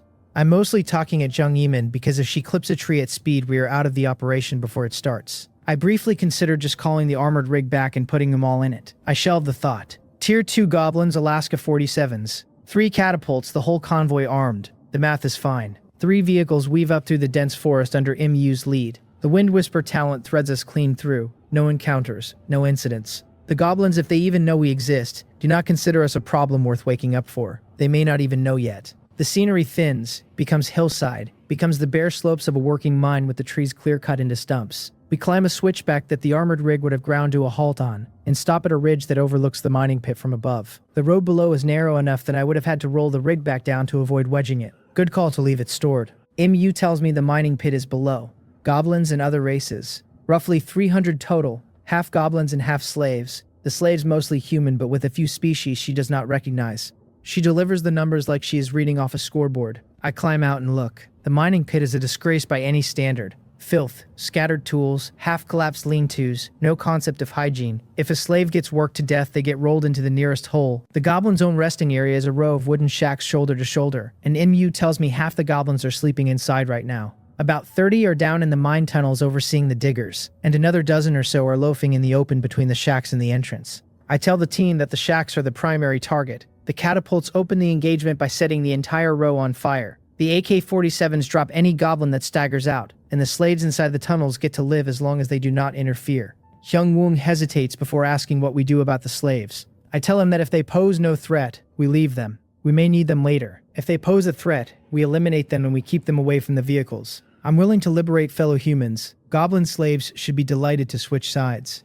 The math is straightforward. On my mark, 3 catapults launch in unison. Bottle after bottle of Molotov cocktail arcs out over the lip of the ridge and crashes down across the shack roofs. I throw the ignition bottle myself, lit and arcing through the smoke trail. Fire spreads across the shacks in a single breath. Universal fuel and dry wood do what they do. The goblins inside come awake to a wall of heat, and the heat does not give them time to plan an exit. The catapults keep feeding bottles into the burn, splashing fresh fuel onto anything still in motion. Almost every goblin in those shacks ends up wearing fire. Universal fuel does not come off once it touches you. The smaller goblins drop quickly, fail for a beat, and leave behind a material box. The large goblins roll on the ground long enough that a few of them actually put themselves out, but the ones who survive are blind in one eye or half-skinned by the heat, useless in the fight that follows. MU's count puts 50 to 60 goblins in the shacks. About 10 make it out the doors. Fewer than that survive the AK-47s once they clear the firelight. I have been firing my own rifle the whole time at the dozen loiterers in the open yard. Heads, throats, center mass.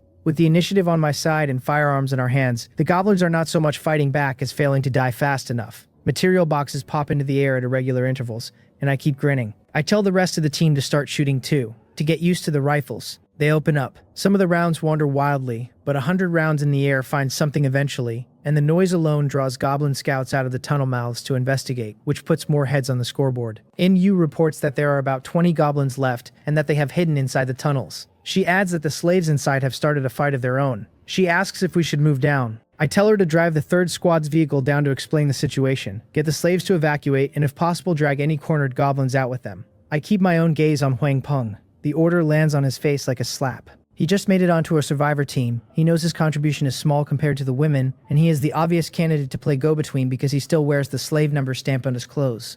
He nods. He goes. The vehicle rolls down toward the pit, and I keep the rest of the convoy ready at the ridge. Huang Peng approaches the tunnel mouths and shouts toward them. It takes only a few seconds before figures appear, hesitating, peering out. They see the slave brand on Huang Peng's clothes, and that alone shifts the entire room. They duck back inside, the news travels, and within a minute humans are spilling out of the tunnels in groups, dragging half-beaten goblins behind them as offerings.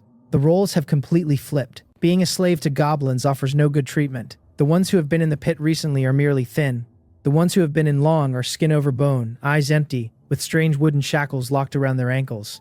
Most of them are operating on the last few % of a human life. The ones who still have fight in them are dragging goblin overseers along behind them by the wrist, and even half-beaten, the goblins are still struggling and snarling trying to get loose. Yesterday these goblins were the ones doing the beating. Today they are barter goods. When the goblins are pushed in front of me, I do not stand on ceremony. I order them all killed on the spot. The slaves carry it out. The crowd watches me do it without flinching, and the temperature of their hope drops a few degrees. They stand a little straighter, a little more carefully, in case I get carried away with the killing, and decide to clean the slate. I have no intention of touching them. I'm satisfied with the operation. The slaves' cooperation made it cleaner than it had any right to be. There are still material boxes scattered across the burn site that nobody has collected, because the fire has not died down. My gaze finds the cluster of slaves huddled together at the edge of the pit. The man at the front is sturdier than the others, ordinary in face but unbowed in posture. He steps forward when he sees me looking and speaks before I have to. He asks if I am here to save them. I take a beat. Behind that man, every face is tilted up to mine the way faces tilt up when the sun comes out for the first time in a month. Saving them is going to be expensive. I do not have enough vehicles. I do not know how to move 100+ broken humans through a black fog event. I'm not even sure the geography of what we are walking into. I tell him that I suppose I am. The crowd makes a sound that is half a gasp and half a sob. People who have stopped believing anything will be alright are not graceful when they are proven wrong. Some of them start murmuring, some of them start crying, some of them just stare. There are people in this group who were taken in raids, and people in this group who were sold by their own neighbors. They have been beaten down past the threshold, where the brain forms hope easily. I fire a single AK-47 round into the air to cut through the noise. Every face snaps back to mine. I tell them that being rescued does not mean being carried. I tell them flat that I cannot take all of them with me. The reaction comes in waves, some of them collapsing back into the despair they came in with, some of them nodding as if they had already guessed. There is no complaining, no cursing. They have used up their reserve of complaint. I lay out the plan. We liberate the slaves at this site. We wipe out the goblin tribe in this region. After that, the survivors among them can claim this territory and build a tribe of their own here. It's a clean exchange. They get a path forward, I get a forward operating base of grateful humans behind me, and the goblin tribe gets wiped off the map. Win all around. Voices come back at me. How many goblins are nearby? The leader does not know. Someone has heard there are several thousand. Someone has heard 10,000. Someone has heard about a goblin king. Voices are climbing into despair again. This is suicide, my lord. I tell them the choice is theirs. Fight for their lives or run. They can pick. I'm not in the business of inciting anyone, and I am not selling anything. I will save them if they want it. If they do not, I leave. The leader of the group says he is willing. Then the man behind him says he is willing. Then the third voice, with a different kind of edge, says you only die once, anything is better than this. A handful of stubborn no-votes hold out at the back. Nobody bothers to argue with them. Most of them are in. I nod. The Molotov cocktail count is about to expand. I ask about the material boxes. I ask about the slaves of other races. The leader tells me the alien slaves are still inside one of the mine tunnels, that they killed several goblin overseers in the chaos, and that one of them poked its head out, saw the situation and went back inside. The alien slaves did not come out with the humans, and from the way the leader's mouth shapes the next sentence, I already know what is coming. He tells me the alien slaves are not good people either. Some of them have killed humans during their time in the pit. The racial line in this world has been drawn in blood. Even among slaves, the hatred does not fade. I file the information. I tell him to prove themselves by going in and wiping the aliens out. Since the aliens did not come out when the door was open, they do not need to come out at all. Material boxes will drop either way. I'm not going to leave loot on the table for sentiment. The leader steps forward. His name is Gok Kwang Gong, and he hears the order with something close to relief. He rallies the other slaves on the spot. Before they go, I take a small pile of black iron crossbows out of inventory and hand them out. I have already phased these crossbows out of my own loadout, and the processing room can stamp out more whenever I want. They cost me nothing. Gok Kwang Gong thanks me as if I gave him a kingdom. The crossbows put a real weapon in their hands, which lowers the casualty rate against the alien slaves to almost nothing. Considering they were about to charge with pickaxes and goblin leftovers, I can call this generosity at no margin to me. I tell them to bring out any material boxes they find inside. Gok Kwang Gong and his crew disappear into the tunnel mouths. Within minutes, I hear the unmistakable noise of close quarters fighting deep in the rock. Crossbow strings, screams, the kind of yelling that men do when they finally get to be the ones holding the weapon. The fight ends faster than I expected. Numbers on their side, the tunnel layout in their favor, and crossbows tip it cleanly. No deaths among the humans. A few injuries. They drag the bodies out, along with whatever material boxes drop. While they handle the tunnels, MU and the rest of my crew sweep the open ground for the burn site loot. Rifles up, scanning. They behave as if nothing unusual is happening, which is the right posture. I watch the pile of material boxes grow and I cannot stop smiling. 100+ goblins drops nearly 100 boxes. That haul alone is about to exceed everything I have collected on the road so far. Most are black iron level. A handful are rock rank or bronze level. The math is now firmly settled in my head. From this point on, greed gets used only on bronze level and above. Black iron level joins rock rank in the trash bin of obsolete loot. MU calls me over with a different tone in her voice. She has dug a material box out of the burned down shack rubble that glows silver. Silver level. I let the smile widen. This is the day the math changes. Gok Kwang Gang's crew comes back out of the tunnels carrying their own silver level material box. Plus 20+ goblins gave me one silver level box. The smaller pack of alien slaves in the tunnels gave me a second. Wiping out the aliens was the right call. I get my first good look at the alien races they killed. There are gnome-like creatures. Short and ugly, yellow-skinned and thickly furred. Technically a gnome race per the loot panel naming. There are orcs, or more precisely kobolds by panel classification. The silver level box dropped off a kobold. The tier ceiling here matches what I expected, tier 2 on the strongest individual. Gok Kwang Gong's crew is no longer the cowering huddle I greeted at the pit edge. They have seen blood today. They stand differently, but their bodies are still wrecked, still operating on starvation and dehydration, and I can see it in the way they sway as they walk over. I open my inventory and dump a batch of food in front of them, enough for 100+ people to actually eat. I throw in a few bottles of healing potion, diluted into a shared drink for the worst injuries. I'm not stingy. The 2 silver level boxes alone have made the whole operation pay for itself, and there is still half a day ahead of us. Voices rise around the pile, thanking me, swearing oaths I do not need. A man named Wang Daeho says he will fight wherever I point him. The crowd echoes him. I wave them down and tell them to rest. I have not let the surprise go to my head, because there is still a much larger fortune ahead of us, and the day is not over. While the slaves eat, I think about how to move them later. My fleet is no longer enough. I sold off too many spare vehicles in my hurry to build leverage on the trading boards. If I had kept even 2, the transfer math would be solved already. I call MU over and ask her how far the next goblin gathering site is. She tells me that if we drive, it is reachable in a couple of hours. If we walk, the slaves will not arrive before nightfall, and many of them will not arrive at all. She uses the word climbing more than walking. I'm helpless about it. The slaves are willing, but they have no fuel in them. I'm running out of auctions that do not involve me chauffeuring people in shifts. She mentions casually that the goblins haul ore around here somehow, and that whatever they use to drag the ore can probably drag people too. That is a good thought. I call Gok Kwangong back over mid-meal. The man scrambles like an excited dog and arrives still chewing. I ask him about goblin transport. He scans the surrounding clutter, points to a corner of the pit, and tells me the goblins have large flatbed carts with massive wheels that can hold serious weight.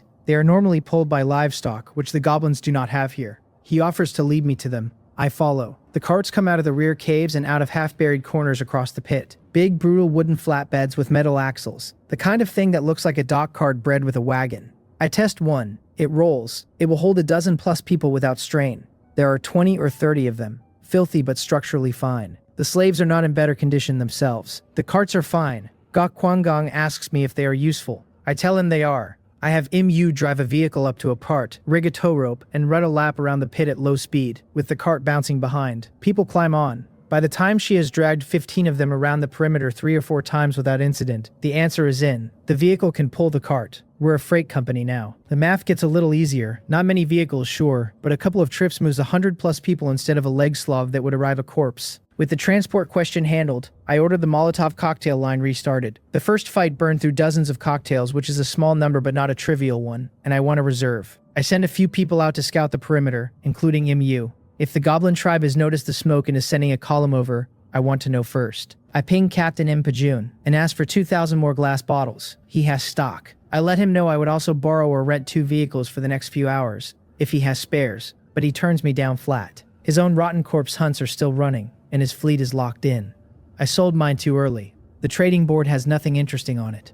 I close the panel. I hand the cocktail production over to Gok Kwanggang. I tell him to fill as many as he can, and to quietly pick out a handful of bodies with stamina and nerve who can move with us when we go for the next site. I drop a hint on the side, and anyone who performs in the next operation will be considered for a spot in the convoy when I roll out for real. I did not plan to recruit anyone today, but the math has shifted. Some of these people had real strength before the slavery wrecked them. There are even Tier 2 existences among them. A few warm bodies in my back ranks would not hurt. Gok Kwangong lights up at the carrot, hands trembling. I wave him off. I'm going to dangle him for now. Sycophants are annoying when they belong to someone else and useful when they belong to you. I sit down with the loot pile while he organizes the cocktail line. My sanity has recovered a bit and the haul is large. I plan to open everything below black iron level cold, then run the 4 high-value boxes 2 silver level and 2 bronze level, through greed. If something Goblin King-shaped falls out, even better. If not, no loss. I summon the armored raid back to where I am sitting. The whole pit's eyes track it. Nobody approaches, nobody asks. A few of the more capable slaves trade glances with each other, and combined with whatever hints Gok Kwangong has been dropping, I can see anticipation behind their eyes. They have figured out that staying here and waiting for the next goblin patrol is a worse bet than following the survivor with the rolling fortress. There is no safe place in this world right now. There is only the safer option. I ignore them and start opening boxes. White light pops, materials drop, and I sort by category into the rig. The lower value stuff goes onto the trading board as inventory I can pull on demand. That is how I run inventory now. The trading board is a portable storage closet. Food, medicine, weapons all listed but never actually traded. Iron blocks, copper blocks, electronic components go straight into the processing room. Trees outside the rig start coming down for wood. Ores from the mine get loaded for refinement. The pit empties faster than the slaves can finish their meal. 100+ material boxes is enough that the novelty wears off. I'm flipping them now like a casino dealer flipping cards. The good blueprints and skill books and the rare potions get sorted to the front of the rig. Everything else gets distributed to inventory or the trading board. After this haul, every one of my core attributes is going to be sitting at 30. If the silver and bronze level boxes drop advancement items, I become a Tier 2 existence today. 3rd day in this world, and I'm already crossing the Tier 2 threshold. That is fast even for someone who is gaming the system on purpose. I crack open a tube of black iron level enhancement potion just to wet my throat while I work. I mutter at the universe that I will trade the single status of all goblins in the world for the next 100 years for one top-tier item in this run, and then I crack the second bottle of enhancement potion for emphasis. I do not even care which attribute the bonus lands on. I rub my hands together, pray for one beat, and crack the 4 headline boxes. The 2 silver level boxes open into greed doubled yields. From the first I get a low-level enhancement potion, a talent awakening potion, a food supply pack, 100 crystals, a metal supply pack, 100 silver. The greed effect doubles it with a vehicle upgrade and modification blueprint named Hive Surveillance, a metal supply pack, a food supply pack, a moon shadow ring at silver level, 100 crystals, 100 gold. The 2 bronze level boxes drop another low-level enhancement potion, 40 units of universal fuel,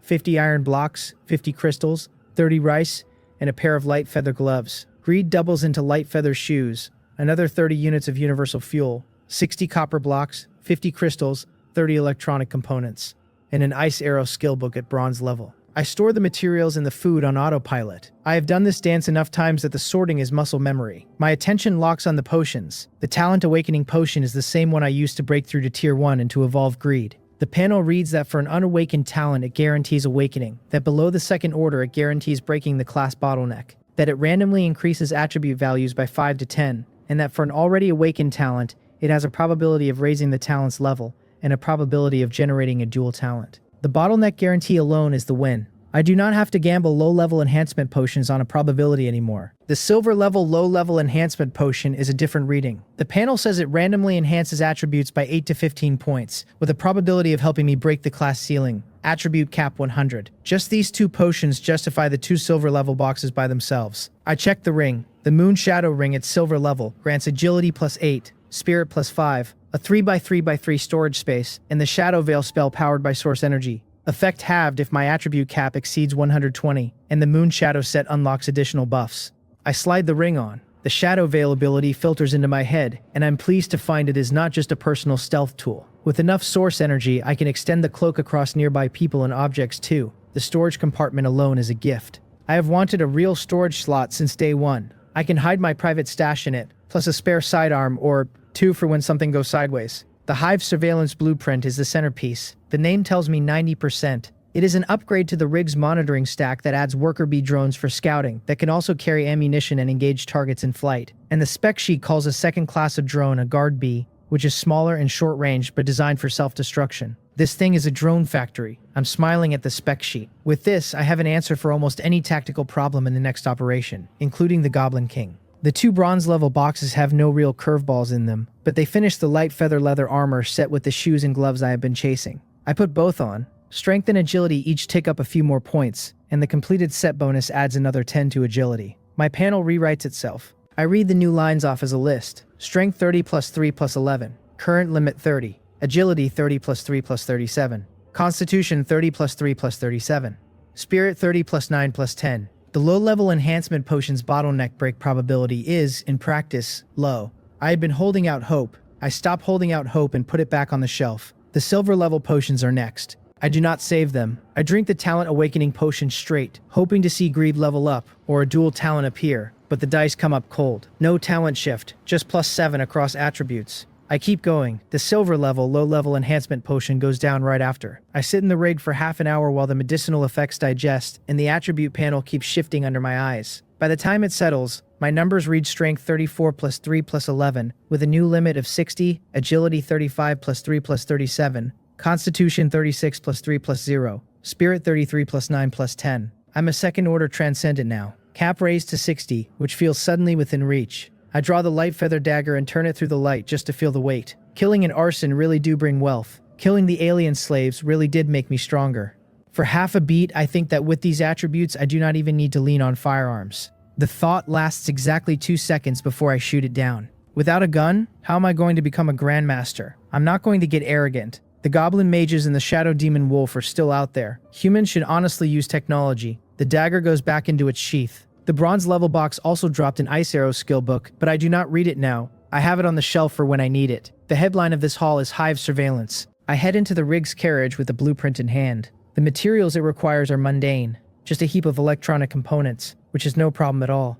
I have been hoarding them out of every box. If anyone has more supplies in their inventory right now than I do, it is Captain M. Pagan and his crew, and I'm not even sure they have me beat. Inside the carriage, I gather the components, find an empty room, and slap the blueprint against the pile. The blueprint erupts into white light, the materials get pulled in, and what coalesces in the corner of the room is a hive-like structure that looks like a sci-fi beehive welded to the ceiling. It takes most of one corner of the room. Sentry number 1 pipes up. New function detected. Hive surveillance. The hive can produce worker bees for combat and scouting. Each worker bee can carry 10 rounds of ammunition. The hive can produce guard bees, range 1 kilometer from the hive, with self-destruction. Each guard bee has a 3-meter blast radius. The hive surveillance includes infrared detection and can spot stealth units. Current worker bee inventory is 1,000. Maximum 1,000. Regeneration 100 per hour when below cap. Current guard bee inventory is 100, maximum 100. Regeneration 10 per hour when below cap. There is no queen bee. The rig itself is the queen. I read through the abilities and try not to laugh out loud. Each worker bee individually is weak, but 1,000 worker bees each carrying 10 rounds is a different kind of math. The guard bees in chain self-destruction would chew up even a tier 3 transcendent if the geometry is right. The odds against the so-called tier 3 Goblin King just shifted again. I pull up the spec on the bees themselves. A worker bee looks like a flying pistol magazine, slightly thicker, yellow with black panels and a small ejection port at the tail. The caliber is larger than I expected, north of 13 millimeters, effectively a flying autocannon round. Is this black technology? I'm having fun. A guard bee is heavier than a worker bee, slower in flight, but it has a short burst mode that briefly outpaces the worker bee at the cost of being even harder to recover. After a burst, the guard bee either limps home or detonates where it is. The proper name for the guard bee is suicide bee, but I will keep the polite label. I do not waste time on the decision.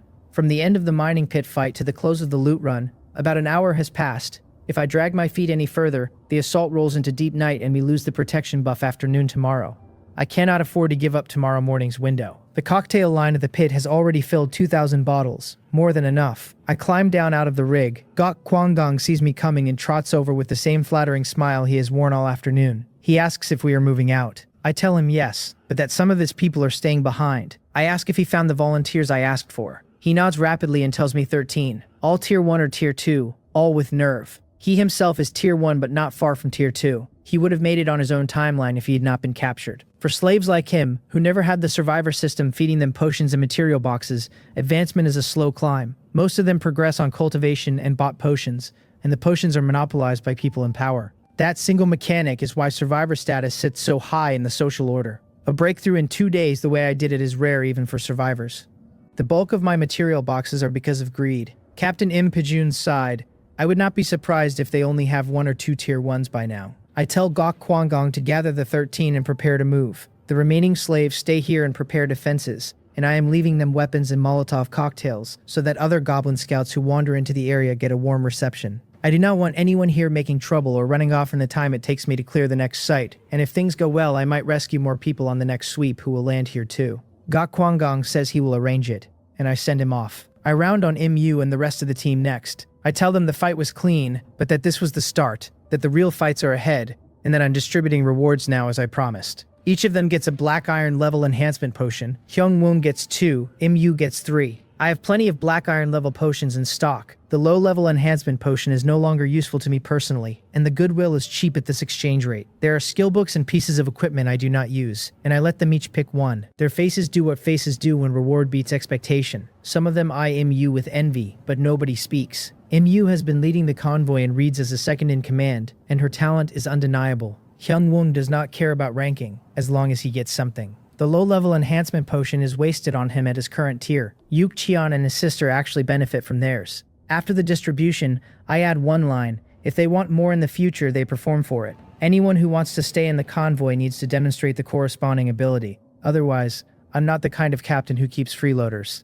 The line lands cleanly. No complaints. Eyes brighten. The flatbed carts get rigged behind the vehicles. 3 or 4 people per cart. Eyes burning. Postures straight. The convoy looks scrappy, but every person on it has Molotov cocktails strapped to their belt and a black iron crossbow in their hand. If something gets close, they can fight. We roll out and nothing intercepts us. The goblins really are not paying attention, or they have grown complacent in the days since the black fog dropped. Even the column of black smoke rising from the mining pit reads to them as weather. We take a route MU picked for cover and screen ourselves directly into the second target. The second site is not a roaming goblin squad. It is a plantation. The slaves here work strange plots of soil, and the air is foul, a pungent stink that makes the throat close on its own. Purple-green vines climb dwarf trees and bear weirdly shaped fruit. From a distance, I watch slaves walk in and stagger out vomiting. The goblins, on the other hand, appear to enjoy the smell. Once MU's count comes back, the assault math is short. 30-something goblins, 30-something slaves. No tier 2 among the goblins. I do not even have to fire much this time. I hold the AK-47 at the rear and provide covering fire that turns out not to be needed. MU's squad and Hyungwoong's squad are warmed up. The newly rotated dozen-plus slaves from the pit and Gok Kwangang's crew throw cocktails like men paying off a debt. Then they pick up the black iron crossbows and unload at the goblins. Their accuracy is forgivable. Their spirit is not in question. By the time my crew with AK-47s starts firing in controlled bursts, the fight is already over. This is the attitude I have been looking for. The goblin count is in the 30s and yields about 20 material boxes. Most are black iron level, with only a couple bronze level, no silver. Luck is not as kind as the mining pit. There are a few pieces of equipment, black iron and bronze level. I open the lower tier boxes on the spot, toss the materials in the higher tier boxes into the armored rig, and store the rig. The 30-plus liberated slaves gather under Gok Kwangang's organization. They are pale, gaunt, swaying, half of them looking like they will collapse if a breeze hits them. But there is light in their eyes. The big promises Gok Kwangang has been feeding them have done their work. They thank me. They call me sir. They bow. I open my mouth and find that I do not know what to say. These people are too far gone to be a combat asset. They have been here too long. Whatever they were before the goblins took them is buried under months of hunger. I tell them I will give them food, that they will stay here for now. Filling their stomachs is the immediate problem. I dump a batch of rations in front of them, enough that 30 people can actually eat to satiety. Their eyes light up at the sight of supplies appearing out of nowhere, and I wave them in and let them eat as much as they can hold. Gok Kwangang and his crew, who only just stopped being starving themselves, watch the spread and swallow hard despite already being full. Hunger leaves marks that take longer than one meal to fade. While the slaves eat, I take a closer look at the plantation. The purple-green vines wrap around the small trees and bear those misshapen fruit. I step closer once and step right back, gagging. I cover my nose and ask what these things are and what the goblins want with them. The reasonable hypothesis is poison. One of the more knowledgeable slaves stands up and answers. It is songvine. The goblin race loves to eat it. To other races it is toxic, but to goblins it is a tonic, and chronic consumption strengthens their bloodline, so it is poison. The math comes out the same. The plantation looks worthless next to the mining pit, which I will be sending crews back to for the metal ore. I'm about to tell the staying behind crew to torch the songvine and be done with it. Then a thought crosses me. Even garbage can be repurposed. If I cannot use the songvine, I can probably weaponize it as a problem for someone else. I tell the team to collect the plants. I store a batch in the rig. Hoard a little of everything is a reasonable rule of thumb at this point. I do not waste more time at the plantation. I take MU and the squad and begin sweeping the territory in earnest, which confirms that this entire stretch of forest is goblin country. The pockets of goblin activity are everywhere. The forest creatures I would have expected to see in this kind of environment are nearly absent, and the ones that do appear look domesticated, raised for goblin use. After sweeping several patrol squads in succession, the convoy picks up a special item: cow horses. Goblin domesticated beasts of burden, kept to pull the flatbed carts. Whether the goblins bred them or traded for them from another race is anyone's guess. The mining pit slaves recognize them as the cart pullers. They are shaped like a cross between cows and horses, larger than a compact car with docile temperaments. After the goblins handling them are dead, I tug on the reins of one. It moves. I tug again. It stops. A flick of the whip and it picks up speed. I grab a handful of fodder and shove it into the big mouth of one of the cow horses. The tongue rolls up, sucks in the fodder, and the cow horse chews placidly while chirping affectionately at me between bites. Whoever feeds them is mother, apparently. I ask whether the cow horses are emergency rations, or omnivorous. I watch the herd graze and run the math. They have a use, not as freight, because I am about to fight the goblin tribe, and a slow caravan of cow horses is a liability. They might be food. They might get left here for the staying crew. After picking the plantation clean of anything I care about, I keep sweeping. The harvest count keeps climbing. By now I have collected over 100 material boxes, over 20 bronze level, 3 silver level. The thrill of clearing monster patrols and collecting loot is intoxicating, and I almost forget to stop. If I add the mining pits count, I have killed close to 300 goblins today. That has to qualify as a small tragedy by any reasonable definition. MU pulls up next to me with a different tone in her voice. She tells me we should rest. Not us, she clarifies. Them. I look at Gok Kwangang's crew. They have been the main throwing force the whole day. My own team has rifles and catapults and can cycle out of the line to recover. Gok Kwangang's people have been on their feet the whole time, throwing cocktails arm deep and squeezing crossbow strings in shifts. Their energy is the most depleted thing on the convoy. They are also still wounded from a captivity that ended this morning. One of them speaks up from the back. He says they can keep going. He says not to worry about them. The hatred for the goblins is bone deep on that side of the camp. They would turn themselves into killing machines and walk straight to the tribe's capital if their bodies would carry them. I shake my head. I'm not the kind of captain who pushes people past their reserves. Combat is not play. Smooth day or not, exhausted muscles get people killed. In the moment, a real surprise arrives. MU adds that there are no more goblin outposts nearby in this direction. The next step in this direction is the goblin tribe itself, the main settlement. The other direction is a bypass around it. She also tells me that while I was loot sorting, she stepped out to scout and caught sight of a few figures whose movements read like goblin scouts. They retreated quickly and stayed out of view. Her read is that the tribe has noticed something is off. I'm not surprised. If the tribe had not noticed yet, I would have been worried about their intelligence. I tell her to pull back a step. She asks how far. She points out that if we retreat too deep, by the time we want to move on the tribe, full night will be on us. If we stay too close, the goblins might come knocking before we are ready. I tell her to let it get dark. The darkness might actually favor us. Since arriving in this world, I have not seen anything specifically tied to nightfall, even though the in-game text keeps gesturing at the dangers of the dark and the black fog. The dangers are not currently present. As long as we are back on the road by noon tomorrow, before the protection buff expires, we are fine. MU hears the decision and chooses not to push back, even though I can see her have a private second thought about it. She marshals the crew back a half-hour's distance from the goblin tribe, close enough that we can strike at speed, far enough that we are not on top of any patrols. I find Hyungwoong and Go Kwanggang and tell them to walk the rescued slave camp through a voluntary sign-up. Anyone willing to join the night raid gets folded into a squad. Anyone who is not willing stays put and does not get forced. The flatbed carts and the cow horses can be used as part of the assault, not for transport. I tell them to set up perimeter guards too, with cocktails ready, and to greet any inbound goblin column with fire. While the team rests, I look at the 100+ slaves we have rescued, plus the herd of cow horses, and the next piece of the plan slots in. Outside of the slaves still bedded down at the mining pit in the plantation, everyone is here. I have figured out a use for the cow horses. I'm going to run a fire cattle camp charge. Night helps us as much as it helps the goblins, but if we use the dark on offense first, we control the rhythm. A herd of cow horses sent charging into the goblin tribe's heart, with Molotov cocktails strapped to their flanks, cocktails arcing in from the catapults on every side, and AK-47 gunfire layering on top. I do not believe the goblin tribe holds together under that. Loose individual goblins are small wild monsters in my book, easy to mop up. The headline opponent is still the Goblin King. I have to remove that one personally, or at least make sure he goes down in the same chaos. Whatever ability he has that keeps a tribe of thousands marching in step, I do not want to give him time to use it. Hyungwoong and Gok Kwang-go to pick volunteers. The sign-up causes the expected little stir,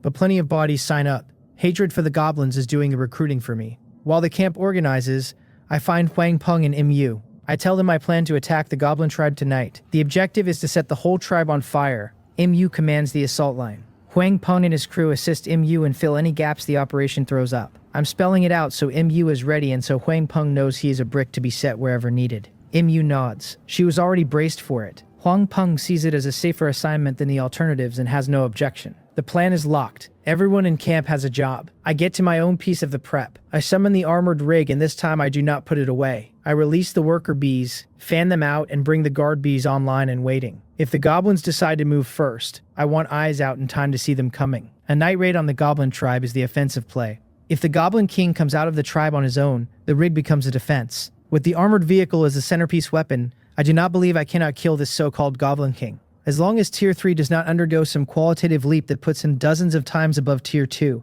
I trust the machine gun and the guard bees. Beyond that, worst case we run. Worst case we drive over them. If they have anything to say, they can say it to the armored vehicle. The worker bee lifts off the armored vehicle with a low hum, and I tell Sentry 1 to warn me the instant it spots any goblins closing in. Sentry 1 takes the order without a word wasted, the way it always does. While it watches, I pull out the material boxes I've been hoarding, and I leave the bronze level ones alone for now, because the 3 silver level boxes are the ones I actually care about tonight. I choose to crack all 3 at once. The panel tallies it up in a rush of white light, a silver enhancement potion, a pair of food supply packs, 100 crystals, 2 metal supply packs, 100 gold, a vehicle upgrade blueprint stamped artillery armament, and 100 units of universal fuel. Then my talent greed kicks in on top, spending my sanity to sweeten the pot. It coughs up a water storage device modification, another metal supply pack and food supply pack, 200 more crystals, 200 more universal fuel, another 100 gold, and a silver level skill upgrade. I've gotten so used to piling up supplies that would make anyone else weep with envy that I barely blink. I down the enhancement potion first, then look at the rest. The real prize here is that artillery armament, because it bolts a whole new layer of firepower onto my armored vehicle. It works like the machine gun blueprint did, except this time it isn't a machine gun. It's a cannon. so I suppose this counts as a tank now, and a super tank at that. I glance at the other modification, the water storage device, which is fine but nothing to get excited about. And the skill upgrade is decent, but my attention stays locked on the cannon. The build materials aren't anything rare, so I'm up on my feet before I even finish thinking it over, impatient to see the thing installed. The machine gun ran 16.8 millimeters, so I want to know what this cannon is made of. A heap of materials gathers, dissolves into white light under the blueprint's effect, and wraps the whole vehicle. From inside I can see the changes taking shape, a new firing station grafted onto the same port that used to house the machine gun. The barrel is enormous, and it swings in every direction without a single blind spot. The caliber is smaller than I pictured, 120mm shells, but it packs 500 rounds and reloads itself automatically. Jin Haecheon, former delivery guy, a man with a cannon now. I worked the barrel around a little, itching to put a few rounds down range, but I talked myself out of it, because a couple of test shots would kick up a commotion I don't need. Everyone's cycling through their rest shifts, there's real work coming later, and I can't afford chaos. So I settle for the other blueprint instead, upgrading the interior water storage into partitioned tanks, fed by pipes and outlets and faucets, ready to use the moment the water's purified. This armored vehicle keeps drifting further from a war machine, and closer to a house, appliances, a power room, and now running water, a complete mobile residence. That leaves the skill upgrade scroll, and after a moment's hesitation, I feed it into my marksmanship, which evolves into Master Marksman at silver level. Honestly, I've unlocked plenty of skills by now, but I lean on firearms for almost everything, and the rest are just gravy. Maybe once I've cleared out the goblin tribe I can pour some effort into my own body, so I'm not left toothless the day guns stop being enough, or the day my own strength finally outpaces them. Right now I can steamroll anything with a rifle, but I know that won't last forever. Eventually something walks in that firearms can't touch, a creature built to shrug off physical damage, or some monstrous boss, and when it does I'd rather not be caught flat. The 3 silver boxes leave their mark on me too. My panel updates and my strength is pushed to 37 before the bonuses stack on top, ceiling 60 for the moment. Agility sits at 38 with its own extra layered over it. Constitution is finally cracked 40 even stripped of equipment, and Spirit lands at 36 with 9 more piled above it. That Constitution number is the one that gets me. At this rate, Tier 3 isn't far off. I clench my fist and feel no discomfort at all, just raw power, the kind where I could drop a cow with one punch. My attributes are running several times an ordinary person's now, and when I remember that most people started this world with maybe 5 or 6 points to their name, it lands. I'm sitting at 7 or 8 times that. Even in the middle of resting, I keep crafting rifles, because there's a hard fight coming. The walkie-talkie crackles right on cue. It's mostly in-use voice telling me goblins are approaching and passing the same word to Woon-dae-gwang and the others, who are already braced for it. I get up and ask how many, calm about it, since I've been waiting on this for a while. She reports they're scattered, only 30 or so, most likely scouts or a vanguard. There's no urgency in her tone anymore. After the pile of goblins she's helped put down, these ones barely register as a threat, just meat walking itself to the grave. I give Woon-dae-gwang and the crew the go-ahead. As long as nothing special is mixed in, a handful of people with rifles can wipe 30 goblins without breaking a sweat. Woon-dae-gwang and his men have been holding their breath waiting for this, and the second I clear them they pull the coordinates from MU and move to flank.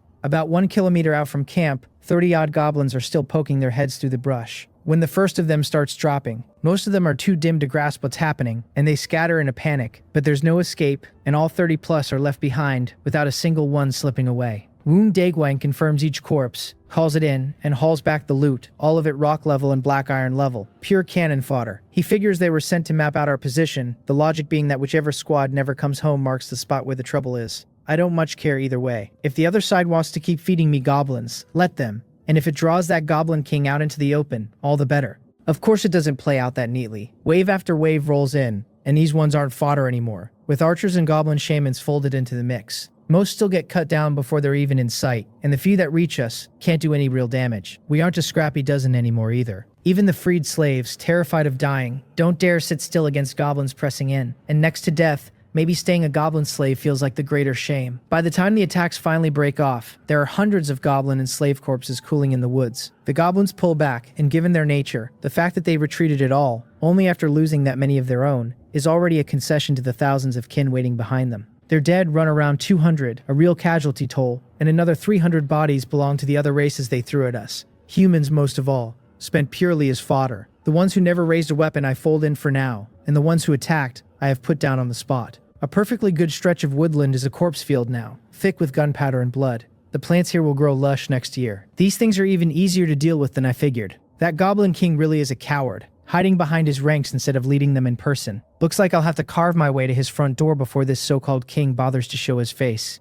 I run the worker bee from inside the vehicle, watching the fight through its feed, and it's over before I even bother committing the bee to it. We take losses too, some from plain carelessness, some because the slaves are in such wretched shape. Over a dozen wounded, 11 dead, most of them swarmed under by goblins, a few of them killed by mistake by their own side. It's combat discipline that would make a dog shake its head. Really, it's two mobs of amateurs pecking at each other, and my side comes out on top for now on firepower alone. Watching them fight only makes me sure about the night raid, because once their morale breaks, killing these things is no harder than sticking pigs. I hand the follow-up care for the wounded to Gok Kwanggang and break out some healing potions and medicines. Anyone not killed outright won't be nursing anything too serious. The material boxes flow back to me too, and I'm so numb to them now that I just open every black iron and rock box on the spot. No sense wasting storage. I even crack a stack of carriage blueprints hoping for an upgrade blueprint that might push my freshly modified vehicle a rung higher. But bigger isn't always better, so I set those aside for later. The rest of the materials I hand out as rewards, food and supplies to whoever earned it, and whatever won't fit in the vehicle I dump onto the trading board. Anyone watching that board closely would notice one account listing and delisting a mountain of goods, over and over. This time I'm getting rich in one clean sweep. 2 new silver boxes have surfaced already, and I keep those, waiting on my talent to refresh. The camp settles into its own busy work, everyone with something to do, and after a short rest I walk the grounds myself, cataloging what supplies matter and which people are actually willing to fight. That's exactly when the trouble finds me. Somewhere in the camp a gathering has gone wrong. Screams tangling over each other, voices shrieking that the food is poisoned, demanding to know who did it, howling to kill the base slaves and the defectors. A group of newly rescued people had been savoring some rare decent food, celebrating their escape from the goblin tribe, when the ordinary rice porridge dropped a whole cluster of them dead, and some of the survivors snatched up weapons and started hacking at whoever stood nearby. The whole thing moves so fast no one gets time to react. Gok Kwanggang finds the scene and his face goes black as a scorched pot. Blacker still when he clocks me standing off to the side watching. He's the one responsible for processing these slaves as they arrive, and the food that just killed them was prepared under him, and he'd only stepped away to check on the wounded before it all came apart. I don't stand on ceremony. I tell Gok Kwanggang to take people and shut it down, and if the rioters won't drop their weapons, to kill them, and I tell everyone else to keep their distance and not to strike at anyone. I already have the AK-47 out of the storage ring, and I'm watching the other slaves for the same signs. If any of them start a riot of their own, I won't mind at all letting them eat a few rounds. I keep a handful alive only to understand the situation, because in my head these troublemakers are already condemned. They've poisoned people to death, and that's the end of the conversation. Is this an internal feud, some private grudge, or is it a goblin tactic? Given what people are capable of, I don't doubt for a second that slaves might butcher each other over old scores. Gok Kwanggang takes the order and doesn't waste it on shouting. He points out a few men helping nearby and wades in with his weapon. A run of crossbow bolts strips the rioters of any fight, but the group that was rescued alongside them is nearly gone already. Most dead from the porridge, a few hacked down before the poison even took, along with some earlier rescued slaves who'd been pitching in. The rot traces cleanly to the batch we pulled out most recently. Even caught and bleeding, they keep raving like religious fanatics, spitting about the king in the black fog. Gok Kwanggang grabs one by the collar and slaps him hard, cursing his mother and demanding to know if he's been a slave so long his brain rotted out. He has someone check whether the poisoned ones can be saved, but the man comes back shaking his head because whatever this poison is, it kills the moment it takes hold. That answer makes Gok Kwanggang want to tear the fanatic in his grip apart, and he keeps swearing loud enough to drown out the nonsense still leaking from the man's mouth, mostly because he's terrified this whole mess just dinged his standing with me. The instant he senses me approaching, he reins it in and slides back into his fawning face. He tells me these ones seem crazy, maybe brainwashed, and that whatever king they keep chanting about, they're probably talking about the goblins. Anyone with working eyes can see it isn't normal, and it isn't just him either, because the others who suddenly turned killer all wear the same symptoms. So they have methods like this. I wonder for a beat whether those methods can reach through the protection buff. Most of my people are ordinary and can be attacked, and the survivors are just the few I've had from the start.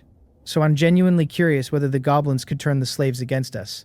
But I let it drop. The buff wears off by noon tomorrow anyway, and after that it won't matter. I ask the man in front of me whether he's still conscious, whether he can talk at all. All I get back is that the rebels will die by the king's hand, that I should wait for the king's wrath, that the black fog descends and the king descends with it. Just fragments, muttered on a loop. As I figured, these ones are part of the black fog's handiwork, already whittled down into playthings for the goblin shaman. There's nothing left to talk to. I tell Gok Kwanggang to finish them. Too many people are dead. These ones can't be kept, and I can't trust a word out of them. Chalk it up to their rotten luck. It's our first meeting. There's no bond between us, and my rule with these slaves is simple. Save them where I can, but never at the cost of my own neck. Gok Kwanggang nods, eager to prove his worth, picks up his new AK-47, and clears the last few. They keep struggling even fully in the shaman's grip, shouting about the king and the rebels, and one by one he takes their lives. They're still human after all. Not a single material box drops. I watch the blood spread and the bodies pile without a flicker of disgust, because I went numb a long time ago. Never mind these slaves. Thousands of survivors across our area are already dead, and the real danger hasn't even landed yet. Most of those deaths coming from infighting. If half of us are still standing after tomorrow, I'll call that a win.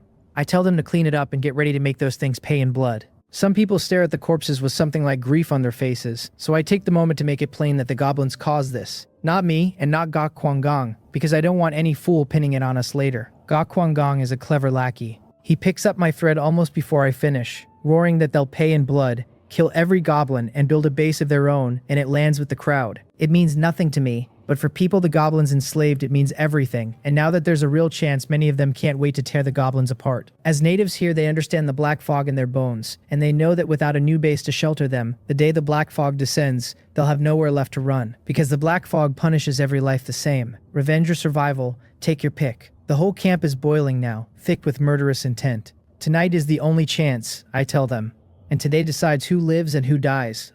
The ones willing to gamble their lives get picked out, and the rest I write off. After the pep talk, I go back to churning out Molotov cocktails, and the count has already blown past 5,000, so I just start producing hundreds of universal fuel barrels to hurl as projectiles too. Tonight, I want to put the entire goblin tribe to the torch. Night comes down and the dense forest goes quiet. The goblin tribe probes a few more times, but only scouting from a distance, bolting the moment anyone shows, some getting away clean while others are left behind in the dark. Once full night settles in, the goblins vanish entirely. I half expected them to go berserk after sundown, but the worker bee feed tells the real story. These goblins are afraid of the night. The walkie-talkie asks if everything's ready to move. The camp is already carved into squads, every hand gripping some kind of weapon, all of it aimed at killing goblins. Even the cattle and horses are lashed to big carts loaded with universal fuel barrels, waiting to charge once we reach the tribe. Some people don't dare join and get left behind, and no one spares them a thought, because except for the wounded, the rest are just cowards now, and it's already generous that nothing worse was done to them. There are no elderly and no children here. Anyone without value the goblins never bothered to feed. I give the word to move out, telling them to take the lead and then loose the fire oxen straight into the camp. I board the armored vehicle because this is a major battle, and the machine I've spent so long building is finally going to earn its keep. Woon Daegwang and the others are riding high with cars, guns, a mob of people, and a mountain of Molotovs behind them. The convoy peels out one column after another, with MU running the whole thing by radio across every position. I tell Sentry 1 to move out and to keep the worker bee reconnaissance running the entire way. The bee is already ranging ahead, the vehicle rolls under Sentry 1's control, and I sit inside with the AK-47 across my knees, watching the bees feed ready to step onto the field when it's needed. Especially when that Goblin King finally shows himself. Sentry 1 acknowledges and drives. The vehicle moves with real weight to it. 2 or 3 stories of armor rolling through the dark, and plenty of my people glance at it and find a few more points of nerve for the night ahead. The prior evacuation left some distance to cover, so it takes a while to reach the tribe's edge, but the cattle and horses are tireless, hauling loads of people without pausing, truly born to be beasts of burden. We aren't quiet, and a goblin scout catches sight of us and shrieks before we're close. That's fine. No tribe this size gets hit in silence, and I've always planned this as a frontal assault anyway. The scout's dying cry ripples through the tribe, and goblin patrols mobilize on all sides. Woon Daegwang's team doesn't care in the slightest. They just level their AK-47s and open up, and the scouts have no room to run even in the dark. The ones ducking behind trees chase down and shot. A few who spot us from far off manage to flee, though they won't have long to enjoy it. The lead team hurls Molotov cocktails the instant the tribe comes into view, tossing them from dozens of meters out, and the flames sweep across in a wall. It starts from one direction, then movement erupts on the left and the right too, gunfire and shattering firebombs lighting up the whole sky. The blaze drags goblins out of their mud huts and caves, and the moment they see the fire outside, instinct fills them with terror. Then a string of goblin shamans and large goblins push forward, and the panic dies down under them, more shamans arriving to take command. Finally, the Goblin King walks out of a wooden hut, with a scepter in his fist, golden-skinned, crowned, standing about 1.7 meters. He looks over the ocean of flame with a ferocious, furious face, red eyes cold with murder as they track toward the fire. He raps the scepter against the ground. An unseen wave rolls out, and the head of the scepter flares blue. In an instant, the terrified goblins find their spine. They snatch up weapons and actually march toward the flames, fearless in a way no goblin should be. The king isn't satisfied even with that. At his call, guards even stronger than the large goblins drag a war chariot up beside him, and when he mounts it and sweeps his arm, The entire tribe hears it and takes the order. Goblins are usually timid and easily routed, but under the king's bloodline suppression they have no choice but to obey. If the sovereign commands the subject to die, the subject dies. And even goblins ranked above the king can't resist his innate talent, because it's woven into the race itself. The king still carries himself like royalty, home ablaze and not the least bit rattled. In the short while he stands on that chariot, a huge force gathers around him, guards and shamans and mages and archers and goblins of every size. Over 500 of them. One word from him sends the whole mass surging toward the flames, the chariot rolling with them. By now my worker bees are already inside the tribe, mapping goblin positions one cluster at a time, and I catch exactly this, the way they're bunching up together. They really are sitting ducks. It nearly pulls a laugh out of me, but I hold it in. I order Sentry 1 to send the worker bees into the attack and clear a path for the fire oxen. The bees that were only watching start to strafe, and basically one bee accounts for a large goblin or several small ones. Some get spotted first and torn down before they land a hit, especially by the shamans and archers who wield spells, whose eyes are frighteningly sharp. Once the word spreads that the bees are dangerous, the goblins hammer at them non-stop, which only shoves the horde deeper into chaos and hands Woon Daegwang his opening. The cattle and horses are frantic under the whips, and the flatbed carts behind them are burning hard now, making the animals wild with panic. Another lash sends my dozen-odd fire oxen thundering straight into the goblin camp, some plowing through huts, others bowling goblins over, and the universal fuel turns whatever they touch into a running torch. Between the Molotovs, the fuel barrels, and the charging fire oxen, the tribe collapses into bedlam, flames climbing to the sky. Lucky there's nothing else living nearby, or a blaze like this would draw a crowd. The slaves see hope in it and pour black iron crossbow bolts into the goblins. Most of them upgraded to those crossbows now, the rest still lobbing Molotovs, and the ones holding AK-47s have magazines to spare and rake the horde without pause. Goblins fight back and we take losses of our own, but theirs run far higher, and not by a small margin. MU's vehicle never stops moving, hurling firebombs, eventually plowing right into the tribe, targeting any goblin or hut in its path. Each vehicle carries 6-4 inside and 2 up top, 1 driving, 3 firing, 2 throwing, and the damage one of them does tearing through the tribe is genuinely staggering. MU steers clear of the dangerous goblins or simply runs, and anything that dares follow catches AK-47 fire for its trouble. That single vehicle puts on a show like 100 fighters, and it pulls the eyes of slave after slave. At first it's only destruction, but as the uproar grows she throws caution aside entirely, her voice booming out over a loudspeaker again and again. She calls the enslaved her brothers, tells them she's come to save them, that if they kill the goblins this place becomes theirs, that they should pick up whatever's near and finish off the goblins around them. Humanity will prevail, she shouts, asking whether they mean to live standing up or kneel their whole lives away as slaves. She's a recent university graduate, still at the age where passion runs hot, and all the way here she's been swallowing her temper at the sight of so many people in chains. Now she just lets it out, half incitement and half raw frustration at their unwillingness to rise, and any goblin that strays near her eats AK-47 fire mid-sentence. Her voice reaches the slaves across this whole stretch, and some of them are so numb, chained up for who knows how long, that they only stare, suddenly unsure what kind of thing they even are. Are these people really here to save us, they wonder? Will humanity prevail? Are we human? Being a person feels like something from another life. No one has treated them as human in a very long time, worth less here than the livestock, less than the cattle and horses and the other races. Their own sense of themselves eroded into believing they were the lowest of things, that to live simply meant to be owned. Then MU's words land, and a few of them feel the faintest pulse of coming back to life. We are human, some of them start to say. The firelight throws itself across the faces of the enslaved, crawling out of the caves, and even from far off they feel the scorching heat, as if the long-lost sun itself were walking toward them. They aren't rats hiding in the dark anymore. After a short hesitation, a few haul themselves upright and scream to kill them all, arming themselves with whatever's at hand: stones, torn down beams, weapons wrenched from the goblins. The slave revolt throws the whole tribe deeper into ruin, since a full third of its population were slaves, kept down by weapons and starvation and a handful of traitors. Now that it's all chaos, no one cares who anyone is, and even the collaborators who used to lord over their own kind get hacked apart in the crush. There's slaughter everywhere, and it nearly drowns out the timid goblins themselves. Many goblins are already frayed, only turning berserk when the king or the shamans drive them, and with their companions dropping one after another and fire swallowing half the tribe, it's as if hell has closed in on every side and left them nowhere to run.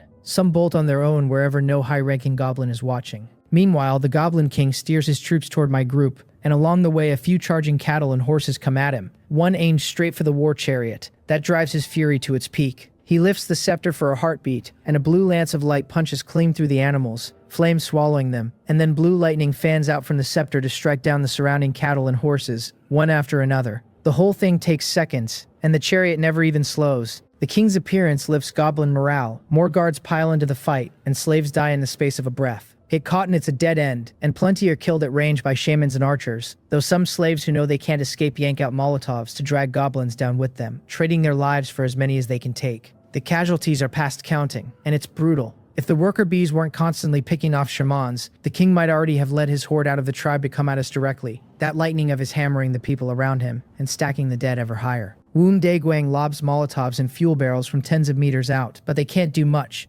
mostly shot down by the guards before they land, at best torching a bit more of the tribe's belongings. Is that the Goblin King? The question runs through the crowd as people pick out the Golden Goblin, hideous to human eyes yet unmistakably wrapped in a royal aura even other races can feel. For a moment it looks like the goblins are seizing the advantage, on the verge of grinding down everyone who charged in. That's my cue. I order the guard bees deployed and tell Sentry 1 to give them a shot. I've already reached the tribe's entrance, braced for this since the king first appeared. The only thing that nagged at me was that lightning, and whether the armored vehicle could take it, because electronics are exactly what a bolt like that loves to fry. But the layered armor holds up fine, and as long as the interior stays sealed off from the lightning, it won't be a real problem. At least that's what Sentry 1 tells me. Sentry 1 is blunt about it, and even though we're still hundreds of meters out, the massive cannon muzzle is already lined up. The cannon roars, and the noise makes the din of the night somehow louder still. Everyone can see the huge armored vehicle, 2 or 3 stories tall, opening up on the Goblin King's position round after round. The machine gun muzzles join in, and any goblin in sight gets mowed flat, the frail bodies behind a shaman's magic shield tearing apart after the shield eats only a few bullets. Fireballs and ice crystal arrows and every other kind of spell come flying at this enormous living target, but most are shot down by gun and cannon before they arrive, and the few that reach it leave nothing but scorch marks and frost on the outer armor. That outer layer is built to shrug off guns and cannons, and these Tier 1 and Tier 2 shamans can't even scratch through it, which only settles me deeper into my seat. I tell Sentry 1 to keep firing, and not give the king a chance to close the distance. The cannon reloads and fires and reloads again, hammering the king on his chariot, and when the shells come in, a protective shield flickers up over the chariot, shielding a swath of his people, though the goblins outside it get blown clean away. It doesn't kill the king, but it works, because it makes him too wary to press his attacks, and sends the goblins around him into a panic. Keep going, I tell it, don't stop. I have zero interest in getting anywhere near that lightning. If he's got a complaint, he can take it up with the cannon. Sentry 1 reloads and fires without pause, and I keep the vehicle rolling, edging in to clear out troublesome goblins wherever they cluster, while never lingering long enough to give anyone a weak spot to exploit. The cannon barrel tracking the king the whole way. By now it's plain his lightning can't reach several hundred meters, and my cannon has range measured in kilometers. The guard bees I sent out earlier start paying off too. There are only 100 of them, but with the hive's detection gear they hunt down high-ranking goblins and self-destruct on target. Pure suicide drones with a high-speed sprint phase, cutting through the air like shells and detonating the instant they close in. One hit is usually enough to blow a Tier 2 goblin to pieces. A genuine silver tier device, living up to the name. Cannon, machine gun, guard bees, and the armored vehicle itself. I honestly suspect that with these few silver-level modifications riding a bronze-level chassis, I could sweep this entire tribe on my own. The cannon's roar swallows every magical sound, each shot shaking the ground and kicking up clouds of dust. The Goblin King seems to grasp that he can't hold out like this. His scepter erupts red, the nearby goblins hear it and let their violent aura loose in full, and his guards balloon in size, stats spiking until they look like little giants before they charge my vehicle. They don't come as one mass either, splitting up because they know staying bunched means getting wiped in a single stroke. The king doesn't hold his ground. After eating another shell, his chariot cracks, which only stokes his rage, and the shield around him is visibly thinner now, the kind of thing that would need real recovery time if it shattered. He gets the chariot moving again, lightning sheathing the whole vehicle and the king with it. Blue patterns crawling across his golden skin, his red eyes tinged with blue, and then the chariot lunges forward. Above us, the black smoke gives way to a fast-gathering storm cloud, and a light drizzle starts to fall. Too weak to kill the fire, but enough to wet the air, and inside that cloud lightning coils like a thunder dragon poised to strike. Cannon rounds keep going out, some connecting, some missing, the vehicle pulling back and firing the whole time. Is this his ultimate move? I watch it unfold from inside the vehicle with no intention of letting them get close. 2 machine guns dropping the surrounding goblins at range, but that blue lightning is faster than I am, so I glance at the ring on my hand and activate Shadow Veil. Source energy drains out of me in a steady bleed, at first only around me, and then, as another shell fires and the dust rolls, in the next instant the vehicle and I simply vanish from everyone's sight, as if we'd melted into the dark. It isn't just the vehicle. Nearby buildings and goblins wink out too the moment they cross into the field. The sight detonates the king's fury. He drives the chariot straight into the veil, scepter thrashing, blue lightning bursting out in a flash that nearly swallows the night, aimed to run me through. A heartbeat later on Shadow Veil and it might have landed. Instead, the king and his chariot barrel into the field's range and disappear right along with it. This is the first time I've run the ability at full power, and magic-type abilities really do hold their value, erupting with something technology can't touch at moments like this. As the caster, I feel everything inside the veil, but no one else is so lucky, because to them stepping in is pure blackness, a genuine shadow world. I can feel the king's rage as he charges in, and his perception is solid enough that clawing his way out would cost him real effort. And even if he managed it, that's exactly what I'd want, since leaving just means eating my long-range fire again. I keep spending source energy to widen the veil, 500 meters, 1 kilometer, 2 kilometers, until countless goblins and people are folded into it. My face goes pale with the cost. If I hadn't broken through to the second tier, staging something this big would have been beyond me. There's a reason I'm pushing this hard. The king's earlier strike actually connected, stalling the vehicle for a moment, and even Sentry 1's screen went black before it snapped back, the lightning frying some solar panels and searing black streaks across the armor. A few more hits like that and I'd be in trouble. Now that he's inside my territory though, I move however I please, and his old trick of striking by my position is finished. I give the order to open up at full power and put the king down. I hold back a reserve of source energy and mental strength, and keep about 1 kilometer between us, the range where the cannon can fire at will, and stay inside the machine gun's effective reach. No obstacles in the way, hitting the king hard.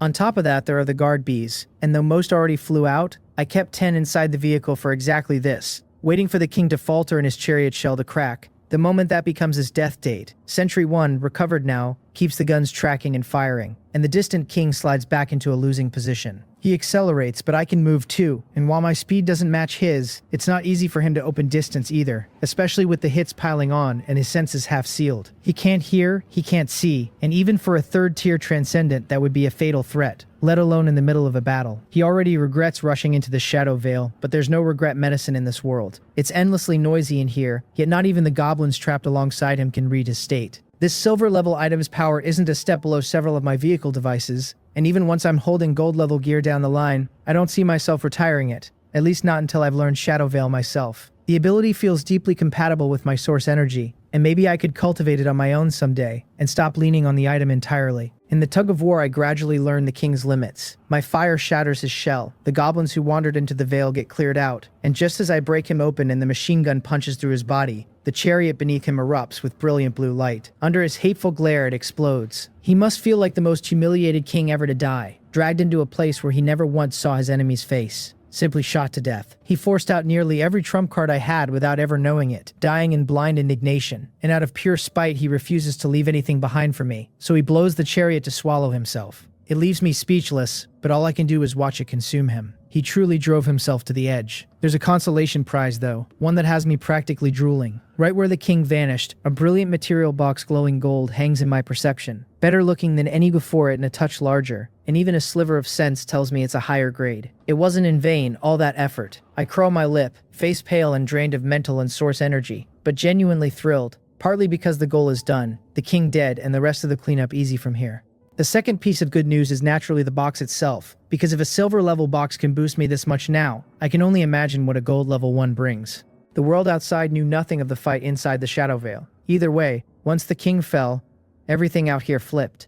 The goblins seem to sense their king is gone and collapse into total disorder, cut down in droves by Woon Daegwang and his men. The guards who ran on the king's power buff revert to normal strength the instant he dies, and where they could once dodge bullets on their inflated stats, now they meet an unbroken storm of Molotovs and AK-47 fire. Maybe a high-attribute creature can slip a single rifle, but against the combined rate of fire of several rifles from every angle, even a peak tier 2 being can't dodge without some special skill. It's just like the Shadow Demon Wolf that only survived at range by leaning on its skills. These guys have gone soft, the men shout. The captain must have finished off that gold-skinned goblin, so hurry and don't let the rest escape. Woon Daegwang and the few others with walkie-talkies pass the word, each leading his men to run down the fleeing goblins, the AK-47 barrels spitting fire until they glow scorching hot. As the goblins scatter, the ground the Shadow Veil had swallowed returns to normal, and my armored vehicle surfaces again looking like a battle-damaged version of itself, mostly because the king's blue lightning charred a wide patch of the roof and killed some solar panels. I'll have to patch it or print new panel blueprints. No real hurdle since I'm sitting on a heap of spare blueprints. And with the generator room running, losing solar power just means burning a bit more fuel. Not a single goblin in this area is left breathing, though some humans caught in the crossfire pull through. I've already stuffed the gold material box into the vehicle. As for the king, that gold-skinned bastard self-destructed at the end and left his corpse scattered in fragments, his chariot and every piece of gear gone with him. I really did drive him to the wall. There are other spoils, at least because the large goblins and shamans who entered with him still dropped bronze and even silver material boxes, and after scooping up a few silver ones, I don't let the loot dazzle me. The fight isn't over, the goblins are routing, and this is the perfect window to harvest. Material boxes don't even think about slipping away. The armored vehicle rampages through the tribe completely unopposed. Machine guns hammering in bursts, and the cannon reaching out for anything at distance. My ultimate weapon finally bearing its full ferocity. It fills everyone else with envy, all of them itching to try the thing out. Neither goblin nor building can bar its path, and it crushes whatever it touches. This 100-ton king living squarely up to the name. The night is anything but peaceful, and the slaughter drags on and on. In the end, not a single goblin is left standing anywhere in sight, all of them reduced to scattered pieces. Some of the faster ones make it out of the tribe, and others duck into the caves, but that only buys them a little more time. The caves have other exits yet can't handle a mass escape, and the slow ones still get cleared out by the red-eyed slaves. The tribe's own slaves in particular number quite a lot, and at least 2,000 of them survive, though slaves of other races aren't so fortunate, wiped out under a kind of racial discrimination. Sitting inside the vehicle, I've already told Woon Daewang, Gok Guanggang, and the others to gather and calm these people. Watching the flames climb and the crowd drift into a lost, aimless mood, I'm already turning over my next move, because the fight went smoothly, but what comes after is the real test. And mishandled, it tips right back into chaos. The losses in this battle were heavy too. The men I brought cut by nearly half, and it's the slaves who took the worst of the dead and wounded.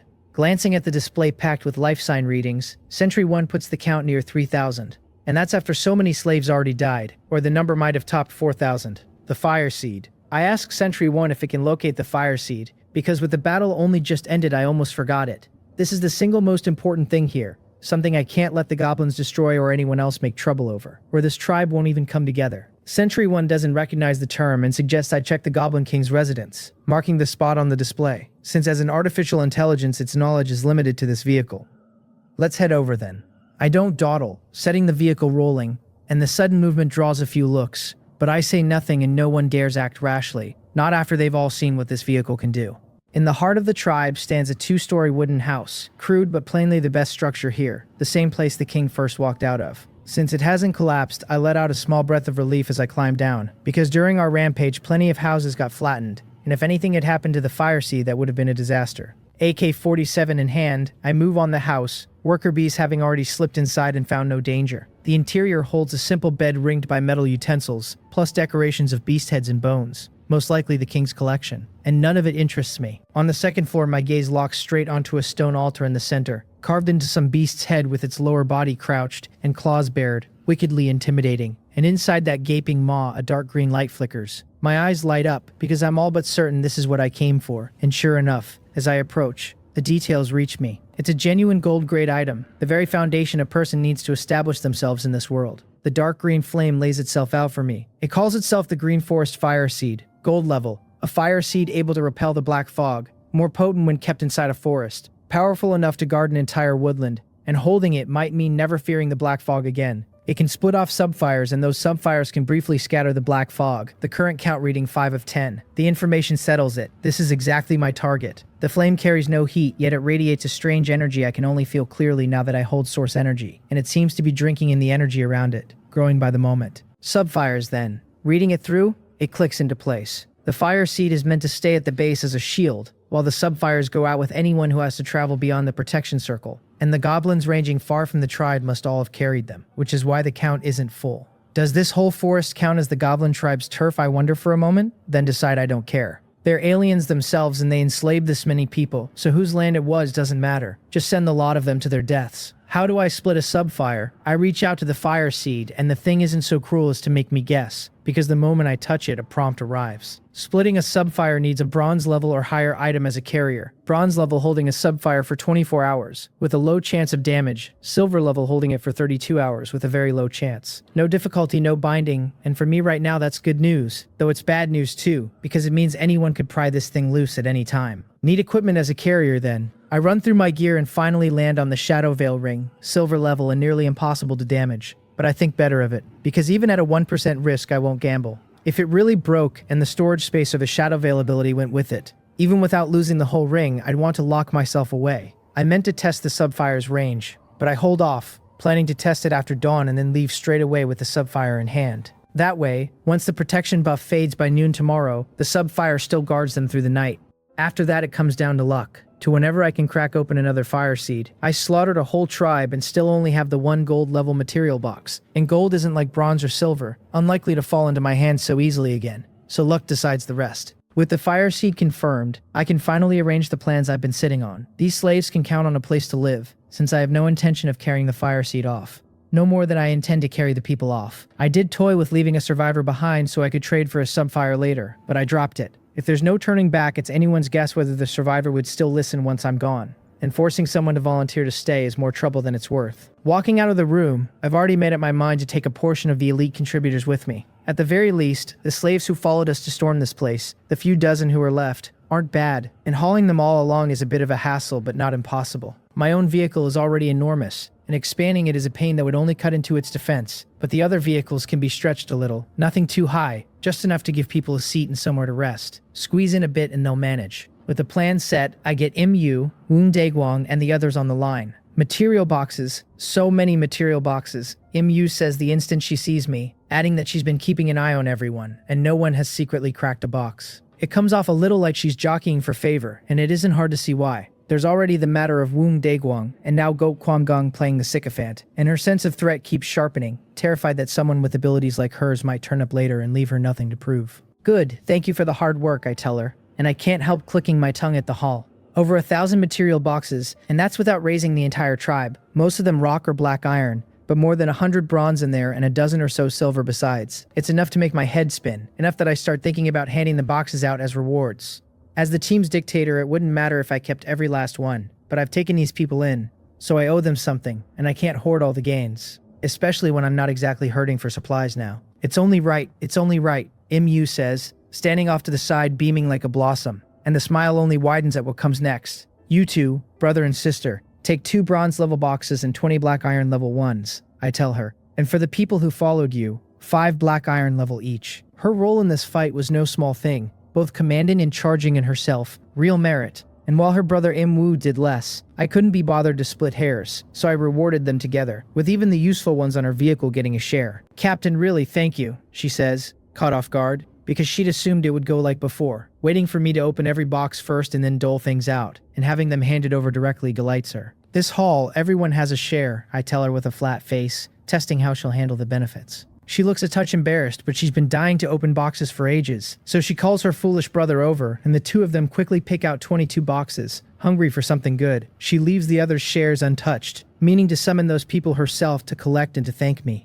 Woon Daegwang, you all have a share too. I go on. 3 bronze level and 20 black iron level for the 3 of you. And if you can't open the boxes, find someone to help or come to me. Anything inside you don't need you can trade, it's your private property, and the people who moved with you get 5 black iron level each. I hadn't forgotten Woon Daegwang, and while it's a shade less than Mu's group, it lands in the same range, with the other vehicles set for about 8 black iron each. Thank you, Captain, he says, just as pleasantly surprised, not having expected a cut at all, since they aren't survivors and are plainly curious what these boxes will spit out. Besides handing out the boxes, I remind them, I mentioned before that I plan to pull some people into our convoy. For now, that's Go Kwanggang and his group, plus this batch that charged the tribe with us. So if you think it fits, choose your own people. I give them the heads up early, and anyone left over can follow Ga Kwanggang if they want. My own vehicle will take on some people later too, otherwise all that space would just go to waste. Dawn comes up gray over the dense forest, and the light does the corpse field no favors.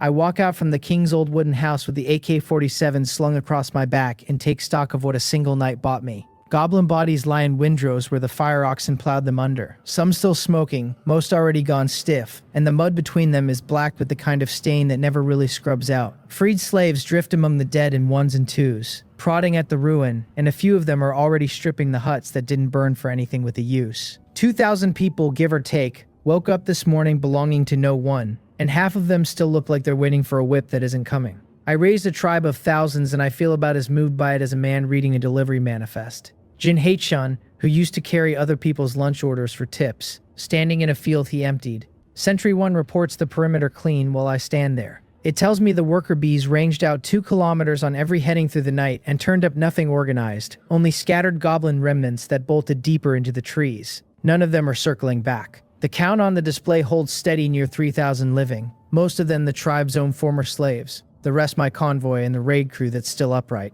I ask about the wounded, and Sentry 1 puts the number that won't fight again soon at something over 100, which is a lot of mouths for a base that produces nothing yet.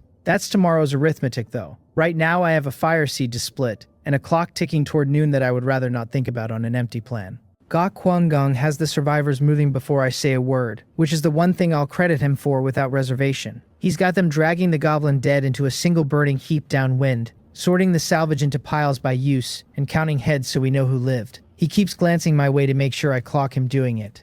Let him. A man who works to be seen working still gets the work done, and I would rather manage an eager lackey than nurse a proud one. The freed slaves take direction the way people take direction when the alternative was a whip for years, which is to say instantly. I file that away as both a convenience and a thing that will need fixing before it curdles into something useless. 2 silver boxes have been sitting in my storage since the raid, waiting on greed to refresh, so I crack them while the base sorts itself out. The panel tallies it in a wash of white light, a silver enhancement potion, a metal supply pack, 300 crystals, and a fresh batch of universal fuel. Last comes a vehicle upgrade blueprint stamped for reinforced axle mounts, dull but useful for the stretched carriages I'm about to load with people. Then greed spends my sanity on top and sweetens it, coughing up another 100 gold, a second food supply pack, and a silver-grade skill scroll I set aside to think about later.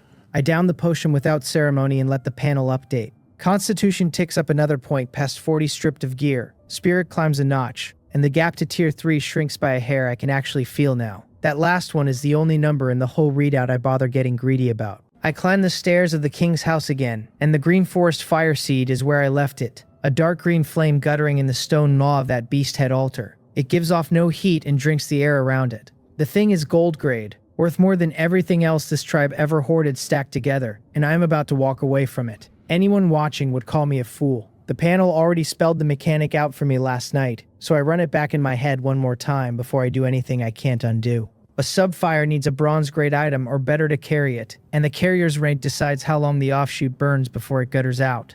Bronze holds a subfire about 24 hours with a low chance the carrier takes damage in the splitting, and silver stretches it to about 32 hours with a chance dropping to very low. Last night I nearly used the Shadow Veil ring and talked myself out of it. A 1 in 100 shot at bricking my storage space, and my best ability is not a bet I make for convenience. This morning I have a better candidate. I dig through my gear and settle on a silver-grade plate off the vehicle upgrade line. A chassis fitting I can bolt straight into the rig's power room. It is sturdy, replaceable, and worth nothing sentimental if the split scars it. I reach out and touch the fire seed, and it feeds me a prompt the way it did before. No cruelty in it, no riddle. I set the silver plate against the altar and confirm the split. A thread of dark green light peels off the main flame and curls into the metal, and the count on the seed's readout ticks down from 5 of 10 to 4. The plate in my hand takes on a faint cold green glow that pulses like it's breathing. The seed itself doesn't so much as flicker at the loss, still guarding the whole woodland the way its description promises, still fat and growing on whatever it eats out of the air. The plate came through clean, no scar, no damage. Very low chance is very low, and for once luck sat on my side of the table. I test the radius before I trust it with anyone's life. Carrying the plate, I walk it out from the house in a slow circle and watch the display feed off the worker bee overhead. The subfire throws a bubble of clear air around the carrier maybe 150 meters across. It is a soft green pressure that shoves at the ambient dark the way the main seed shoves at the forest. It's smaller than the seed's reach by a wide margin, which is exactly what I expected, since an offshoot is a rental and the seed is the deed. That is enough to wrap a tight convoy. It is nowhere near enough to wrap a crowd, and that gap is going to become my whole problem soon enough. But not today. So I install it. I carry the glowing plate down to the rig and hand it to Sentry One's protocols, and the power room folds the silver fitting into the chassis where it belongs. The cold green light bleeds out through the seams until the whole 2-story hull sits inside its own faint bubble of pushed-back air. Sentry One confirms the subfire reads as an active shielding element and asks nothing about where it came from, because it addresses me as master and it does not editorialize. The armored vehicle already had a cannon, 2 machine guns, a hive of bees, and running water. Now it has a piece of a gold-grade artifact burning in its guts, and it can drive out of a fog that eats everything else alive. Leaving the seed behind isn't charity, and I want that clear in my own head before I get soft about it. I cannot carry a gold shield core and a base full of grateful humans at the same time. And of the two, the base is the one that keeps paying. A fire seed in a pocket is a fire seed. A fire seed nailed to a settlement of 2,000 people who owe me their lives is a forward position, a labor pool, a songvine plantation, and a mining pit. All of it holds my flank while I take the subfire on the road. I am not abandoning the seed. I am investing it at 0 cost to myself and collecting the interest for as long as these people stay alive. I gather the ones who matter in the cleared ground in front of the king's house and lay it out plainly, because a settlement without a spine tears itself apart inside a day. I tell them the base is theirs to hold, that the green forest fire seed stays here as its shield, and that I am taking only volunteers when I roll out. Then I name the man I've been watching since the mining pit. Wang Daeho gets the stewardship, a freed slave who kept his head through the riot and the raid both, and I set him over a council of the more capable ones, rather than a throne. A single boss over 2,000 raw people is a coup waiting for a bad night. Wang Daeho takes it the way a man takes a live grenade, but he takes it, and that willingness is most of why I picked him. I don't send them out naked either. I leave the black iron crossbows the raid crew won't be hauling with me, and I remind Wang Daeho that the rig's processing room already restamped most of them. A board contact can restamp the rest when the count runs short. I leave several thousand Molotov cocktails from the pile I built for the raid, and a stack of universal fuel barrels to go with them. I also leave the mining pit and its ore, and the Songvine plantation the goblins were farming for their tonic. The cattle and horses that hauled the fire oxen carts stay too, since they breed and pull and cost nothing to keep. It's a working base the day I walk out of it, not a promise of one. A gift no one can eat is an insult, and I don't hand out insults to people I want defending my back. I sketch the defenses out for the council before I hand the base over for good. A shield corps still leaves 100 ways to lose a settlement, and these people have never held anything in their lives. I have them ring the seed's house with the fire oxen carts as a first barricade, and station crossbowmen in shifts, so there's always a watch awake. The Molotov stores get split across 3 points so one bad fire doesn't cost them everything. Woomgi walks the perimeter with me and marks the weak seams, because a little fox reads a killing ground better than most. I keep her clear of anything that would tempt her into using the mind warp trick that backlashes on her. I tell Wang Daeho plainly that no defense here matters more than the seed. If the base ever has to choose between holding the wall and holding the flame, it holds the flame and runs. He writes none of it down and forgets none of it. Wang Daeho asks me, carefully, what happens when the subfires run out and the black fog comes for the base anyway? Fair question, and I don't insult him with a lie. I tell him the seed here is the real thing, that it guards this whole forest and doesn't gutter the way an offshoot does. As long as it burns, the fog stays out of the trees. The offshoots are for travelers who leave the circle, I say, which is exactly why the goblins ranged with them and exactly why the count was short when I found it. Hold the seed, hold the forest, and the fog is somebody else's problem. He lets out a breath he's clearly been holding since I said the word steward. A steward is only as good as the muscle standing behind his chair, so I turn to recruitment before the goodwill cools. Gok Wangang comes with me, the whole of his group folded into the convoy, and I don't pretend it's because I trust him. He is a clever lackey who reads my thread before I finish the sentence and roars it back at the crowd like it was his own idea. A man like that is a genuine asset as long as he belongs to you. Sycophants are useful when they belong to you. I fold in the raid crew that stormed the tribe with us on top of him, the few dozen who lived. People who charged 1,000 goblins on my word have already passed the only interview I care about. Out of that batch, I'd pull the ones worth a seat on my own vehicle instead of a bench in someone's carriage. There are more tier 1s than I expected among the freed slaves. Hard men the pit didn't finish, and a scattered handful sitting right at the edge of tier 2, the way Gok Kwangang does. One of them is a broad, quiet slab of a man named Bang Chiol, a genuine tier 2 who spent who knows how long swinging a pick in the mining pit. He came out of it with a body like a retaining wall. He killed goblins in the raid with a length of iron bar because no one had handed him a rifle yet. When I put an AK-47 in his hands during the cleanup, he handled it like he'd been born holding one. I make him a lieutenant on the spot. A tier 2 who fights for the man who unshackled him is cheaper than any weapon I could stamp. I slot the rest of the convoy hands into roles while the recruits are fresh and biddable. Huang Peng takes a driver's seat on one of the stretched carriages, and his sister Huang Riong runs a firing crew up top of another. Zhang Yimin, who kept a cool head hauling wounded through the raid, gets the thankless job of tracking supplies and rationing across the whole column.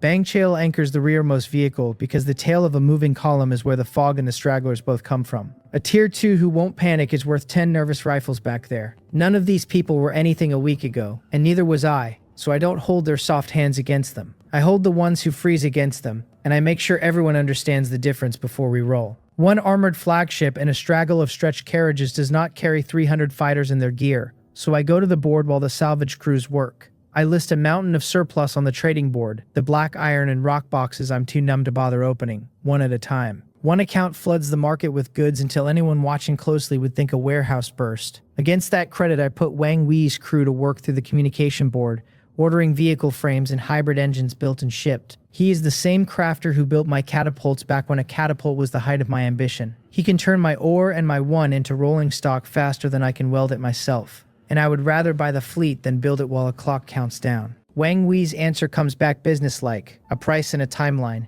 And buried in the same channel I catch a private ping from Captain M. Pajun that I've been half expecting for a while. The Pajun Guild has farmed rotten corpses for as long as I've known his handle, and the man is perpetually, chronically short of vehicles, which is the one thing I now produce like a factory. He doesn't waste the message on pleasantries. He wants frames, engines, anything with wheels and armor, and he's offering corpse farm materials and standing goodwill against it. Then he adds, almost sideways, that word is going around the boards about a lone convoy that cracked a fire seed off a goblin tribe, and he asks whether the rumor has a name attached. While Wang Wei's price comes together, I put my own crew onto stretching what I already own. Yuk Chon and M. Wu run the measuring, and we pull the roofs off 2 of the spare carriages and weld extensions onto the frames. Nothing is tall enough to catch a cannon's attention, just long enough to seat a squad and let them sleep sitting up on the road. The processing room stamps benches and axle mounts off the blueprint I pulled from the silver box, and the reinforced mounts turn out to matter. A carriage built for cargo folds under a load of frightened people who all lurch the same way at once.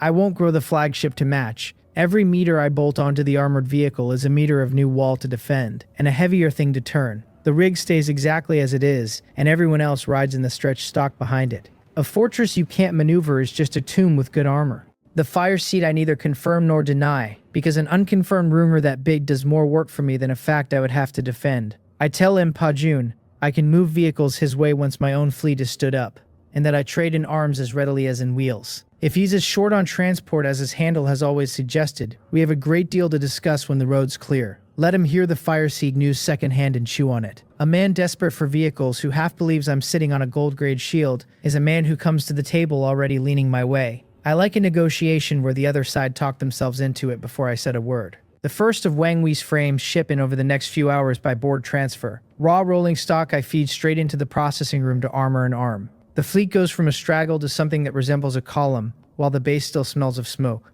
It cost me a genuine fortune in materials, and the kind of spend that would have stopped my heart in the first week, when I counted my whole worth in one hybrid tricycle. It doesn't stop my heart now. Wheels under my people are the one thing standing between a migration and a massacre once the fog moves. The cheapest thing in this world is a supply you didn't buy before you needed it. I buy the vehicles. I'll get rich again on the next tribe. The buff timer is bleeding toward noon the whole time I do this, and I feel it the way you feel a stove you know is on. The 3-day protection buff has been the one thing standing between my ordinary people and every claw in the forest. It is the reason the poisoned rioters couldn't be cut down by anything but human hands, the reason I could raise a tribe in sleep. It expires at noon and does not come back, and the guide told us that day 1 in the dead town, the way it told us everything else it turned out to be right about. After noon, the ordinary rule is the only rule, and the ordinary rule is that everything out here wants to kill you. The communication board tells me exactly how well the rest of the area is taking that news. I skimmed the broadcast channel once and it's a solid wall of the 20,000-odd survivors across our stretch working themselves into a panic as the deadline closes. Everyone asks the same 3 questions about the fog and nobody has an answer, while a few clear voices trying to organize the rest get drowned out.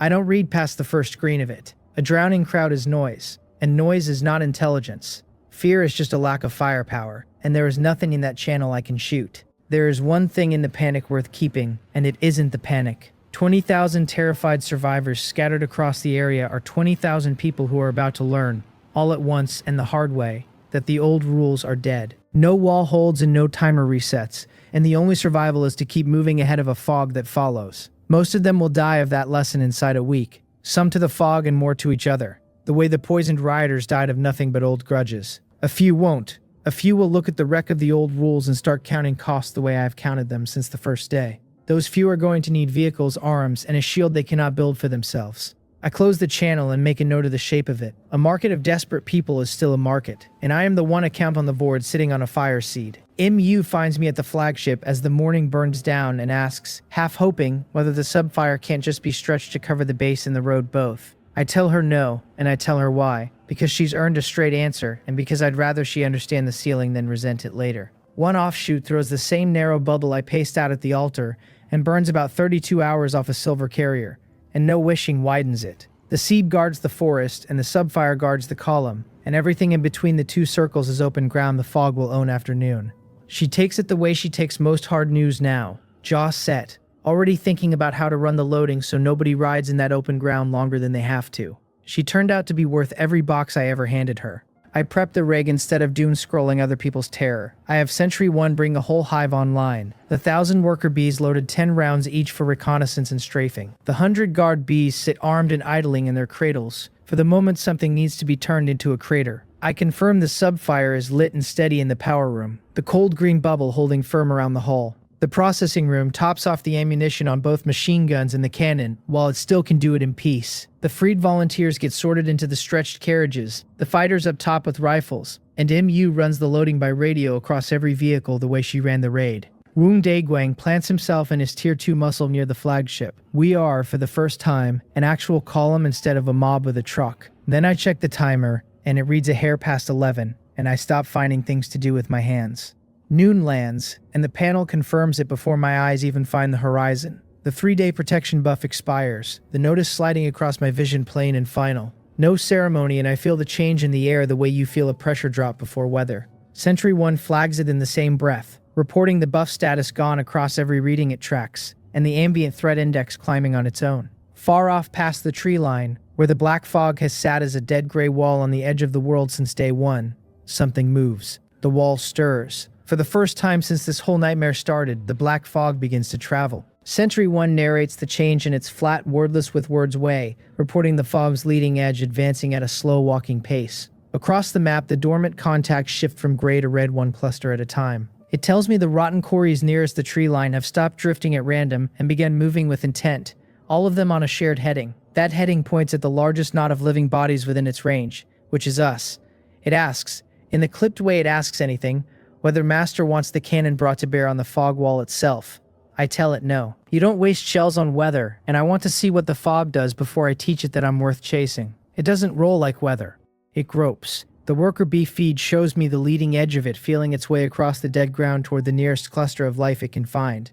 The description the guide gave us finally makes ugly sense, because the fog itself is hunting, and what it hunts is anything living packed close enough to be worth the walk. Closer in, the scattered rotten cores that have shambled harmlessly at the forest edge for days come up out of whatever holes they were in, and they aren't shambling anymore. They orient. They turn toward us together, as though something upstream of them gave one order. The readings on Sentry 1's display bloom with contacts that were dormant an hour ago and are now very much awake. The world the guide warned about has switched itself on, all at once, everywhere I can see. The first real test of the subfire comes faster than I'd like. A knot of the reoriented rotten cores reaches the edge of the column, while the last carriages are still forming up. They come on with a hunger they never showed while the buff held, clawing straight at the nearest bodies. Where they cross into the subfire's green bubble, something in them balks, the way a dog balks at a fence it can see. The leading edge of the fog itself simply stops advancing at the line the offshoot draws in the air. It confirms in one ugly heartbeat exactly what I paid a fireseed to learn, that the shield holds the fog and the fog's servants both at bay.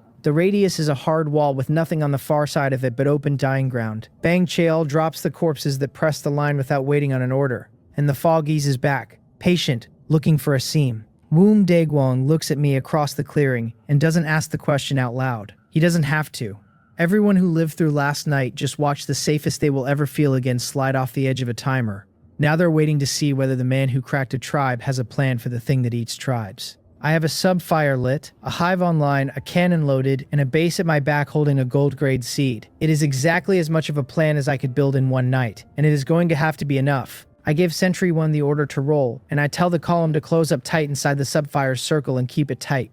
Anyone who drifts out of that green bubble after noon is no longer my problem to solve. The armored vehicle takes the lead under Sentry 1's hands. 2 stories of bronze hull wrapped in cold green light. The stretched carriages fall in behind it, one after another with MU calling the order by radio. Behind us, the green forest fireseed keeps burning in the king's old house, and Wang Daeho stands at the tree line watching his base become a base. Ahead of us, the black fog crawls across the dead ground looking for something to close on. Let it come. If the fog has anything to say about it, it can say it to the guns. The dense forest thins out into scrub and then into the cracked ribbon of an old road, and the column follows it the way water follows a gutter. I ride the flagship at the head of it, watching the worker bee feed while Sentry 1 drives, and behind me the stretched carriages string out one after another under MU's radio. The cold green bubble of the subfire moves with us, a narrow ring of pushed back air that the black fog will not cross. Behind that, already shrinking in the rear feed, the tree line hides green forest base and the flame I left standing inside it. Wang Daeho is back there learning what it means to hold a place. I am up here learning what it means to move one, and the two jobs turn out to be nothing alike. The world past the subfire is not the world I raised the tribe in. Yesterday, the fog sat on the horizon like a painted wall, and the rotten choruses drifted at random, harmless as cattle if you kept your distance. After noon, nothing drifts. Every dead thing on the dead ground has turned to face the column, and the fog itself leans after us at a slow, patient walk, feeling for the seam where the green light runs thin. I watch a knot of corpses track us across a field without ever quite closing, held off the bubble by whatever the seed put in the air. I understand in my gut what the panel meant by hunting. A shield you can drive is worth more than any wall I could build, because a wall lets the fog decide where the fight happens. Sentry 1 reports the column formed up and holding pace, the subfire steady, and the ambient threat index still climbing hour by hour as the fog wakes the country. It puts contacts on the display faster than I can count them, gray going red across the whole map. It asks whether Master wants the machine guns cleared to fire on anything that crosses a set distance. I tell it yes, but only past the tree line where I can see, and not to waste a round on anything the subfire is already turning away. No sense teaching the fog what my guns do before I have to. Let it keep thinking a green bubble in a slow truck are all it has to beat. We put the burned forest well behind us before the light starts to go, and I do not like how fast the light starts to go. The overcast that rolled in during the Goblin King fight never fully lifted, so dusk comes early and gray, and the fog reads it as a signal. On the feed, the leading edge of it stops probing and begins to gather, thickening where it was thin, and the red contacts that trailed us all afternoon draw in from 3 sides at once. Sentry 1 flags the pattern before I say a word, reporting the anomalies converging on the column and the fog closing distance behind them. The first true night after the activation is about to land, and it is going to land on us. I take the crew off the open carriage tops and put the rifles behind the gun ports, and I have MU pull the column into the tightest circle the road allows. Everyone rides inside the green bubble or nobody rides at all. Woong Daeguang takes the flagship's forward hatch, where the pressure will be worst, and settles there like a post driven into the ground. Bang Cheol anchors the tail the way I set him to, and he does not need to be told again why. I climb inside the rig and take the seat by Sentry 1's board rather than the roof. A man who fights with the fortress fights it from the inside, and steps out only when the fortress needs a hand it does not have. They come in with the last of the light. Rotten corpses first, and the kind of numbers the tribe never threw at me, a full field of them lurching up out of the dark on that single shared heading. These are not the aimless dead I drove past all afternoon. The fog has wound them tight, and they hit the edge of the bubble and pile against it, clawing at the green line like it owes them something. Where they cross it they slow, confused, and where they slow the machine guns take them. Sentry 1 works both 16.8mm guns in short disciplined bursts, and the corpses come apart in rows. The ones behind climb over the wreckage of the ones in front, without a flicker of sense. The cannon I hold back at first, because a 120mm shell is an answer to a problem I do not have yet. Massed corpses are a machine gun's work. I sit and watch the guns do it. One eye on the fuel and ammunition counts, weighing what a defense actually costs. It is how many rounds a wave takes against how many I carry. The count barely moves. 5,000 rounds a gun is a number that laughs at a field of the walking dead, and the processing room is stamping more even as we burn them. This is not the tribe. This is a slaughterhouse with the line running the wrong way, and I am the only one in the building who paid for the machinery. Then the goblin remnants find us, and the fight sharpens. These are the ones that bolted the forest when I raised the tribe, driven back onto the column by the same fog that drives the corpses, and they are not the mindless dead. A cluster of them hangs at the bubble's edge past machine gun reflex, and a goblin shaman among them throws up a shield and starts flinging fire at the nearest carriage. The corpses were a wall to grind. The goblins are a mind to kill, and a mind at range is exactly the cannon's job. I give Sentry 1 the target, and the big gun speaks once, and the shaman and its shield and the ground it stood on stop being a problem in the same breath. The rest of the remnants scatter into the dark, and the guard bees I loose after them run the fastest ones down and detonate on target. Out here, every problem is a question of how much you can put down range. I have never once had to ask myself that question twice. The worker bee feed catches the new thing before the guns do. Out past the corpse field, where the fog has drawn itself thick and dark as spilled ink, something separates from the wall of it and comes toward the column on its own. It has no proper body, only a man-shaped spear of moving shadow that the bee's infrared reads as almost nothing. A cold spot walking. It slides between the reoriented corpses without touching them, drawn dead straight at the densest knot of living bodies it can find, which is the flagship. Sentry 1 puts a marker on it and reports an unknown anomaly. Fog-bodied, no heat signature, closing fast. The panel names it for me a heartbeat later in that flat, helpful way it has. A fog wraith, born of the activated fog, the readout says, drawn to the living, and I get to learn the rest of its habits the hard way. The machine guns open on it and the rounds go straight through. That is the part I do not like. A stream of 16.8mm fire that shreds a corpse to wet rags simply passes through the wraith and stitches the dead ground behind it. The shadow does not so much as ripple. It crosses into the subfire's bubble, which is more than the corpses managed, and it slows the way they slowed, but it does not stop, and it comes on for the whole. Sentry 1 reports the target unaffected by kinetic fire and asks for new orders in the same clipped breath. Bullets are a language this thing does not speak. I have spent this whole apocalypse getting rich off the fact that most problems answer to a rifle, and here is the one that files the answer under wrong. I do not panic, because panic is just arithmetic you refuse to do in advance. The thing has no heat, shrugs off rounds, and walks through a shield that stops everything else, so I stop treating it like a body and start treating it like a fire to smother. The Goblin King fight taught me one true thing, that when technology stalls, magic and sustained energy pick up the slack. I had the cannon still hot, 100 guard bees armed, and Shadow Veil on my hand. I would rather spend a guard bee than a wall panel finding out which one bites. I tell Sentry 1 to pull the machine guns off it, put the guard bees on instead, and lay the cannon on the ground it stands over, rather than the shadow itself. The guard bees answer the way they were built to. 10 of them peel off the hull and sprint through the dark like fired shells. And where a bullet passed clean through the wraith, the self-destruct charge does not. The first bee detonates against the shadow and the smear of it recoils. Torn and thinned, the cold spot on the feed flaring hot. For the instant the charge burns. Sustained fire is the key the panel promised. A single round means nothing to a thing with no body to break. A detonation is a wall of burning air arriving all at once, and no smoke walks through a fire. 2 more bees close in and burst, and the wraith comes apart into drifting rags that the subfire's green pressure scatters before they can knit back together.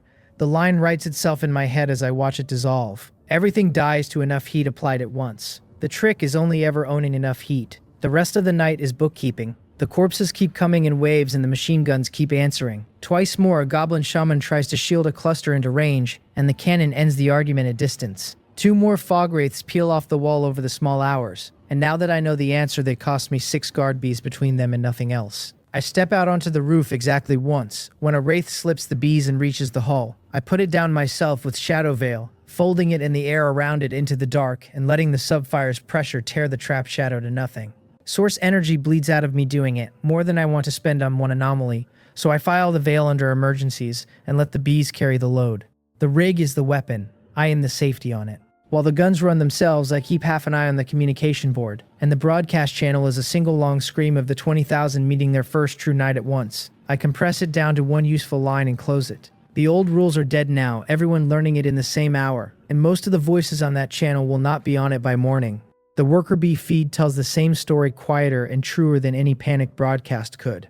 Out past my shield, the fog is doing to unsheltered clusters exactly what it cannot do to mine. Every cold spot that winks out on the map is a group of people who had walls yesterday and nothing tonight. The rest of it I run from the board, watching counts instead of targets. That is the whole point of the machine. A man who built a fortress and then insists on standing on the wall throwing punches never built a fortress. He built a stage. I built a fortress, and the whole worth of a fortress is that it goes on working without me. By the small hours, the sub-fire has earned back every worry I spent on leaving the sea behind. The corpses that pile against the bubble die at its edge, and the fog itself never once crosses. On the feed, I watch the leading edge of the black fog roll right up to the bubble's edge and stop dead, pressing along the whole curve of it and never finding the seam. Inside the circle, the column rides untouched through a night that is killing everything outside it. Sentry 1 confirms the shield holding at full strength and the carrier reading nominal. The offshoot burns off a silver plate, so the clock on it runs a little past a day.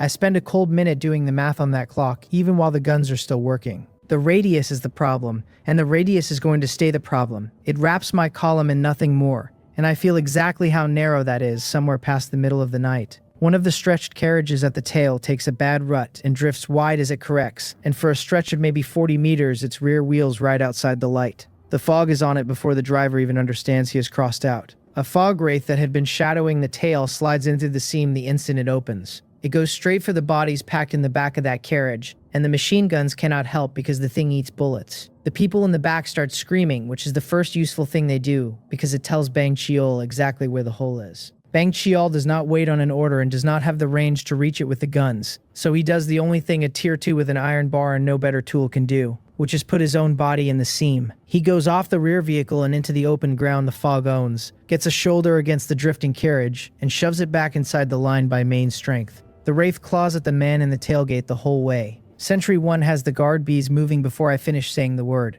4 of them detonate on the shadow in a rolling string that thins it to rags a stride short of a kill.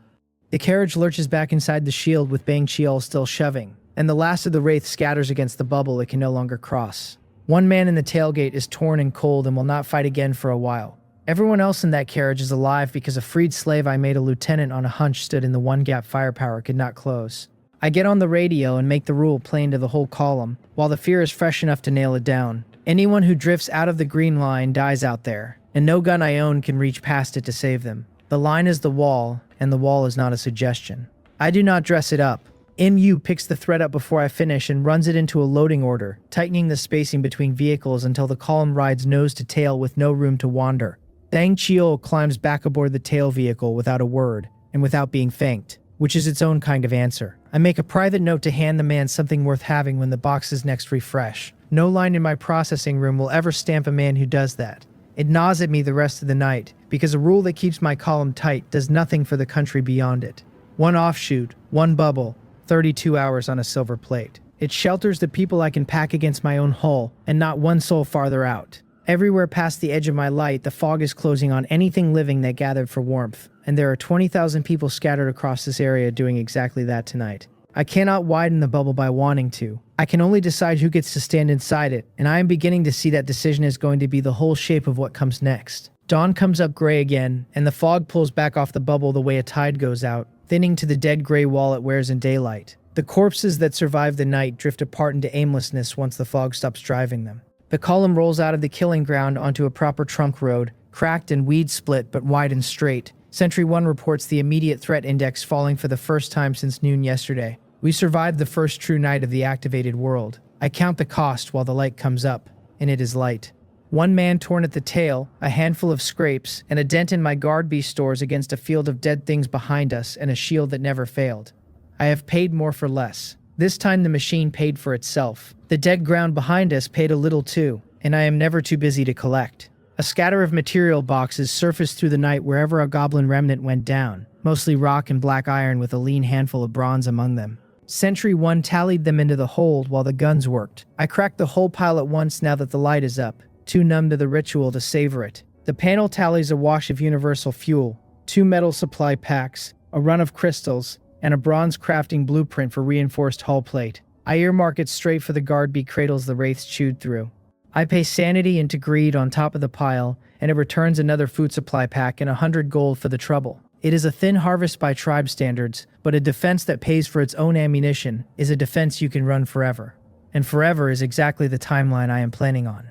The trunk road is where I stop being the only living thing on the map. Sentry 1 flags the contacts before the worker bee even crests the rise, reporting a large cluster of vehicles ahead on the road, moving, human life signs in numbers. I take it up to the roof to see it with my own eyes, and there they are, strung out along the trunk road in the gray morning, a ragged river of survivors fleeing the same fog I just outfought. Sedans nose to tail with their paint gone under road grime, a pair of city buses packed until the windows fog from the bodies inside, flatbeds piled with families and salvage. The first survivors of the 20,000 area, out from behind their dead walls at last, learning the migration rule the hard way on the open road. There is a right way to roll a fortress up on 20,000 frightened strangers, and it starts with thinking about it first. 100-ton armored rig, 2 stories tall, wrapped in a green light none of them can explain, coming out of the same dawn that just tried to kill them, is not a reassuring sight. Sentry 1 reports the lead vehicles slowing and bunching, and the worker bee feed shows people pointing and a few of them raising whatever weapons they scraped together. I have the guns stand down and the cannon center itself, muzzle high and idle. Then I send MU forward in a stretched carriage under a plain white cloth, so the first face they meet is a human one and not a barrel. These people have almost nothing to shoot with, which is exactly what makes their panic dangerous, so the last thing I want is to give it a direction. Some of them know exactly who I am, and that cuts both ways. Word travels on the boards, and the boards have been carrying my handle for a while now. I am the lone convoy that broadcast the Black Fog intel back when the fog was still a wall. I am also the account that dumped more onto the trading board in a day than the market knew how to price. A few of the older survivors in the cluster placed me faster than that. They were there, or knew people who were there, when Mgay's convoy came at me and did not come back. A man who wiped a convoy of his own kind is a man you approach with both hands showing. I hear my own reputation come back to me secondhand through MU's radio, half of it awe and half of it the wary quiet people keep around a thing that bites.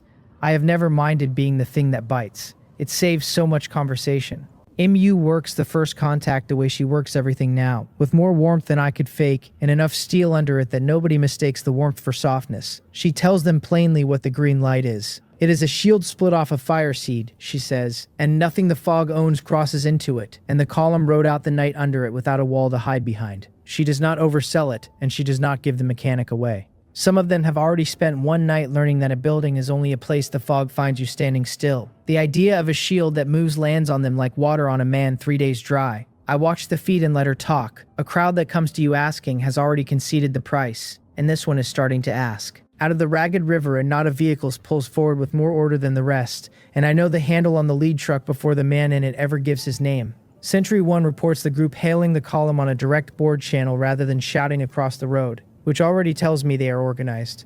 The message is short and businesslike, asking for the account that has been listing vehicles by the mountain, and it signs itself Captain Im Pajun of the Pajun Guild. The man has been a handle on my communication board for as long as I have farmed anything, forever short of vehicles and forever farming rotten quarries to trade for them. Now here he is in the flesh, on the same road as me. I tell Sentry 1 to bring the flagship forward, because a deal this old deserves to be closed face to face. Im Pajun turns out to be exactly the man the handle always suggested, which is a rarer thing than it sounds. He is lean and weathered and older than most who lived this long, with the flat, steady eyes of a man who has butchered the dead for materials since day one. He stopped flinching at it a long time ago. His crew is disciplined in a way the rest of the river is not. The vehicles spaced right and the fighters watching their sectors instead of the sky. I can see at a glance these are people who know their business. I can also see the one thing his business never solved. They are exposed. Every vehicle he owns is ordinary steel with no green light around any of it. Last night they rode out the activation with nothing but their guns and their nerve between them and a fog that walks. He lost people doing it. It is written in the empty seats. We talk on the road with the columns idling nose to nose, and neither of us wastes much on ceremony. He is a man short on vehicles, and I am a man who makes them, and that is a sentence that finishes itself. He lays it out flat. His guild can farm corpse materials and man vehicles better than anyone on this road, but they cannot build the vehicles and they cannot shield them. And both are things I am plainly sitting on. He wants frames, engines, arms, and above all, he wants under the green light. And he says the last part without pretending it is anything but the thing he came for. In return, he offers his crew skill, his materials, and the kind of standing goodwill that outlasts both once the road fills up. I have been waiting a long time for a partner who came to the table already knowing exactly what he needed from me. I close the alliance because it is the obvious trade, and I close it on my terms because those are the only terms I close anything on. I will move vehicles his way and stamp the arms to hang on them, and his crew rides inside my subfire's line under my column's order, which means under mine. He takes that last part without a flinch, because a competent man knows the difference between a partner and a subordinate. He also knows that tonight the difference keeps him alive. I tell him a guild that farms cores will always need rifles as badly as it needs axles, and I stamp both, so we are going to be doing a great deal of business.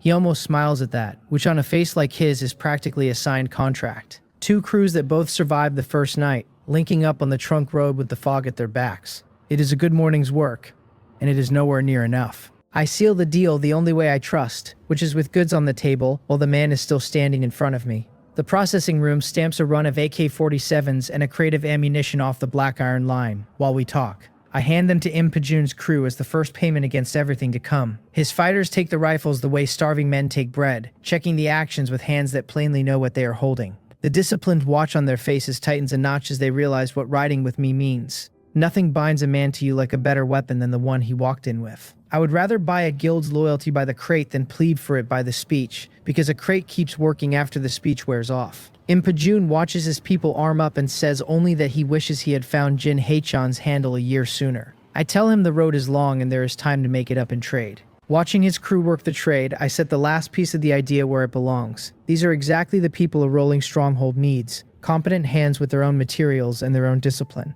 Exposed only because nobody ever sold them a shield. I have the shield, the guns, the wheels, the arms production, and the eyes in the air, and now a veteran captain who came to me already convinced. Out past the bubble, the trunk road thickens with more survivors by the hour, all of them exposed, all of them about to learn tonight what Im Pajun's people learned last night. One rented plate will never stretch over 20,000, and it does not have to, so long as everyone worth sheltering packs close enough to my hull to fit under what I already own. I am going to build a thing the fog cannot eat, and I am going to charge admission at the door. By the second full day on the trunk road, I stop counting convoys one at a time and start reading the whole road as a single moving thing. What was a ragged river yesterday has thickened into something with currents and eddies, packs of vehicles moving in loose formation, each pack orbiting whichever handful of trucks looks strongest. The activated fog did the sorting for everyone. A man alone in a sedan learned in one night that a sedan is a coffin with wheels, so he glued himself to the biggest thing that would tolerate him. By dawn, the whole road had clumped into a dozen rough factions without anyone calling a meeting. Fear does the organizing that speeches never manage. It sorts a whole road by who has the guns and who does not, and it does the sorting overnight. My column runs down the middle of all of it wrapped in a green light that nobody else can make. That means I am the strongest single thing on this road by a distance nobody has to squint to see.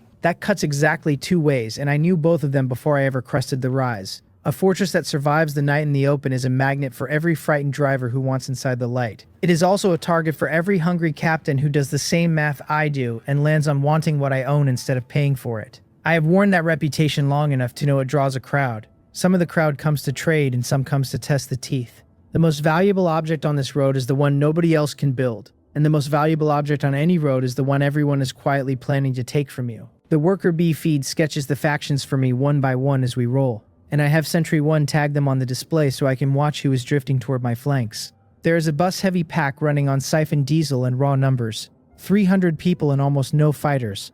The kind of group that survives by being too much trouble to eat. There is a tight little cluster of ex-soldiers who keep their spacing and shoot straight and trust no one. Riding no one's coattails but nobody's threat either. And there is a lean, well-armed formation moving up the road behind us, with the unhurried confidence of a group that has already decided it runs things. Sentry 1 reports that last one closing the gap by the hour, matching my pace rather than passing, which is the behavior of a predator pacing a herd. I tell it to keep a bee on them and to say nothing until they hail. They hail before the light goes, which tells me they are organized enough to talk before they shoot. Sentry 1 reports a direct board channel opening on the flagship, businesslike and unhurried. It asks for the account that ships vehicles faster than the road can absorb them, and shields a column with a green fire no one else can name. The message shines itself the Jinhwa Guild, and it asks for a meeting between captains under a flag of parley, no weapons drawn, on the open road. I know the name before Sentry 1 finishes reading it. The Jinhwa supermarket was one of the recruiting outfits back at the start, one of the guilds that press-ganged the frightened into a banner and called it protection.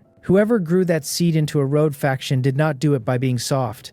I tell Sentry 1 to accept the parley, and to keep the guns cold and the bees in the air where the feed can watch every hand. The man who climbs down to meet me is not what the word warlord paints, which is the first thing worth knowing about him. Jang Soko is unhurried and clean in a way nobody on this road manages by accident. Middling height, an ordinary face. He is the kind of man you would not look at twice in a crowd until you noticed everyone around him arranging themselves by where he stood. His people move like a guild and not a mob, spaced right, watching sectors, deferring without being told. He offers his name plainly and says he has wanted to meet the account behind the green light for some time. I give him my own name back, Jin Haechun, and nothing else because a man who talks first in a negotiation is a man telling you what he needs. I would rather he tell me. He tells me, and he does it well, which almost makes me respect him. The Jinhwa Guild, he says, is the largest organized force on this stretch of the trunk road. Some 2,000 people under one banner with real fighters and real discipline. Even they are being ground down a night at a time because no guild can build its own trucks,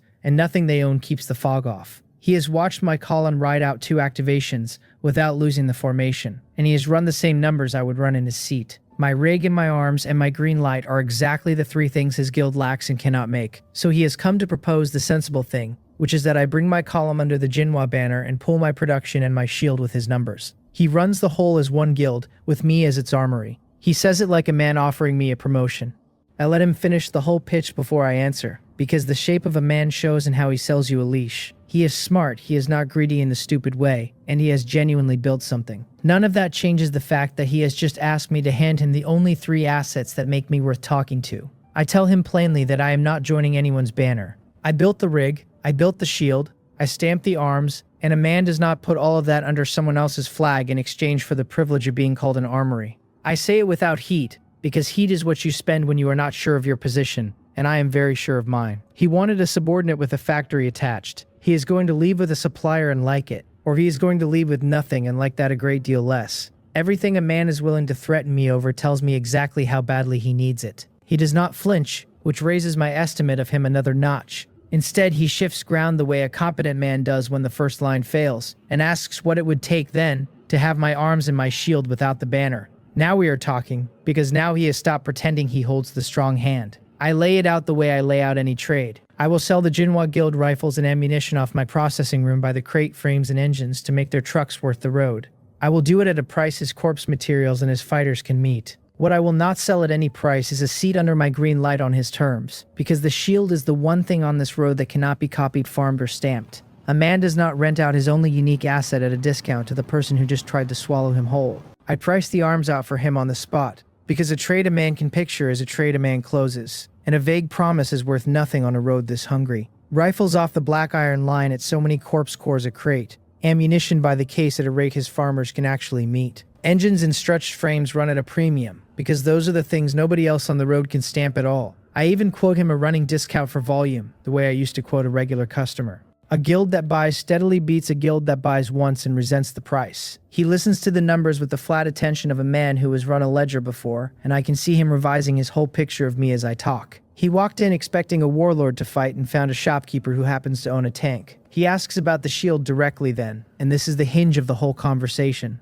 So I take my time on it. I do not tell him how it works, where it comes from, or how long a plate holds, because a secret stops being leveraged the moment you explain it. I tell him only what he already knows from watching, which is that whatever stands under the green light does not get touched. It is finite, and it moves with my column and no one else's. Then I let the conclusion land on him, without my having to say it out loud. Every night the fog costs him people, and there is exactly one account on this road selling shelter from it. That account is not for sale as a whole, but it is very much open for business by the seat. I am not refusing to shelter the Jinhua Guild. I am declining to be absorbed by it, and inviting it to become my customer instead.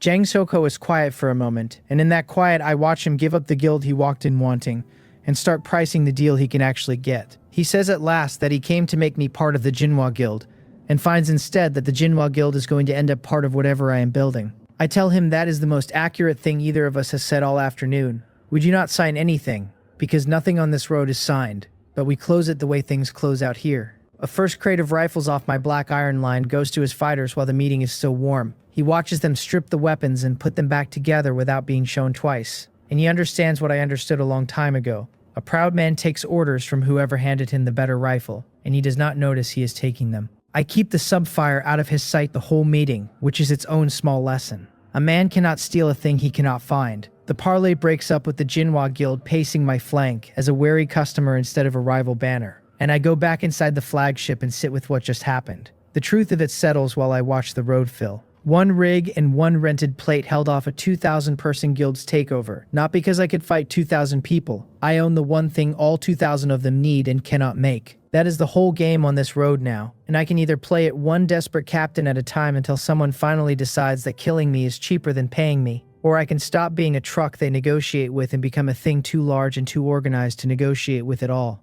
The idea has been circling since the night Bang Chiel shoved a carriage back over the green line, and now it lands with its full weight. One subfire covers a column and not one step past it, and no amount of wanting stretches the edge of it. The only lever I actually hold is the door, and who I let through it, and on what terms. The panel gave everyone the same day one rule and almost nobody the means to follow it. Constant migration is the survival law of the activated world, because the fog hunts anything that stops and gathers, and a wall only tells the fog where to wait. So the winning shape is a fortress that never stops moving.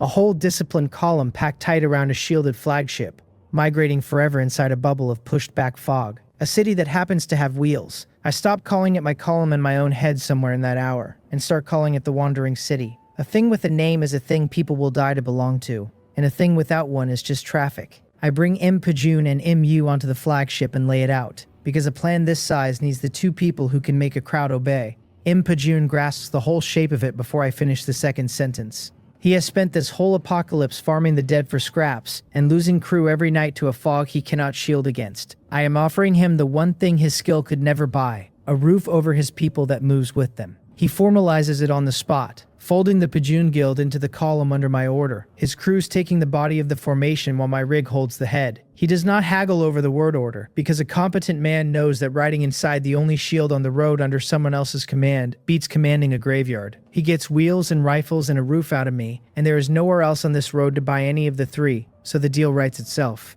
Im Yu takes the harder half of it, which is turning a river into a column without the river noticing it has been dammed. She runs it the way she runs everything now, warm on the radio and immovable underneath it, so nobody mistakes the friendliness for room to argue. She works the loose packs on the flanks by radio and by face, offering the lone sedans and the small exposed groups a place inside the line in exchange for order. She is careful never to sell it as charity. The terms are plain and the same for everyone. You ride where you are told, and space where you are told, and follow the flagship's order. And in return, the green light stands between you and the thing that ate your neighbors last night. Groups that cannot keep discipline are turned away at the edge and left to the road. Discipline is the only thing standing between a city and a mob, and I am not building a mob. They come in faster than I expected, and I understand why while I watch the feed. A frightened man will argue with a stranger about a lot of things, but he will not argue with a shield after the night the fog taught him what a shield is worth. The lone vehicles fold in first, then the small family groups, then a whole exposed pack that spent the last activation losing a third of its number and has no argument left in it.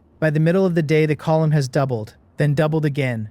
A long disciplined spine of stretched carriages and salvaged trucks, and paging guild fighters. All of it packs tight around the flagship and moves as one thing under MU's radio. Woong Daegwang anchors the muscle at the front with his Tier 2 weight, and Bang Chio holds the tail he has already proven he can hold. The worker bees range overhead as 1,000 eyes that never blink. The processing room carries the whole thing the way a heart carries a body, and I keep it running flat out through every hour of the consolidation. Every group I fold in arrives with empty hands or with whatever poor steel they scavenged. By the time MU has them spaced into the column, they have a black iron rifle apiece and a case of ammunition riding with them. I trade the surplus onto the board between waves, listing and delisting arms by the mountain the way I always have. The board answers with corpse cores and universal fuel and the occasional bronze box from captains too far off to fold in but close enough to buy. Wang Wei's crew reaches me on the communication board mid-afternoon, offering to ship frames and catapult parts down the road if I can cover the run. I take the deal without haggling, because a crafter I already trust is cheaper than one I have to vet. A city that arms itself faster than it grows is a city that never stops being able to defend the people it just took in.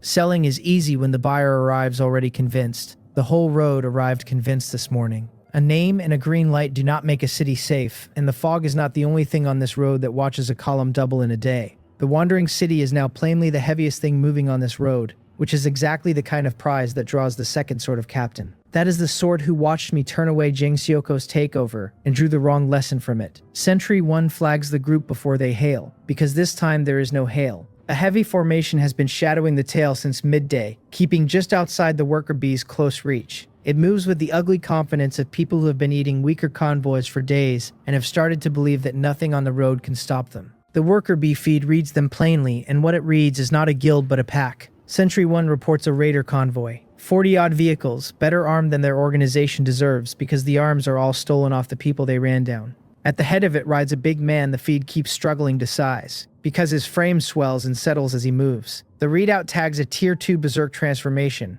a strong man who trades sense for raw strength when the blood is up. The board carries his handle when I ask, and it comes back as Cha Doksu, a name a handful of the survivors we folded in flinch at when MU passes it along. He has been the road's private disaster for a week, robbing the exposed and the shielded alike. Every time he bets that a fortress built to fight the fog cannot turn around fast enough to fight a man. He makes his move at dusk, which is the one clever thing he does all day, because dusk is when the fog wakes and a defender's attention naturally turns outward to the dark. Sentry 1 reports the raider convoy accelerating up both flanks at once, splitting to hit the column's soft middle where the folded-in civilians ride. He is betting that a shield stretched over a whole city cannot be a wall at every point of it at the same instant. It is not a stupid bet. It is simply a bet made by a man who has never once been on the wrong end of what I am sitting on. He has spent a week beating people who could not shoot back. He is about to learn what the machinery costs when someone finally can. He picked the right hour and the wrong wall. There is no hurry in me and no heat, because a fortress that keeps its head beats a berserker who has lost his every time.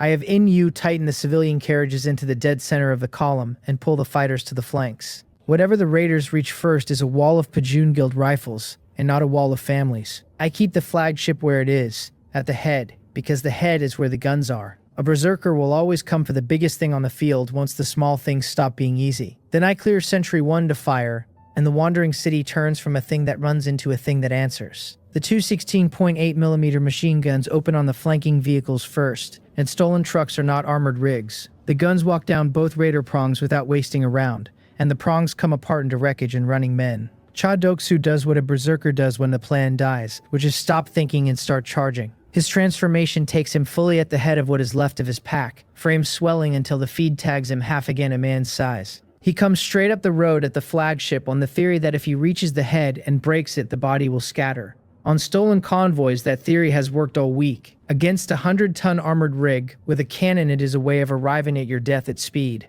I leave the machine guns on the stragglers and have Sentry 1 swing the cannon onto the road he is charging up. A Tier 2 strongman is a body, and a body at range in the open is a 120mm shell's whole reason to exist. The gun speaks once, and where the road was a charging warlord, there is a crater and a settling cloud. The berserk aura that kept his pack fearless dies with the man who was projecting it. His people break the instant he falls, exactly the way the goblins broke when their king went down, because a pack held together by one man's strength is only ever borrowing its courage. This part I have done before, and I do it colder now. I keep the guns on anyone still shooting, and I hold fire on anyone who throws down a weapon, because dead raiders drop nothing worth having, and live hands can be put to use. I send the guard bees after the few vehicles that try to bolt back down the road, and they catch the quick ones and burst on them. It is less because I need those specific men dead, and because a raider who escapes to tell the story is a raider who tries it again with better numbers. The ones who stay and surrender, I fold in. The rest, the road keeps. There is no gloating in it, and no lingering, because a machine built right leaves no room in a fight for glory. Sentry 1 tallies the cost while the guns cool, and the cost is nearly nothing.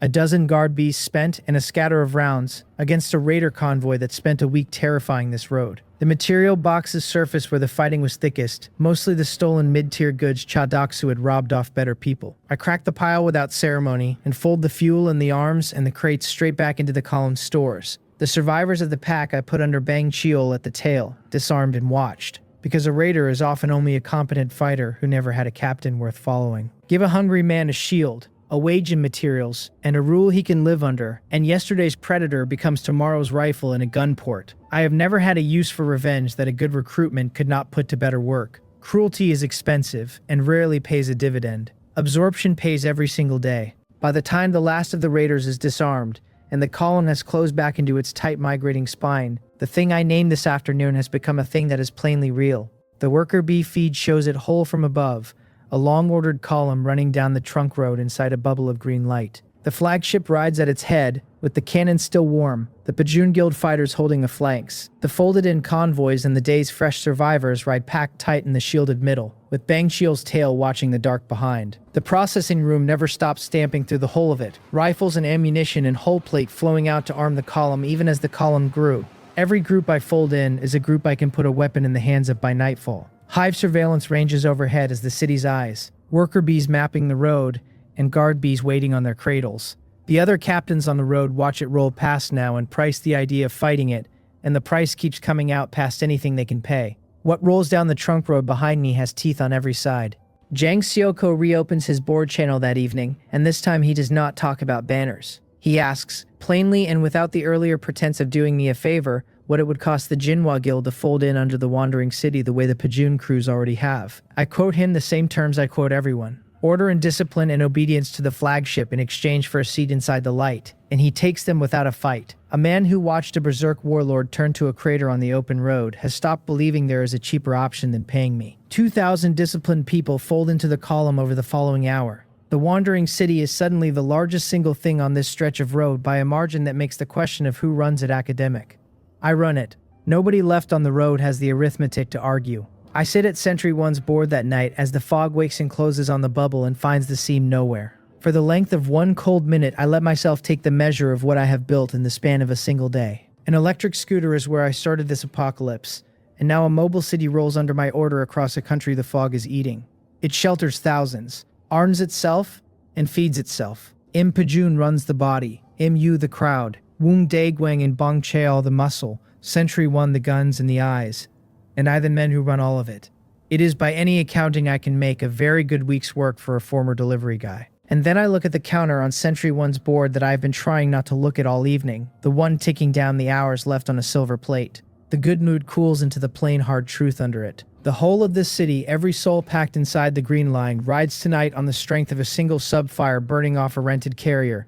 32 hours of plate, and then it guts out, and unless I have another offshoot ready the moment it does, the Wandering City becomes exactly what every other convoy on this road already is. It becomes a crowd of frightened people in the open with a fog walking toward them. A subfire is not a foundation. A subfire is a rental. and I have built a city on the back of a lease. The green forest fire seed stays where I left it, guarding Wang Daho's base far behind me, and it was never mine to carry off. So the city needs its own gold core, its own kindling, a foundation that burns for the column and answers to no clock but its own. I have exactly 1 gold material box's worth of luck spent already, and gold does not fall into a man's hands the way bronze does. I watch the fog press along the boundary in the dark and find nothing to bite. I settle the whole problem into the cold back part of my mind where the long problems live. The wandering city is real, and it is mine, and it is running on borrowed fire. Finding it a permanent one is the next thing the road is going to have to hand me, whether the road wants to or not. A city that rents its own fire is a city living on somebody else's clock. I have about 32 hours to go shopping. The road hands me the answer to the borrowed fire problem 2 days later, and it does it the way the road hands me everything now, wrapped around a threat. The first threat of it comes off the communication board, where a trader I have never dealt with tries to sell me warning as a courtesy, and then names his price for the rest. He says a heavy column out of the deep fog has been asking after the man who sells vehicles by the crate and travels under a green fire nobody can name. He says the ones asking are not human. I have Sentry 1 buy the whole of what he knows, because a warning I pay for is a warning I can weigh, and a warning offered free is usually bait. What he sells me lands cold, and it does not warm up on a second reading. The goblins have come to collect on their king. The freed slaves fill in the shape of it before the worker bees confirm it. These people were born under the black fog, and they know the aliens down to the habits nobody bothers to put on a board. Word runs up the column from the Green Forest crews that the golden-skinned goblins are not tribe stock at all. They are the Goblin Gold royal family, the bloodline the dead king answered to, and a royal family does not let a human burn one of its own and simply file the loss. One of Bang Chiol's men, a miner who spent years in goblin hands, tells Mu the name they whisper for the thing leading the revenge force. He calls it a warlord, a tier 3 royal sent out to make an example. He says the last human settlement that killed a gold goblin was left as a smear the fog wiped clean. I thank the man for the picture. Fear is only useful to me when it comes with coordinates. The second thread lands the same afternoon, and this one wears a human face. A pair of scouts we fold in off a gutted convoy come in half-starved and talking fast. And what they are most afraid of is not the fog. They are afraid of city number 7. They tell Pajun that the city behind the fog has stopped waiting for survivors to come begging at its gates and started sending teams out along the trunk road to take them. Newly arrived survivors get harvested for whatever the city wants. Arms, materials, bodies for its work pits, and the convoys that resist get broken and stripped. The teams answer to the law enforcement arm, and the officer running the sweeps on this stretch has a name the scouts say like it burns their mouth. Seo Gangwi. I file the name next to the warlords and go back to watching the feed, because 2 blades pointed at me is exactly the sort of week I have started to expect. I do not warn the column, not in words. A crowd told a tier 3 royal is coming, for its shield stops being a city and starts being a stampede. A stampede is easier for the fog to eat than the warlord could ever manage. Instead, I move the pieces the way a man moves them when he wants the crowd calm and the ground ready. Mu gets orders to close the formation up, and I hand her a rough patch of road ahead as the reason. I have Pajun pull the fighters to the outer ring and the folded-in civilians into the shielded core. I run the processing room flat out through the night until the column has more rifles than hands to hold them. Whatever else is true of a tier 3 royal, it is going to walk into more firepower than a king ever saw. A shield is worth defending. A shield worth defending is worth the whole tribe crossing a country to break. Owning the only fire on the road was always going to cost me a war. The worker bees find the warlord's force at dawn, and the feed sobers me the way the trader's price did not. A tribe is a mob with a coward at the center, and I fought one of those already and found it mostly meat. What is closing on the column now moves like a fist. Sentry 1 reports the count near 1,000, and it reports the thing wrong with the count in the same breath, because these goblins hold their spacing. They do not clot into the bunched-up ranks the king's hoard gave me to shell. They advance in disciplined blocks with the archers and the shamans kept back and shielded, and leading it from the front is the reason for the discipline. The Gold Goblin Warlord does not hide behind its ranks the way the king did. It walks at the front of its own force in golden armor over golden skin, half again the height of the large goblins around it. Even through a worker bee's feed, the thing it carries reaches me. The king had a bloodline aura that forced his subjects to fight. This one carries the same talent grown into something worse, because the goblins around it are not merely fearless, they are calm. They move under its aura the way the Jinhua Guild moves under Jang Soko, thinking men following a captain they trust, and a thinking enemy costs far more to break than a fearless one. Sentry 1 tags the Warlord Tier 3 and flags the golden armor as a source energy layer, a defense that will not crack the way the king's chariot shield did. So this one learned from the king's death. Good. It will make killing it worth the ammunition. The king's fight was an ambush, and this one has come to me with its eyes open, so the shape of my answer has to change with it. That night, the veil hid my vehicle and the king spent his life throwing lightning at a position I was no longer in. This warlord watched the whole story reach its second hand, and it will not charge blind into a dark it cannot read. A trick works once. A royal that crossed a country to avenge the first trick is not going to hand me the second. So I throw the ambush out and reach for the one advantage the king never let me use, which is that this time I am not raiding a fortress. This time I am the fortress, and the ground is mine to choose. I choose it while the warlord is still a half day out. The trunk road ahead runs down through a cut, where an old highway embankment squeezes the lanes between two long earth banks, a funnel a kilometer deep, with high ground on both shoulders. A tribe would call it a road. I call it a kill zone. I run the whole wandering city through it and out the far mouth, then wheel the column and set it as a wall across the exit. The flagship anchors the center, its cannon laid straight back up the throat of the cut. Impajun seats the Peijun Guild fighters and the Jinhua rifles along both earth banks in staggered firing lines, hull plate off the processing room stacked into breastworks in front of them. Anything that comes from my city has to come up a kilometer of open channel into massed rifles from three sides and a 120mm cannon down the middle. Everything I have built since the first day exists so the other side runs out first, and a goblin with a title does not get an exception. Let the royal come for the green light. The green light has 40 gun ports and a cannon, and it is standing on the high ground. The warlord brings its fist into the mouth of the cut at midday and does not oblige me by rushing it. The disciplined blocks come up the channel in echelon, the shamans folding a shimmer of shield over the leading ranks. The archers loose high to feel out my lines while the armored corps advances behind the cover. This is not the king's horde flooding into a wall of fire. This is a force that has done this before, and for the first stretch of it my rifles and its shields trade at a rate that cost me ammunition, and cost it very little. I have Impajun hold the firing lines to disciplined volleys instead of open fire. A kilometer of goblins under a competent captain is a fight measured in patience, not in one bright minute of slaughter. The cannon speaks down the throat of the cut, and where a king's chariot shield shattered after a few rounds, the warlord's source energy layer eats the shells and holds. Then the warlord tires of trading, and I learn what a tier 3 royal spends its source energy on. It steps clear of its own front rank, plants itself in the open channel where every rifle I own can see it, and it lets me shoot. The rounds strike the golden layer and scatter. It raises one arm, and the air along the earth bank above my left firing line simply comes apart. A lance of golden force tears a 20-meter gouge through the breastworks and the men behind them. The king's lightning struck at my position, and I hid the position. This thing strikes at what it can see, and it can see my whole line. Bang Chiel's voice comes up the radio flat and fast, reporting the left bank buckling, and I feel the fight tilt for the first time since the fog went live. Firepower is only an advantage until something walks up that eats it and asks for more. Nothing about a buckling flank changes the shape of the trade, so I do not spend a second of it on alarm. I can already see the ledger of this fight even as it goes wrong.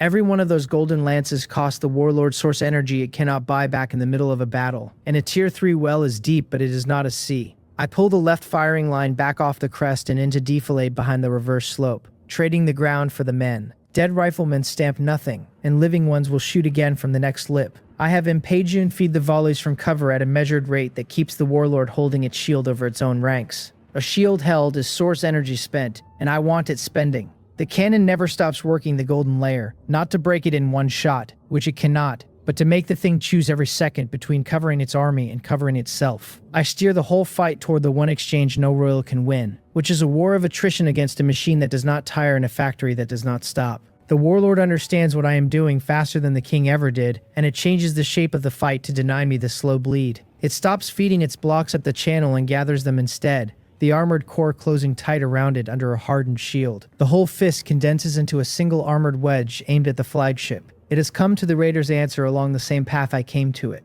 No shield spread across a whole city stays equally hard along every meter of its edge, and if the wedge drives its full weight into the head and breaks the flagship, the rest comes apart. The difference is that the raider was a berserker betting on a hunch. This thing is a royal that has broken settlements before, and the wedge it builds comes up the last of the cut behind a shield my cannon cannot open before it arrives. So it wants the head. Every one and every box I have ever spent went into making the head the most expensive thing on any field to reach. I let the wedge come, because a thing charging up a funnel is a thing that has surrendered its flanks, and I have kept the guard bees in their cradles for exactly this arrival. 10 of them I hold back inside the flagship the way I held 10 back for the king. The 90 I flew earlier I have Sentry 1 recall from the fringes, and stack over the mouth of the cut, out of the warlord's sight above the earth banks, waiting. The king I killed with range and darkness. This one I am going to kill with the one weakness a hardened shield always has, which is that a shield holds against pressure spread wide and fails against pressure driven to a single point. 16.8mm fire spreads the pressure. 90 self-destruct bees driven into 1 square meter of golden armor do not. I have Sentry 1 hold the swarm and hold the cannon and wait for the wedge to commit, because a trap sprung early is only noise. The wedge commits, and I spring it. On my order, the whole recalled swarm drops off the earth banks at once and drives down onto the point of the wedge in a single concentrated dive. Where the king's guard bees hunted scattered shamans one at a time, these 90 detonate as one against the same hardened shield in the same instant. The golden layer that ate my cannon for an hour was built to hold against fire coming wide and slow. 90 silver tier detonations arriving on one point in one breath or neither. The shield does not shatter so much as cave, folding inward over the warlord and the armored core packed behind it. In the half second the golden light gutters, I have Sentry 1 put the cannon through the gap. The 120mm shell goes in where the shield used to be, and the front of the wedge comes apart. Large goblins and shamans in the golden armor all inside the burst. The warlord lives through it because a tier 3 royal does not die to one shell any more than the king did. But it comes out of the smoke hurt and alone, its army peeled off it and its shield hanging in tatters. It fixes on the flagship and gathers the last of its source energy into its arm. I can see it deciding to spend everything on one lance down the cannon's throat, to trade its life for my head. The king made the same choice and I answered it from inside a shadow it could not read. This one I answered differently because this time I am not going to shoot the warlord. This time I am going to make sure it cannot shoot me. I glance at the ring and I open the veil, and I open it small. Against the king I stretch the field across kilometers to swallow a battlefield and half seal a royal's senses, and it drained me white. Here I need none of that. I drop the veil over the flagship alone in a tight bubble, just the vehicle and the ground it stands on. In the instant the golden lance leaves the warlord's hand, the flagship and I wink out of the channel's sight. The lance tears through the space where the cannon was and finds nothing but dark, exactly the way the king's lightning found nothing. The warlord makes the king's last mistake a beat too late. It has emptied its whole well into a target it can no longer see. It stands hurt and empty in the open mouth of a funnel, half a kilometer of my rifle staring down at it from both banks. The golden one just spent its last coin on a patch of dark, and there is nothing left in its purse. I do not draw the fight out, because a royal dies the same whether I make a ceremony of it or simply close the entry. I hold the veil over the flagship, one breath longer, long enough to let Sentry 1 track the warlord's position through the field the way only I can perceive inside it. I feed that position to the firing lines by radio. Then I drop the veil and step onto the roof myself, because there is one shot in this fight I want to take with my own hands. Master Marksman was made for a target that cannot move fast enough to matter. Dark energy runs down my arm into the round the way source energy is supposed to, and never quite did before the second tier. The warlord turns its ruined golden face up toward the flagship as the light comes back, and it finds me on the roof with the rifle already leveled. I put the dark energy round through the caved place in its armor where the bees folded the shield. A tier 3 royal with an empty well and a broken shield is at the end of all its titles only a body. The golden armor buckles and the warlord goes down in the open channel, and its army dies with the aura that held it. The disciplined blocks that traded shields with me for an hour lose their captain and lose the calm in the same instant. 1,000 goblins that were thinking men a breath ago remember they are goblins. Some break back down the channel, and the guard bees I held in reserve run them down. Most die where they stand under the massed rifles that no longer have a hardened shield to argue with. I keep Impajun's lines firing until the cut goes quiet, and I do not send anyone down into it to finish the wounded by hand. 120mm cannon and 40 rifles leave very little that needs finishing. Sentry 1 prices the win for me while the barrels cool, and the price is real this time, not the near-nothing of the raider fight. The left firing line took 11 dead and the breastworks are a gouge. My own source energy is drained to the floor, and the flagship wears a fresh golden scar down one flank where an early lance grazed it. 11 men and a scorched hull to kill a tier 3 royal that crossed a country for my head. No trade I have closed all week priced out better. The gold material box surfaces where the warlord fell, and I know what it is before I am down the ladder, because it hangs in my perception the way only one other box ever has. It is larger than any I have cracked since the king, and it glows the deep gold that means the difference between getting rich and getting a foundation. I do not open it in the cut with the barrels still cooling, because a gold box is not something a man cracks standing in the open in front of 1,000 people. I have it stowed in the flagship and I go inside and I sit with it, drained and scarred and under all of that sharply awake. If a silver box pushed me a whole tier closer to tier 3, and the king's gold box gave me the green forest fire seed, then this one holds something bigger. It is the thing the wandering city has been running toward on a rented plate since the day I named it. I crack it, and the panel lays the hull out in the rush of white light I have grown numb to. Then it lays out the one thing I am not numb to at all. There is the usual mountain, universal fuel by the hundreds, crystals, metal supply packs, a silver skill upgrade, a scatter of gold and blueprints. I feed greed the sanity it asks for, and the pile doubles the way it always does. None of it holds my eye, because sitting in the center of the box is a core the deep green of the fire seed. When I reach for it, the information unfolds against my perception the way the green forest fire seed once did on the king's altar. It names itself a kindling, gold rank, a stronghold shield core that repels the black fog, and it does not name a carrier or a clock or a plate that guts out in 32 hours.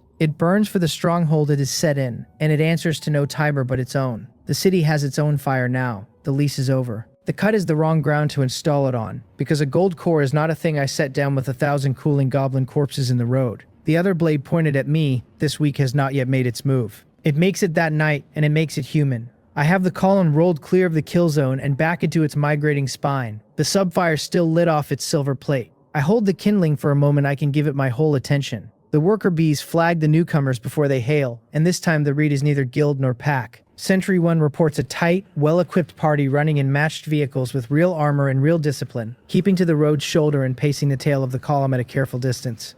They do not have the hungry sway of raiders. They have the unhurried arrogance of men who answer to something bigger than themselves. And when the hail comes, it does not ask to trade or to join. It demands. The message signs itself the law enforcement team of City Number 7, and it wants an accounting. The man behind it is CEO Gongui, and he comes on the board channel the way a tax collector comes to a door. He is certain of the law that stands behind him, and bored by the formality of saying it out loud. He addresses me as Jin Haechan, reading it off a file, and informs me that my column is an unregistered concentration of survivors and material operating in territory the city claims. Under the city's ordinances, a force this size either registers, which means it pays, or it is broken up and processed, which means the same thing without the paperwork. He offers the registration as a courtesy. He wants a tithe of my arms and my materials, and a share of the bodies for the city's work. He wants me to understand that a law enforcement team out of a city of over 1 million people is not a road faction I can bloody and absorb. In City Number 7, he says, a Tier 2 is a squad leader. He says it to make me feel small. A man who leads with the size of the thing behind him is a man telling me he did not bring enough of it. Open war with City Number 7 is not on my list this week. A city 70 years old with over 1 million people and alien trade partners is not a goblin tribe I can burn in a night. A man who picks that fight this week does not deserve the city he just built. But I will not pay the tithe either, because a shield that pays a tithe once pays it forever.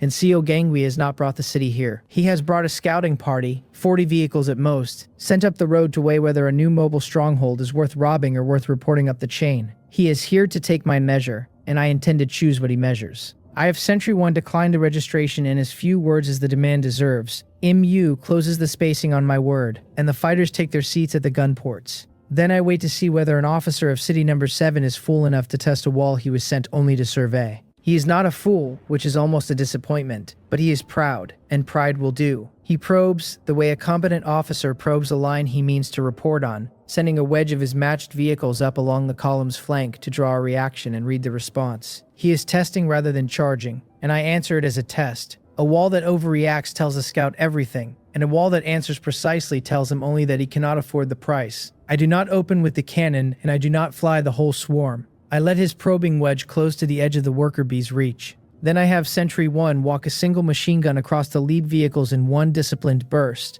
and drop a dozen guard bees onto the two that push hardest. The bees run them down and detonate, and the machine gun peels the armor off the front of his wedge. Like the stolen trucks it is better than, but not by enough. I hold everything else cold, and let him watch what one gun and a handful of bees did, so that his imagination can price the 40 ports still silent. CEO Gangui pulls his wedge back off my flank with the front of it smoking, and he does not commit the rest. An officer sent to survey does not spend his party dying to prove a wall is hard when the wall has just shown him it is. His channel reopens, and the boredom has gone out of it, replaced by the flat courtesy of a man revising a report. He tells me the city will hear about the wandering city, and I tell Sentry 1 to answer that I am counting on it. He breaks contact and turns his party back down the road toward the fog and the city behind it, and I let him go. Killing him would only hand City Number 7 a body it had to come and collect for. I file the whole of it next to the warlord's name, in the place where I keep the things I will need later. City Number 7 is a mountain, and I have just learned it is looking at me. Let the city weigh me. By the time it finishes the sum, I intend to be too heavy to lift. I install the kindling that night, with CO Gangui's smoke gone off the road behind me, and the cut full of dead goblins gone off it in front. I do it inside the flagship with only Sentry 1 for a witness, because a foundation is not a thing a man makes a ceremony of.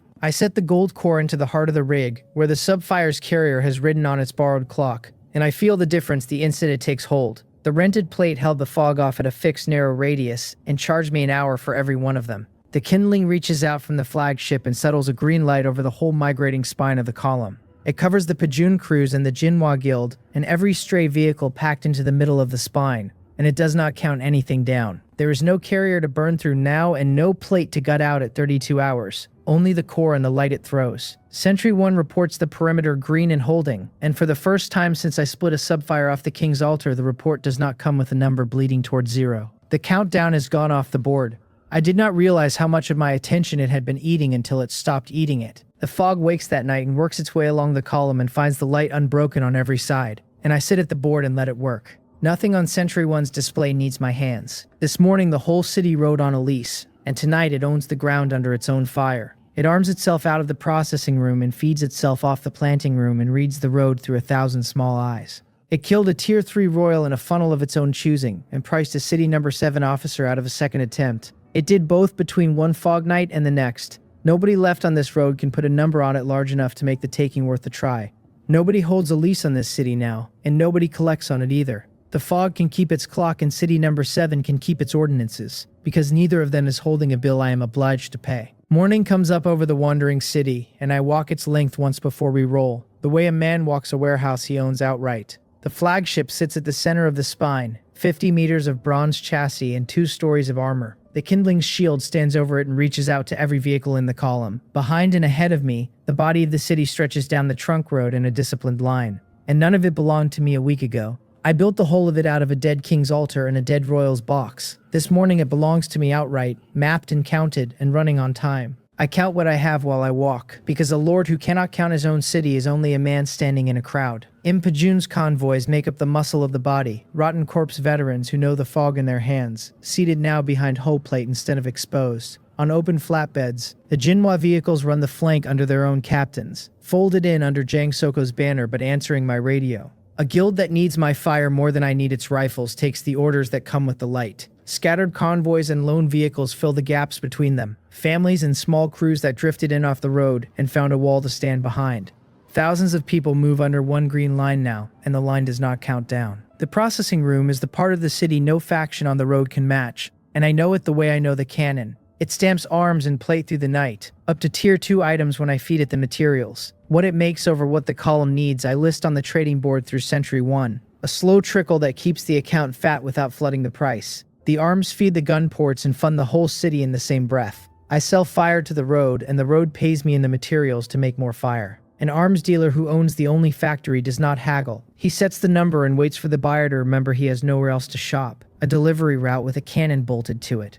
I allow myself the one thought and get back to work. Sentry 1 reads the wrongness in the fog before the sun is fully up, and it reads it to me flat the way it reports master everything, without a word spent on alarm. It tells me the black fog on the eastern horizon has stopped drifting the lazy way it has drifted, since the activation had begun to gather, pulling in on itself along a front kilometers wide. The worker bees ranging that edge lose 3 of their number to nothing the bees can see, swallowed clean off the feed, and the infrared comes back muddled where the fog thickens.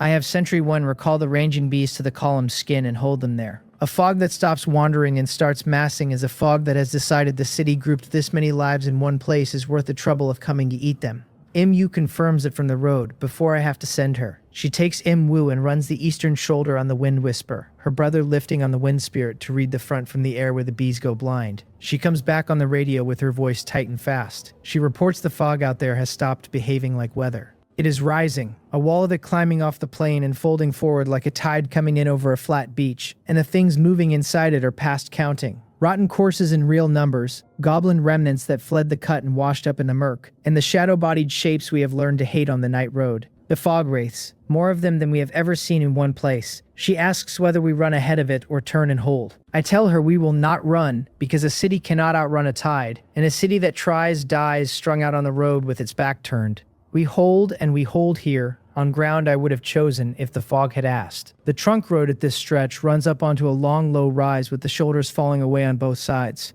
Anything coming for the column has to climb open ground into the guns. I wheeled the whole wandering city into a tight ring on the crest, the flagship anchored at the eastern face where the tide will land. The vehicles nose out and the gun ports lay across every approach. The kindling throws its shield over the whole ring and settles the fog off the column's skin, and inside that line I have a city. Outside it in an hour I am going to have the worst night this road has seen since the buff died. A tide cannot be reasoned out of anything, so it will keep coming until there is none of it left. That suits a man who owns a factory. I spend the hour before dark turning the ring into a machine, because a wall that stands still and hopes is a wall that breaks. Impajun seats his own veterans where the weight will land. Men who have farmed rotten choruses for years and do not flinch at a wall of them. The Jinhua rifles I set on the two shoulders to catch anything that tries to come up the falling ground on the flanks. The folded-in civilians and the small crews go into the shielded core where the planting room and the power room ride. Out of the fog's reach behind the wall of people who can shoot. Woon Daeguang takes the eastern gate itself, the one seam in the ring where the road runs in.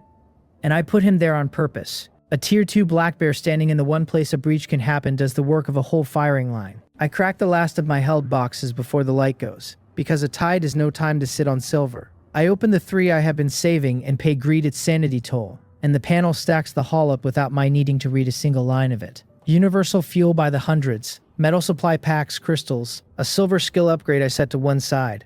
The raw materials go to the processing room, which turns them straight into ammunition and hull plate before the fog ever lands. I feed the metal to the factory and watch the counters climb, because a box hoarded through a fight it could have won is a box wasted. My panel shifts under the enhancement stacked on top. Constitution past 40 now even stripped of gear. Strength and agility both crowding the ceiling of 60, Tier 3 closer than it stood a week ago. I am not there yet. A second order transcendent sitting at the heart of all this does not need to be there tonight. I run the hive surveillance online in full and feel the city open its eyes. 1,000 worker bees lift off the flagship and range the fog's edge in a shell around the ring, each one carrying its 10 rounds and its infrared. They paint the tide for Sentry 1 faster than any human scout could. 100 guard bees I hold in their cradles, the self-destruct swarm I have learned to spend on the one point that matters, and not a breath before. Both machine guns swing loose on the flagship, 5,000 rounds apiece racked and ready. The 120mm cannon lays itself out across the eastern face where the fog will break first. I sit at the board inside the flagship with the AK-47 across my knees and the whole feed laid out in front of me,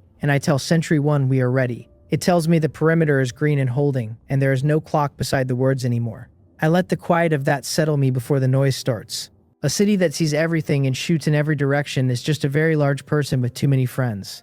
I have made a lot of friends. The tide lands at full dark, and it lands the way MU said it would, a wall of fog folding forward over the falling ground with the Hoard riding inside it. The rotten cores come first because they are the most and the cheapest, a flood of them climbing the open rise into the eastern face. The Pajun fighters open on them from cover without a wasted round. I do not have Sentry 1 start the cannon on the corpses, because a cannon spent on cannon fodder is a cannon not there when the real thing arrives. The rifles handle the corpses the way rifles always have, dropping them in windrows on the slope, and the ones that reach the hull plate get put down at the ports at arm's length. The worker bees strafe the thick of the flood from above, 10 rounds at a time, thinning the climb before it ever reaches the guns. The fog itself is the part the corpses were only screening, and it comes up behind them and tests the kindling's reach for the first time.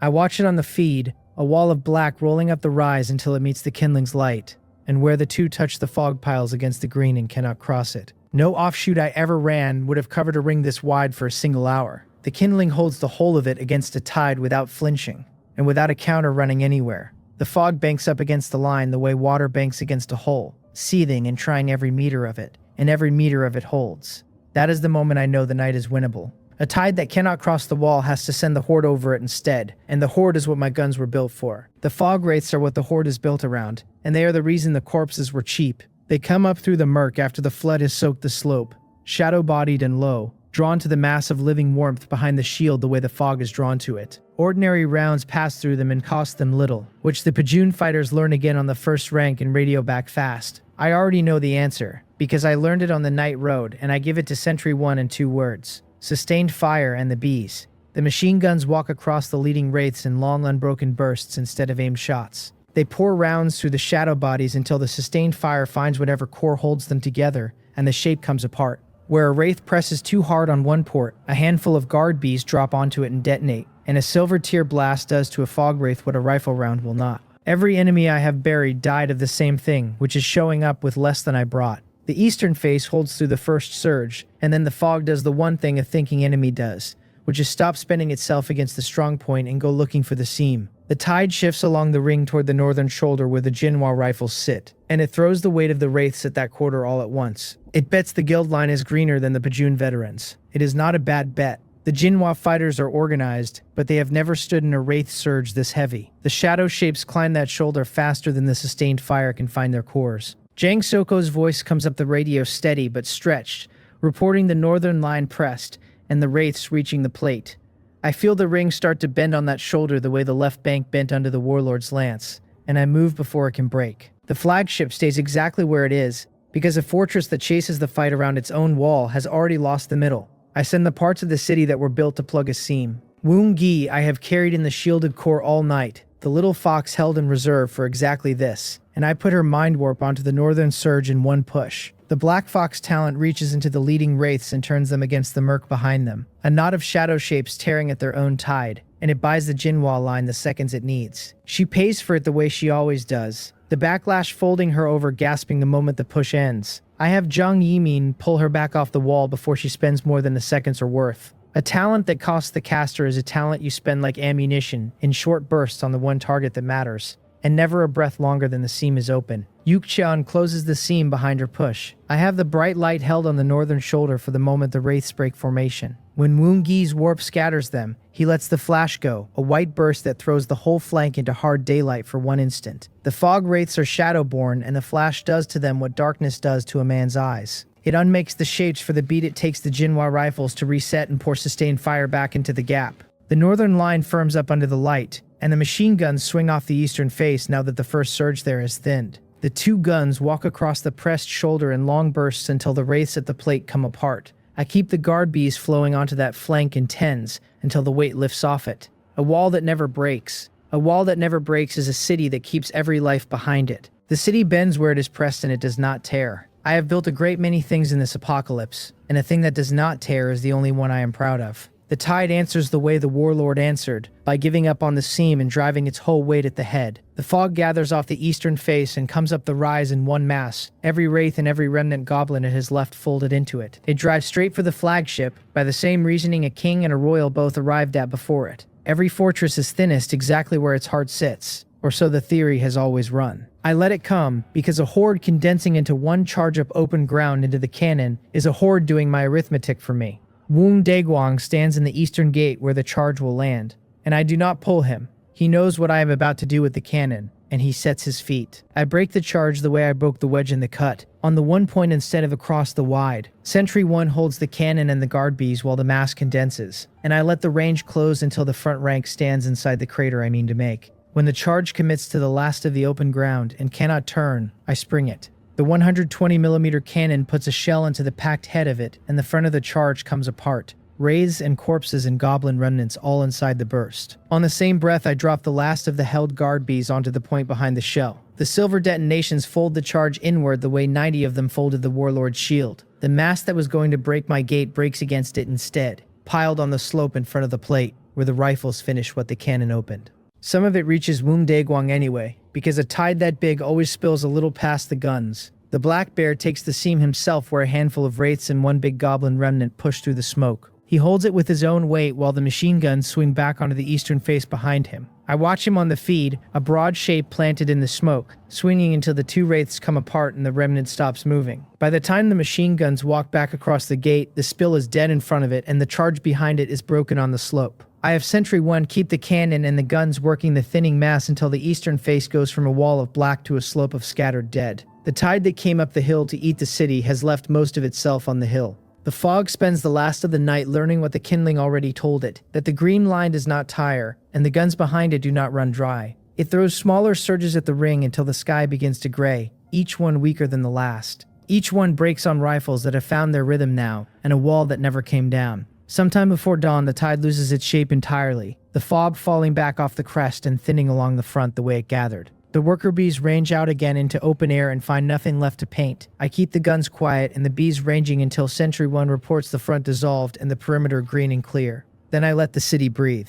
A fog tide came for a mobile city on an open road and left its horde dead on the slope. The city held every life behind it, but the ones that stood in the gate and chose otherwise. The fog had the whole night to make its case. The wall was not persuaded. Dawn shows me the cost, and Sentry 1 reads it out to me name by name, because a lord who does not count his dead is a lord who spends them cheap. The eastern face held whole, and the Pajun veterans came through it hard used but standing. The northern shoulder took the worst of it in the minutes before Woong Gi and Yuk Chan plugged the seam. The Jinhua line lost people there, a dozen and some. Most of them swarmed under before the flash reset the flank. A scatter of the folded-in crews took hurts at the ports. Against a full tide of the activated fog thrown at a city group this large, it is a butcher's bill I would have signed twice over before the sun went down. Woong Gi is flattened by the backlash, and will be a day recovering. The flagship wears a fresh scorch down the eastern flank, where a wraith surge broke on the plate, and neither of those is a wound the city cannot mend by noon. It is still the largest bill I have signed, and I intend to keep it the largest. The road hears about the night before I have finished counting it, because a road full of survivors talks faster than any radio. The communication board fills through the morning with the same shape of message repeated in a dozen hands, all of it circling one account and one green light. Sentry 1 reads me the gist of it in a line, rather than the wall of it. The area survivors who ran the fog all night out on the open plain woke to find they had run it. The ones who spent it inside the wandering city woke to find they had a city. Word of a mobile stronghold that stood through a full tide and lost only the men who stood in its gate does not stay on one stretch of road. Jang Seoko brings it to me plainly, that the guild captains who folded in under my banner as a bet are now telling the road they folded in under a wall. The lone crews still drifting out there are steering for the green light the way iron steers for a lodestone. A city that survives a thing the whole area feared is a city the whole area wants to stand behind. Let them come and ask at the line. The city has room and the processing room has quotas. I hand out the rewards the way I always do, by the ledger and not by the sentiment. Because a lord who pays his fighters in feeling runs out of fighters. The Peijun veterans who held the eastern face take the largest cut, bronze boxes and the good tier 2 rifles off the processing room. Im Peijun takes his share and asks for more vehicles instead of loot, which tells me exactly where his head sits. The Jinhua line that bled on the northern shoulder, I pay heavier than their standing earns, because a guild that took the worst seam and did not run is a guild worth binding tighter. Jang Seoko understands the message under the boxes without my saying it. Woong Gi gets a silver box for the second she bought with her own skull, and Yuk Chan a bronze for the flash that closed behind her. Woong Daegwang I pay last and heaviest, and I hand it over in front of the men who watched him hold the gate. He takes the 2 best silver boxes in the hold, and the finest tier 2 plate the processing room can stamp for a man his size. He says nothing about any of it, which is about what I expected. Im Yu and Im Wu take their cut for reading the tide before it landed. I fold the last of the loose material boxes into the account and list the overflow on the trading board. The road is still watching the green light, willing to pay a premium to buy from it. The vehicle shortage is the one number the night made worse, because a city that folds in every crew steering for its light needs frames faster than the road can hand them over. I put Wang Wei's crew on the communication board through Sentry 1 and order engines and stretched carriages by the batch, paying in the arms the processing room stamps overnight. I hand the fitting of them to Im Pijun as the newcomers arrive. Captain Im Pijun has wanted vehicles since the first day I traded with him at a distance, and now he runs the fleet that carries a whole city. That is a fair wage for a man who spent years farming corpses out of a truck bed. The road pays me in materials, and I pay it in fire, and the account at the center of the trade grows fatter every time the trading board opens. I have been getting rich in clean sweeps since before I owned a cannon. A city only makes the sweeps wider. I consolidate the column the way a man tightens a load before a long haul. The lone crews that steered in overnight I fold into the body under Bang Chiel's watch at the tail, seated behind plate and set to the ports. A passenger becomes a rifleman by the second night. The Jinhua vehicles I bind closer to the spine now that the guild has bled for the banner, and Jang Soko rides nearer the flagship than he did a week ago. Gok Kwangong runs the intake of the newcomers with his usual fawning efficiency, sorting the ones who can fight from the ones who can only ride.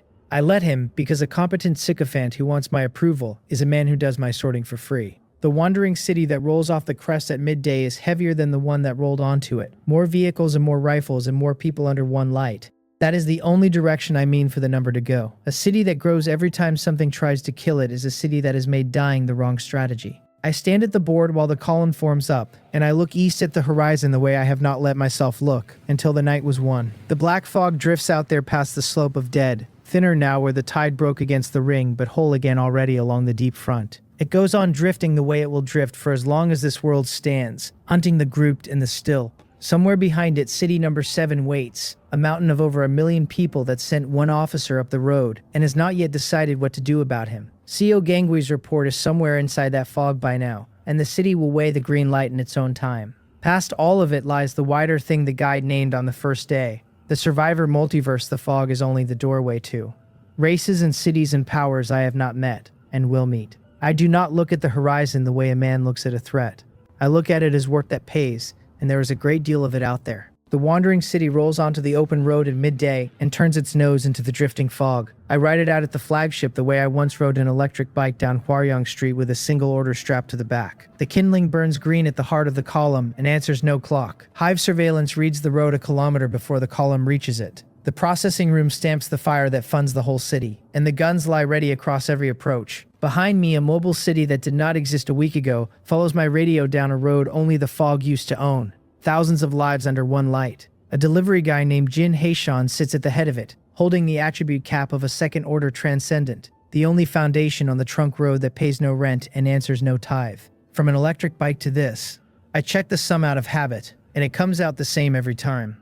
I set the column east into the fog, and I do not slow for the horizon, because everything out there that might have a complaint has one place to bring it now. If the black fog wants its road back, it can come up the hill again and say so. If city number 7 wants its tithe, it can send more than one officer to knock. If anything else out there in the wide dark the guide promised has something to say about a mobile city rolling through territory it thought it owned, it is welcome to say it. It can say it to the city. Sentry 1 wakes me 4 hours before dawn to report headlights on the road behind us, and it gives me the count before I think to ask for it. I take the fee at the board rather than trust a summary, because a number that size deserves my own eyes on it. The worker bees ranging the southern approach paint a column strung out over 11 kilometers of trunk road, matched armored transports running in blocks with heavier platforms seated through them at even intervals. The tally sits past 400 vehicles, and every one of them is the same make, which matters more than the tally does. Road factions drive whatever they stripped off the dead. Only a place with factories fields 400 identical trucks. The mountain has been looking at me for a month. This morning it decided to walk over and introduce itself. Running dies as an option in the time it takes to think it through, and pride has nothing to do with the ruling. Thousands of people in stretch carriages do not outpace a motorized fleet on open road, and a column drawn out to flee gets eaten in the order it is caught. That leaves ground, and ground is still mine to choose. Ahead of us, the trunk road crosses a river plain, where the old bridge approaches climb onto 2 long causeways with soft mud lying on either side of them. I bring the wandering city up onto the eastern causeway and set it across the crossing, flagship at the center, the body of the column behind hull plate on firm road. Anything with wheels that wants me has to come up a raised lane, 1 block at a time with nowhere to spread out. Then I do the thing I never bothered doing for a road faction, which is put the entire city on display. Every gun port stands open, with a rifle resting in it and a man behind the rifle. The flagship's 2 machine guns come uncovered, belts hanging where anyone glassing us can count the links. The 120mm barrel drops level down the causeway at about the height of a driver's head. Sentry 1 flies the full 1,000 worker bees in a slow shell over the column, so their scouts can count them at leisure. The 100 guard bees sit uncovered in their cradles along the hull. The kindling's light stands over every vehicle in the spine. I time the arrangement so the fleet arrives in the last of the dark and sees where the green stops and the fog begins. I am not trying to frighten anybody. I am trying to spare them the expense of finding out. The fleet comes onto the river plain at first light and halts a kilometer short of the causeway, which tells me their scouts reported honestly. The hail arrives on a board channel carrying a seal I have not seen before, and Sentry 1 reads it out to me flat. It is addressed to Jin Haechan of the Wandering City, which is the first time the city behind the fog has used my name to my face. It comes from the law enforcement arm of City Number 7, and the name signing it is Commissioner Ryu Byung-tae. CO Gangwei rides in the message as an attachment rather than a signature, his report cited by file number, his rank listed 2 full steps under the man quoting him. The commissioner requests a meeting on the causeway under parley, unarmed, at the hour of his choosing. I accept the parley and set the hour myself, because a man who lets the other side pick the clock has conceded something for free before anyone sits down. Ryu Byung-tae comes up the causeway in a staff vehicle with 4 aides and no escort, which is either courage or the ease of a man nobody has ever shot at. He is heavy through the shoulders and somewhere past 60, in a uniform that has never once been slept in. He is city-born, and it shows in the way he stands on open ground. That is the stance of a man who spent his life inside a wall that never once asked him to help hold it. His first look at my flagship is the look an assessor gives a warehouse he intends to value low. Then he looks past it, down the length of the spine, and I watch him stop looking like an assessor. He informs me that the law enforcement arm has reviewed the file on the mobile stronghold and finds it a category the ordinances did not anticipate. He offers 3 courses and calls all 3 of them a courtesy. Registration, which means an assessed tithe of arms and materials paid by the quarter, plus a levy of bodies for the city's work rotations. Absorption, which means my column parks in the outer districts and my flagship enters their motor pool under city plates. Refusal he declines to describe, and he does not need to, since 400 trucks on a river plain describe it adequately. He delivers all of it in the voice of a man reading a form aloud to somebody he assumes cannot read. He came up this road expecting to price a truck. He is standing on my causeway working very hard not to count my gun ports out loud. I decline all 3 without heat, and then I get to the only lever that has ever moved a man who brought more guns than me. The trick was never to be unbeatable. The trick is to make the cost of beating me larger than the value of anything he could strip off my corpse afterward.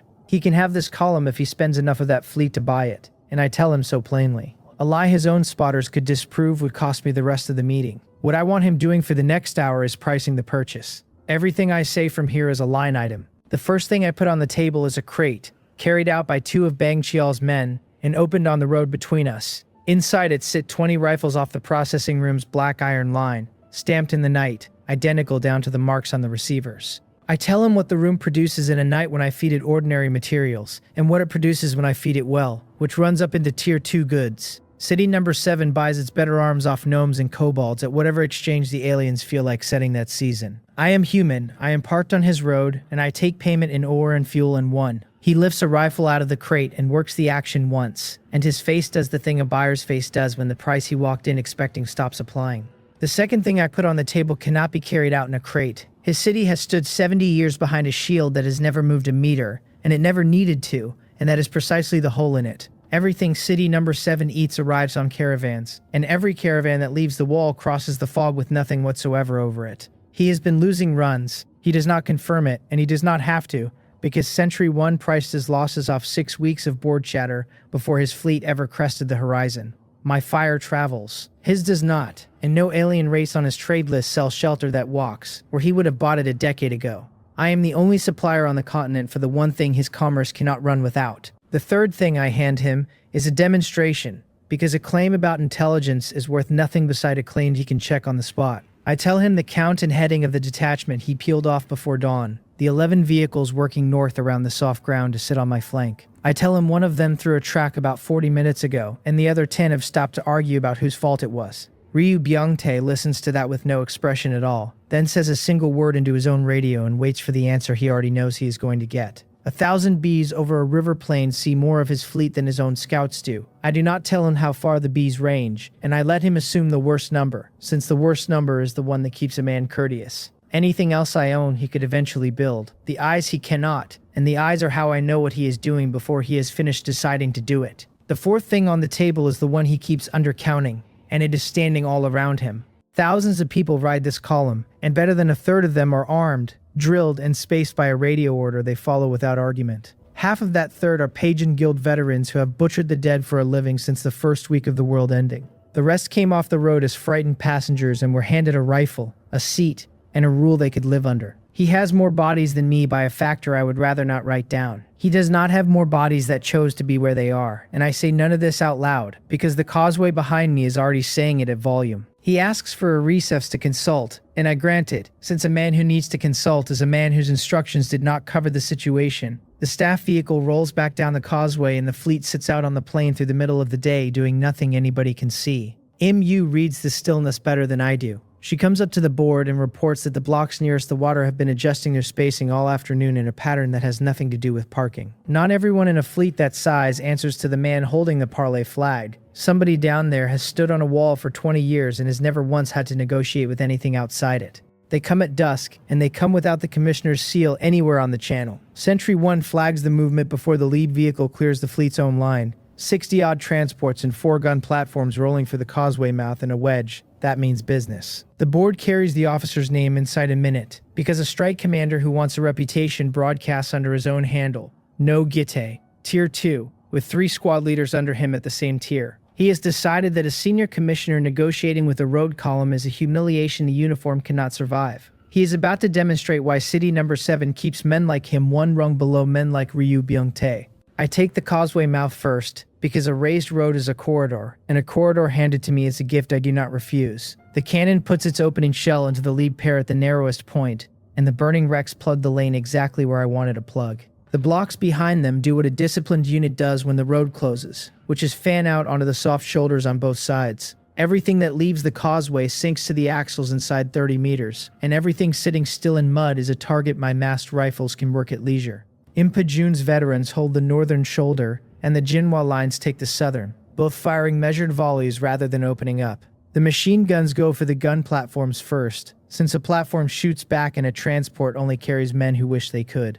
The Tier 2s dismount when their vehicles fail them, which is the correct decision and the one I have been waiting on. 3 of them come up the causeway on foot at a speed no ordinary man matches, straight for the gate where the flagship anchors the line. Sentry 1 drops 20 guard Bs onto the pair on the left in one concentrated fall, and silver detonations do to a Tier 2 body what 90 of them did to a Royal's armor. Imwu lifts off the flagship roof on the Wind Spirit and works the 3rd from above, cutting him off the causeway with wind blades and into the mud where the rifles finish the job. Woong Daeguang stands in the gate through all of it and never once has to swing. That is the outcome I paid for. Muscle you never spend is muscle you still have tomorrow. No Gite comes last and comes alone, and I will give him that much, because a man who charges a cannon on foot at least believes his own speeches. He gets nearer than anyone expects, weaving up the burning lane through a volume of fire that should have finished him twice over. So I go out and settle it myself. Shadow Veil opens over the roof, and I step into it, and the field costs me a fraction of what it cost against the Warlord, which I note and set aside for later. From inside the dark, I put a dark energy round through the weapon in his hands and a second through his right knee. Then I drop the veil, so every man on that causeway sees who did it, and from where. Sentry 1 calls the ceasefire while his people are still deciding whether to run. A dead strike commander becomes a martyr and a report I cannot control. A live one on a stretcher is testimony. I do not pursue, and I make certain the whole plane watches me not pursue. The guns go quiet on my order while the survivors are still well inside their reach. The guard bees come home to their cradles instead of running down the transports limping back across the mud. My own crews go out and collect the wounded off the shoulders, treat them, load them into their own vehicles, and send them back to the fleet with their own drivers at the wheel. No Gatai goes with them, alive, and one document travels with the delivery. It is an itemized bill for the ammunition, priced at the rate I charge every other customer on this road. Nothing I could have said on any channel would have humiliated the law enforcement arm half so thoroughly as an invoice. I do not wait for the commissioner to reopen his channel, because the next piece of this was always mine to fire. The hour after a beaten attack is the hour it lands hardest. The communication board reaches every survivor in the area and a long way past it, so I put 2,000 freed slaves behind him. Names come first. The people city number 7 sold into the goblin tribe for ore and songvine. Read out one by one what the district each was taken from and the year it happened. Then the tribe's own ledger figures, which I happen to hold because I burned the building that kept them. I do not editorialize on that channel, and I keep my handle off it entirely, since testimony arriving under a warlord's name reads as propaganda to anyone with sense. Wang Daeho reads it plain. After him, a dozen of his people tell it in their own words, and one of them is a woman who was sold with 2 children and got exactly one of them back. It runs on the broadcast channel for a day and a half. By the second morning, it has jumped the area outright and is coming back to me secondhand off convoys 300 kilometers out. City number 7 has spent 70 years recruiting new survivors off this road, on the strength of being the only civilization anybody had heard of. That pipeline is now full of people who have heard one specific thing about it. A city can survive selling its own people. It cannot survive being famous for it. Ryu Bionte reopens the channel on the 3rd morning, and every register in his voice has been resorted. He mentions no Gite only to confirm the man is in custody pending review, which is a bureaucrat's way of handing over a scalp without admitting he has done it. He does not mention the broadcast at all, which tells me more than a complaint would have. He asks, without the form-reading tone, whether the wandering city would consider a trade relationship. I tell him it would, and that we will do it on the causeway in an hour of my choosing, since a habit is only worth keeping if you keep it. He has done the arithmetic on the last 3 days, and he has not enjoyed the answer. We spend the better part of a day on terms, and I enjoy that day more than anything since the tribe. No registration and no tithe. The wandering city deals with city number 7 as a counterpart power, and every transfer in either direction is a price trade with a number written next to it. I sell the law enforcement arm rifles, ammunition, hull plate, vehicle frames, and engines at a rate fixed for a year. Paid in ore, universal fuel, machine tools, and 1. Escort sells separately and dearer, my couriers and my column walking his caravans through the fog to the alien markets and back, priced by the run and by the vehicle. City number 7 opens its market to my traders on the same terms it gives the gnomes, which is the clause his aides fight hardest and lose most completely. One term I refused to price, and I put it on the table ahead of all the others so nobody can pretend later that it was a late edition. The slave trade ends. Not reduced, not licensed, not moved quietly out of the districts where the law enforcement arm writes its reports. It ends. The people the city already sold are never reclaimed, and any survivor who reaches Green Forest Base or this column stands permanently outside the city's ordinances. Ryu Byung-tae tries once to make it a matter for the council rather than his own office, and I tell him the agreement waits on that line and that the broadcast channel is still warm. He accepts it. I have the text of that clause read out on the board the same evening, so it cannot quietly evaporate in a filing room, 200 kilometers from anyone who cares. He asks me for one thing in return, and it costs me nothing, so he gets it. The city will file this as a commercial concession granted to an outlying settlement, rather than a treaty. A place of over 1 million people cannot tell its citizens it negotiated with a road column. Wording is free. What the wording buys me is a commissioner who can go home and survive the meeting, and a man who survives his own meeting is a man I can trade with again next quarter. I hand him the phrasing myself and let him improve on it. There is no percentage in making a counterpart look small when the alternative costs me nothing and pays me for years. Seo Gangwi carries the agreement back, and I pick him for it deliberately. He comes up the causeway braced for something else entirely. Since the last time we spoke, I walked a machine gun across the front of his wedge and let him count what stayed silent. He asks me, carefully, why the man he was sent to tax is handing him the document that will make his career. I tell him he filed a report that was accurate instead of flattering. An honest man on the far side of a border beats a corpse and a replacement I do not know. He takes the folder and stands there a moment working out whether he has been rewarded or recruited. Both, and he will get there somewhere on the drive home. A corpse settles one argument. A counterpart settles them for years, and he draws his salary from somebody else while he does it. The campaign pays out over the following week, the way a long job pays, in pieces, all at once, and mostly in things I cannot spend on anyone but myself. The boxes off the causeway fight run heavier than road spoils have any right to, because city equipment is built to a standard the road never met. The Warlord's Gold Hall still has its enhancement stock sitting in my hold. The first trade payment arrives as ore and machine tools that the processing room turns into crystals faster than I can list them. I clear the whole pile in one sitting inside the flagship with the door shut. Enhancement potions first, then the silver upgrades, then the gold, paying greed its toll on every pull without bothering to count. Strength reaches the ceiling of 60 and stops. Agility reaches it and stops. Constitution comes up under both of them. Spirit crowds in behind that, and then all four stand flat against the same wall at once.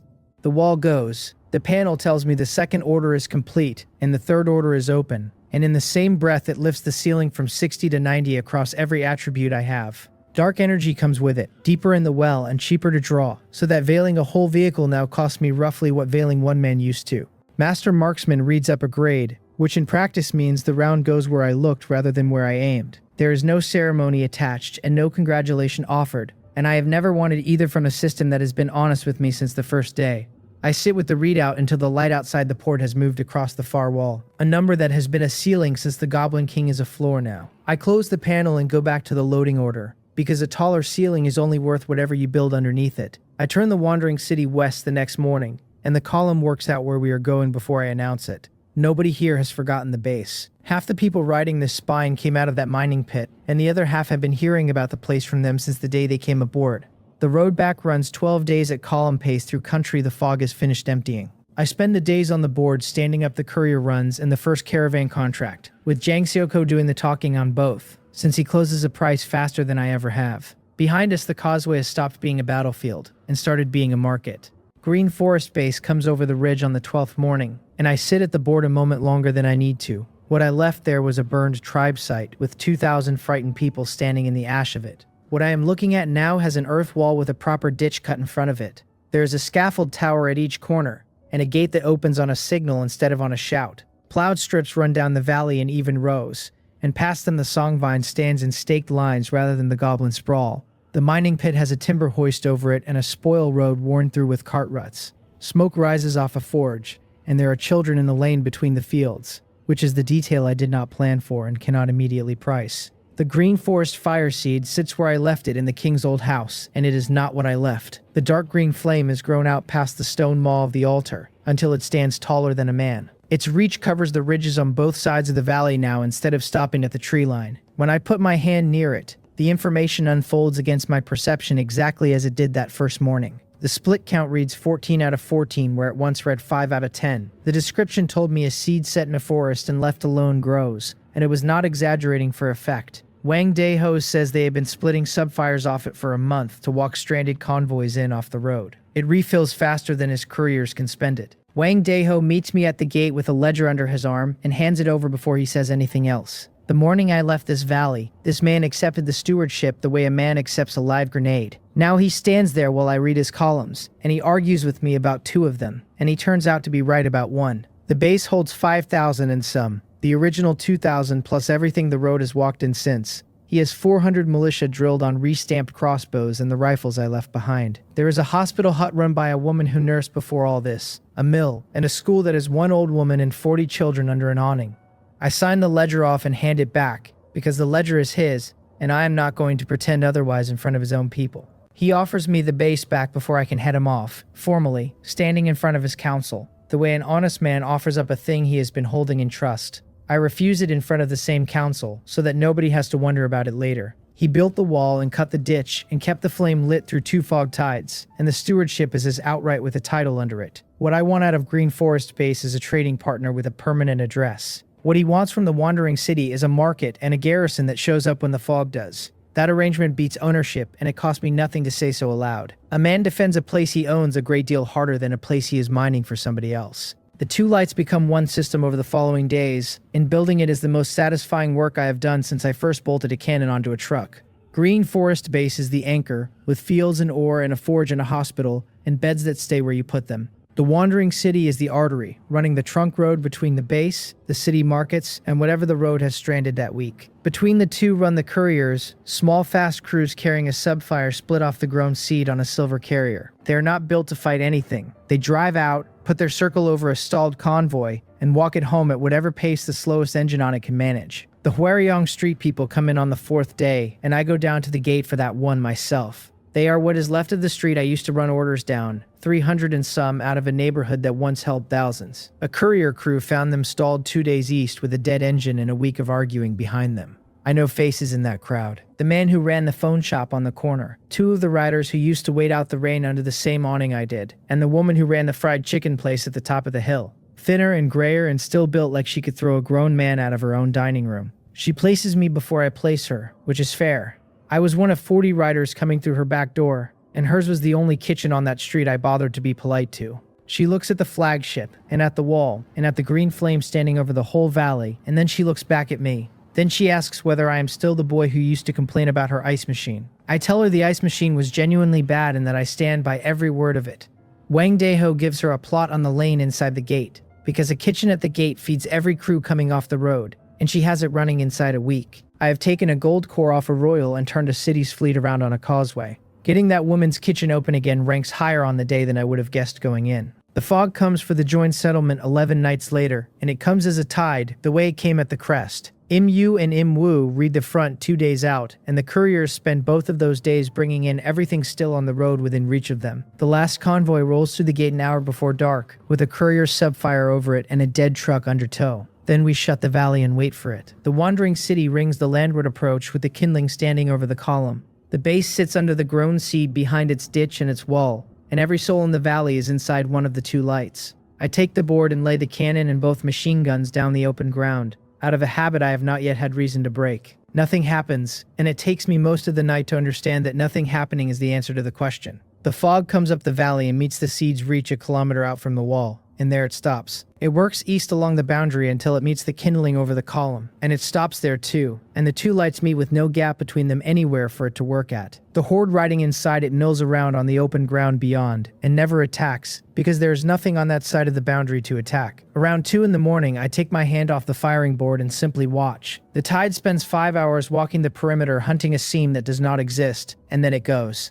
I want to be honest about what that night was, since I have never once turned a profit by lying to myself. The black fog is not beaten in the sense of destroyed. Nothing in this world destroys it, and no weapon I own so much as touches it. It will still be out there hunting anything that gathers and stops long after I am dust in a field. What changed is that it ran out of things to bite. It was never really the fog that killed people. It was the distance between the places where a person could stand. Shortening that distance, 1 light at a time, is the whole of what I have built, and the map carries enough of them now to cross. The fog had the whole night at the fence and never got a hand through. That is the win.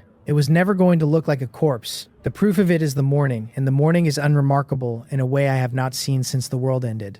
The gate opens on the signal, and the field crews go out to the strips with hose over their shoulders. The couriers take a run east because a convoy called in overnight and wants walking home. Two of Impajun's drivers spend a solid hour arguing about a fuel pump in front of everybody. Nobody counts the dead at dawn because there are none to count, and it takes the base a while to notice it has stopped doing it at all. The entire tide cost this valley one night of my sleep, and not a single round of ammunition. I notice on the 8th morning after that I have not given a movement order in 9 days. Mu has been running the column off her own read of the road and her own count of the fuel. On the second of those days, she moved the whole Jinhua flank forward of the civilian corps, without checking with me. She was right to. I said nothing at the time, and I say nothing now, which is its own kind of promotion.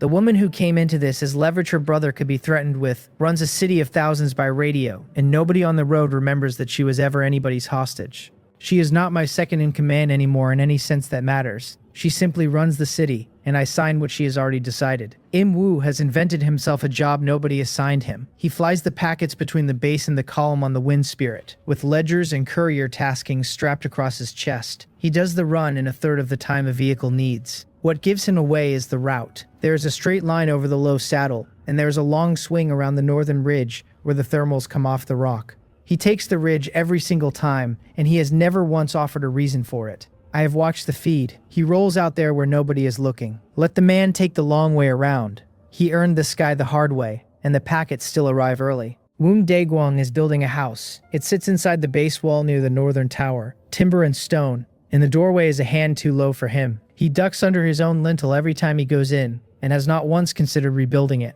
Mornings he coaches the new rifleman at the gate range, correcting his stance by moving an elbow with 2 fingers and saying nearly nothing. His sister sleeps through the whole night now, which took her the better part of a month to manage. Woong Gi teaches the base scouts to read ground and weather and the fog's moods. Her mind warp sits unused, held in reserve for an emergency that has not come. She has not had a nosebleed since the crest. I have stopped watching her for one. Yuk Chian has turned the bright light into a public utility, which I did not see coming from a man who spent the whole road using it to unmake fog wraiths. He rigged the base's night lighting off the power room's spare capacity and strung it along the lane and the field edges. When the harvest crews want to work past dark, he stands out on the rise and gives them a flash on account, and the whole valley goes white for a breath and settles back. The children have started requesting it, which he pretends to find tiresome. He is out there most evenings anyway. I find Captain Impajun standing in the motor pool one afternoon with a genuine problem on his face. He has been short of vehicles since the day I first traded with him at a distance. Now he has 41 running trucks in that lot with nobody assigned to a single one of them. He tells me the crews are all seated, the routes are all covered, and there are vehicles sitting idle with fuel in them and nothing to do. He says it as a complaint. I let him have it because a man who built a guild out of one working truck and a great many dead things has earned a season of complaining like a rich man. Ga Kwang Gong runs the gate intake now, and he runs it well. Everyone who walks in off the road passes his table, gets sorted into work or a rifle, or the hospital, and gets a bed the same day. He made tier 2 in the spring and never mentioned it to me, which for him is the equivalent of another man staying silent about a war wound. He still checks my face for approval when I pass the table. The difference is that these days I give it to him, since the queue at his gate moves faster than any line I ever ran. A lackey who became competent while nobody was watching deserves to hear it said once. Bang Chi all I have owed since the night he put his own body into the seam at the tail of the column. He shoved a carriage back inside the light with the fog wraith working on him the whole way. I paid the debt properly at the base, in front of the men who were in that carriage. He gets the courier corps, all of it, 12 crews and their carriers, and the standing authority to split a subfire off the seed without asking anyone. The man who once closed a gap with his shoulder now closes them for a living, on a road 300 kilometers wide. He is better at it than anybody I could have appointed over him. He still has the pit brand burned into his forearm and he has never covered it. The law enforcement arm's own manifests list him by rank now. Whatever that mark used to mean, it does not mean it here. Wang Wei came in person at last. He has sold me catapults and frames and engines over a board channel since the days when a food payment was the whole of our business. He set up a workshop between the forge and the mill, and he has 9 apprentices in it, and he builds chassis in batches instead of one at a time on commission. The first thing he asked to see was the cannon, and he walked around the flagship twice before he touched anything. He tells me he can put out 4 stretched carriages a week now with the ore the pit is turning up. He says it the way a man says a thing he has been waiting his whole life to be able to say. Jang Soko runs the trade arm, which is where he was always going to end up. I found him in the market at the causeway last month, arguing tariff lines with a city clerk over the price band on hull plate. He was enjoying himself so thoroughly that I stood at the edge and let him finish. The Jinhua Guild kept its banner and its captains, and its people hold a shoulder in every fight. Its leader signs contracts with a city of over 1 million people on my behalf. He gets a cut of every run he closes. He has never once asked me for the flagship again. Century 1, I noticed a while back, has changed a word in its own reports. It used to tell me the column was formed and holding, the column was green, the column had cleared the ridge. Somewhere between the causeway and the valley, it started saying the city instead, in that same flat voice that spends nothing on anything, and I never taught it the word. I asked it about the change exactly once. It told me the designation had been updated to match the operational reality, addressed me as master, and went back to reporting the perimeter clear. There is nobody I trust with the guns more. We roll east at first light on a run to meet a city caravan at the crossing, and I walk the length of the column once before we go, the way I do now. My flagship holds the middle of the spine with every scar it has taken still showing in the plate, and the kindling burns steady down inside it. The couriers pull out ahead of us to sweep the road and pick up anyone stalled on it. Behind the wall, the base gets on with its mourning, the gate open, the forge lit, the field crews out on the strips. 40 children sit under an awning being taught to read by a woman who is very strict about it. The valley keeps its own light. The road ahead keeps mine. MU calls the order down the line, and the city moves off unhurried in the spacing she set an hour ago without consulting anybody. Somewhere back in the spine, a radio is playing music off a salvaged drive, badly, and nobody in earshot has asked whoever owns it to stop. Ahead of us, the trunk road runs east through country that used to belong to the fog, and now merely has fog in it. I take my seat at the head of the whole thing with a cup of tea I fully intend to let go cold. Century 1 reports the road clear for 1 kilometer out, and nothing on my board needs me before noon. A delivery guy named Jin Hetchin set out one morning with a single order strapped to the back of an electric bike, and it took him a while and he brought the whole thing home.